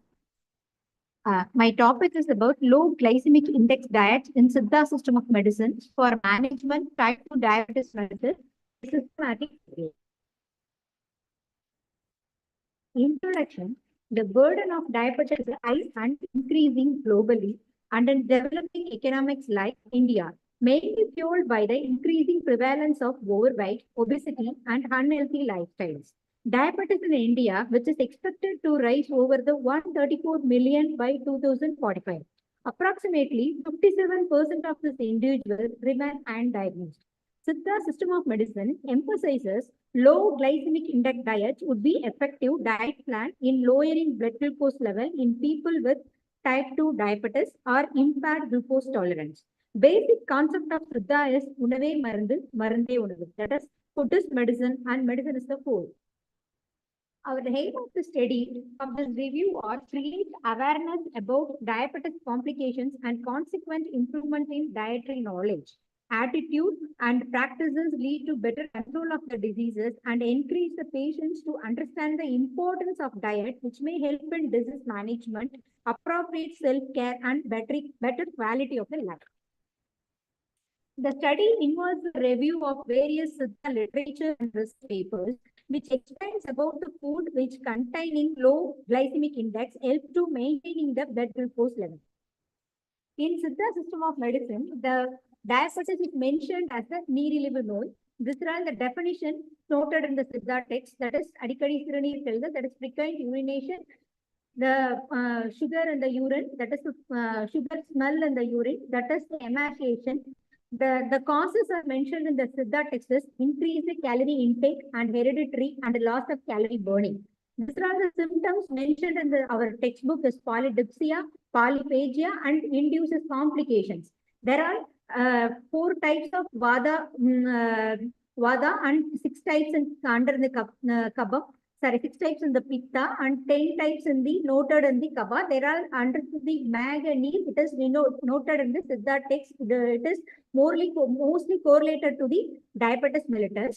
The low, generally we are avoiding rice in the diabetic patient. The Siddha text, it is that there are so many low glycemic index rices are available in the ancient method. Now we are move on to the cultivating. There's a one example is there is the Mani Samba Arisi. It is the Nalla Mani Samba Nadigindra Neerilivai Kollum Migunda Sugam Kondalikum Mella Pasiyalikum Mutorai Palarai Nalu Usiamale Vadarkum. That is, it is the quoted text in the Padartha Gunisdhamali, to one of the textbook in our Siddha system of medicine. As mentioned in the above text Manisamba, rice reduces the diabetes and slower to the rise blood glucose level in the blood. The glycemic index of Manisamba rice is 50. That is Mapillai Chamba. These are all the list of rices we are prescribed for the diabetic patients. The Mapillai Chamba, the glycemic index is 60. 4-8 Chamba, it is the 52. Kartiyanam, that is the 48. Moongil Arasi, bamboo rice, that is the very low glycemic index, that is the 20. Karpukoni also low glycemic index 42. Sivaparisi in 55. Siraga Samba in 54. Nerpuri in 52. The brown rice, the fiber slows the brown rice, which slows the absorption of the sugar glucose into the bloodstream. The puffed rice, that is Nerpuri, controls the polydipsia. Raw banana, that is we are called in the balai pinju. Resistance the starch induces the bananas, produces the low glucose spike. Palm sprout, that is palm, it causes the lower and slower rise in the blood glucose level. Acacia agiota, that is avarampu, N-butanol is responsible for the anti-hyperglycemic effect. Zenium kumimi, that is naval palam, lesser glucose and lactose count. Terminalia tubule, that is the gallic acid, lowers the blood glucose level. Terminalia beta, inhibits the protein glycation and the start digestion. Cyanospora cardifolia, it is called the seendal, increases the body sensitivity to the insulin. Carcinia grandis, that is Kovakai, anti-diabetic property mainly due to the presence of terpenoids. Macrotyloma and florum, that is Kollu, reduces the postprandial blood sugar levels by slowing the carbohydrate digestion. Vita olifera is the anti-potent and diabetic agent. Marmorea charantiana, that is Pagarkai, that is reduces the fructosamine levels in the diet patients. So our result is low glycemic diets were effective and reduces the glycosylated hemoglobin level, fasting glucose level, BMI, total cholesterol, and LDL, but had no effect on fasting insulin, HMOA, IR, LDL, triglycerides, and insulin requirements. The function is fasting glucose and HbA1c was inversely correlated with the body weight. The greatest reduction in the fasting glucose level was seen in the studies of the longest durations. This is all our reference is Padartha Guna Sindamani Vilakam and the Mooligai Gunapadam Mooligai and Noyanaga Vidhi Vilakam. These are all our references. I extend my heartfelt gratitude to the management of Sairam Institution for their unwavering support and encouragement. Their belief in my abilities has fueled my passion for research and inspired me to pursue the scholarly excellence. I am profoundly grateful to the opportunity to embark on this research. Thank you. Thank you all.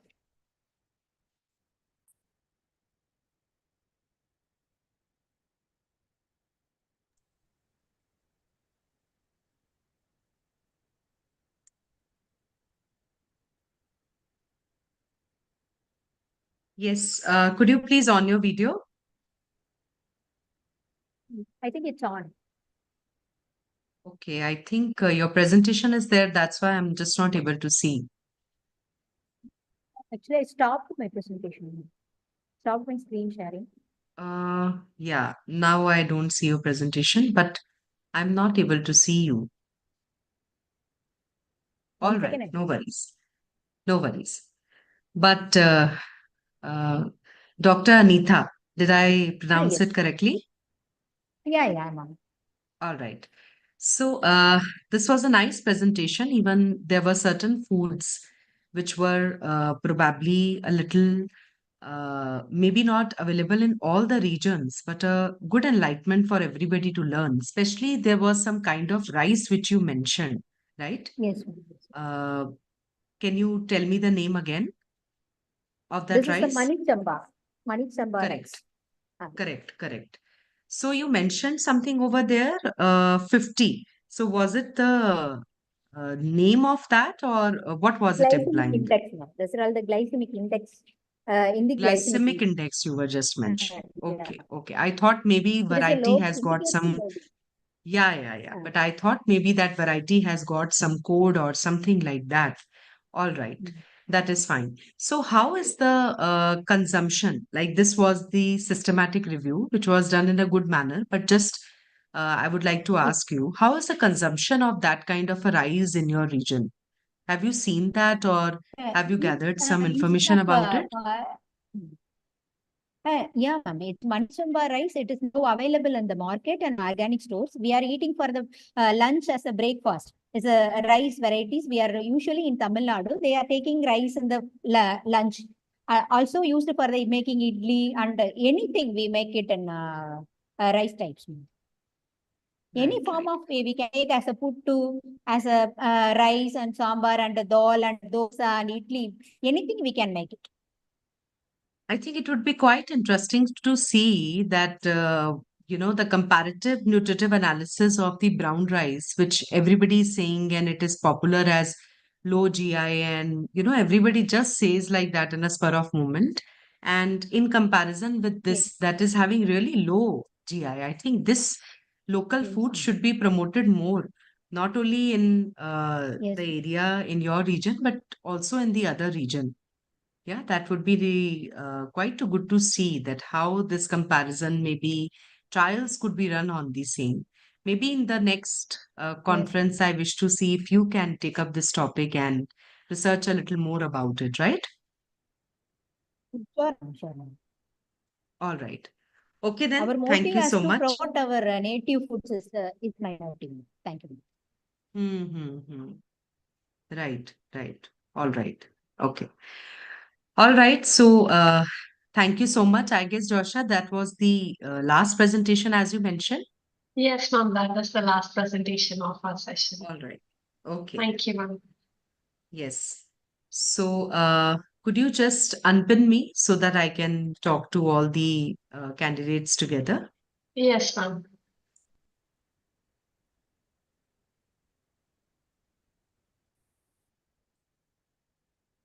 Yes, ma'am, I have done that. Yeah, but I can't see everybody together.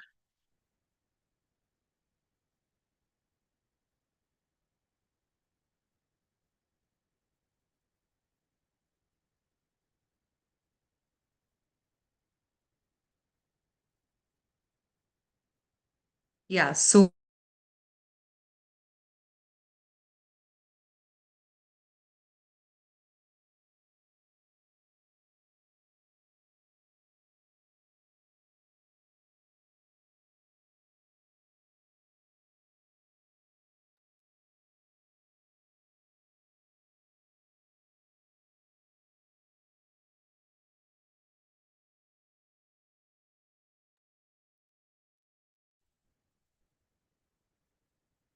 I guess there is a connectivity issue. We will wait for 2 minutes, please. am I audible to everybody? Yes, ma'am. All right. Ma'am. Okay. Yes. So, first of all, I would like to congratulate each and every participant who actually must have taken quite lot the efforts, because I very well understand that presenting a research paper means the 10 minutes actually means quite the hard work for maybe a month or more than that, depending on the kind of the study what you are doing.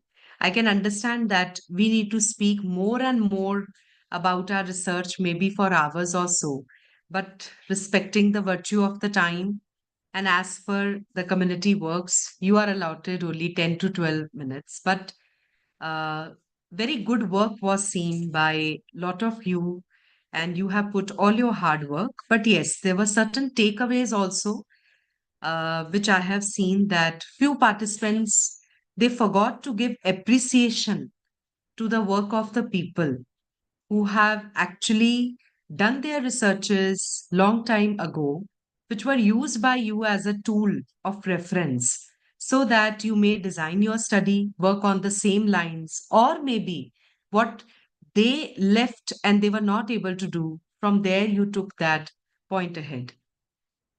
So there is a lot of difference in presenting an article when it, as in terms of discussing about the topic, and presenting yourself in terms of the research.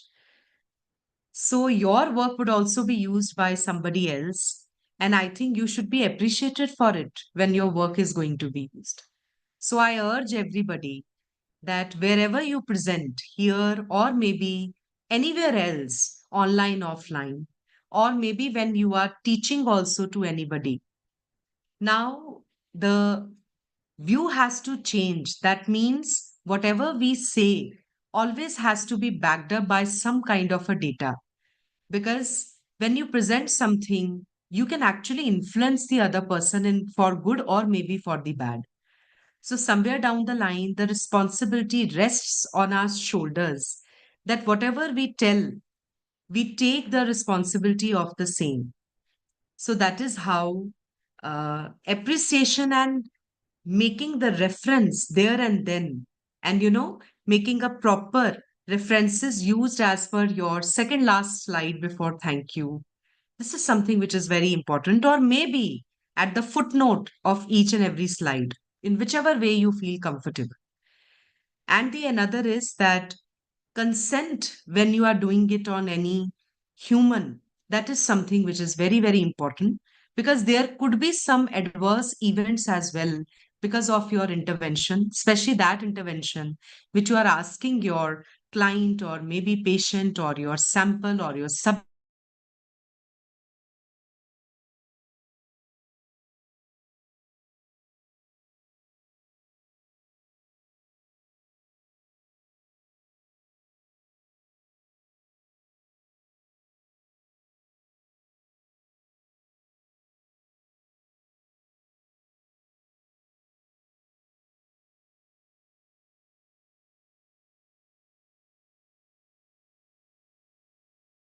be compromised of any individual who is participating in your study. So, anyways, that's all from my side. I wish you all the best, and also bless you all with more and more good research work in the future. And also, I would like to thank the team of Universal Society of Food and Nutrition and for organizing this excellent conference.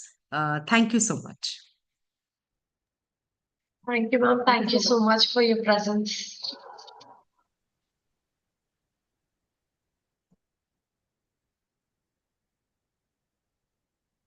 So Thank you. I Thank guess you. we all are then we are done for the day. Yes, ma'am. Actually, in the other breakout room, presentations are going itself. So All right. we are waiting for that. No worries. So probably the participants who are interested, they can join any room, right? Yes, ma'am. All right. Thank you. Thank you so much. Thank you, ma'am. Thank you. Thank you all.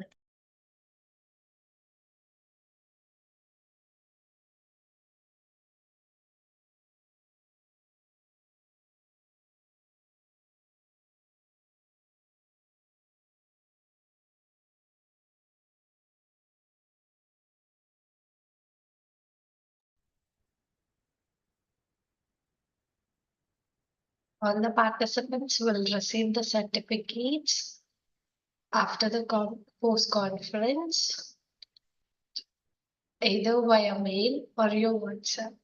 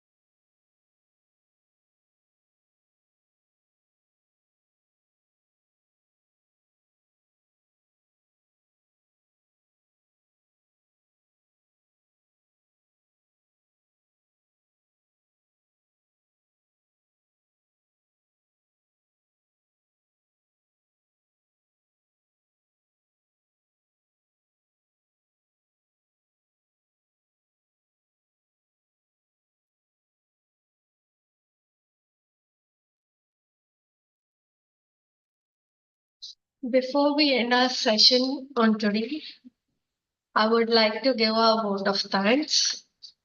On behalf of Universal Society of Food and Nutrition and BioLeaks, I would like to express my gratitude to all the speakers for their presence and contribution to making this conference a more informative and interesting session, and the participants to take out time from their busy schedules to grace the event. It's been a pleasure being with you all today. Thank you all for your patience. I wish you all a very good afternoon. I hope all will join the conference on tomorrow with the same enthusiasm and energy. Thank you. Thank you all. Thank you, ma'am. Thank you. Thank you, Thank Sri you. Priya, ma'am. Thank you, Thank Joshua. you. Thank you, everyone. Thank you, ma'am. Thank you.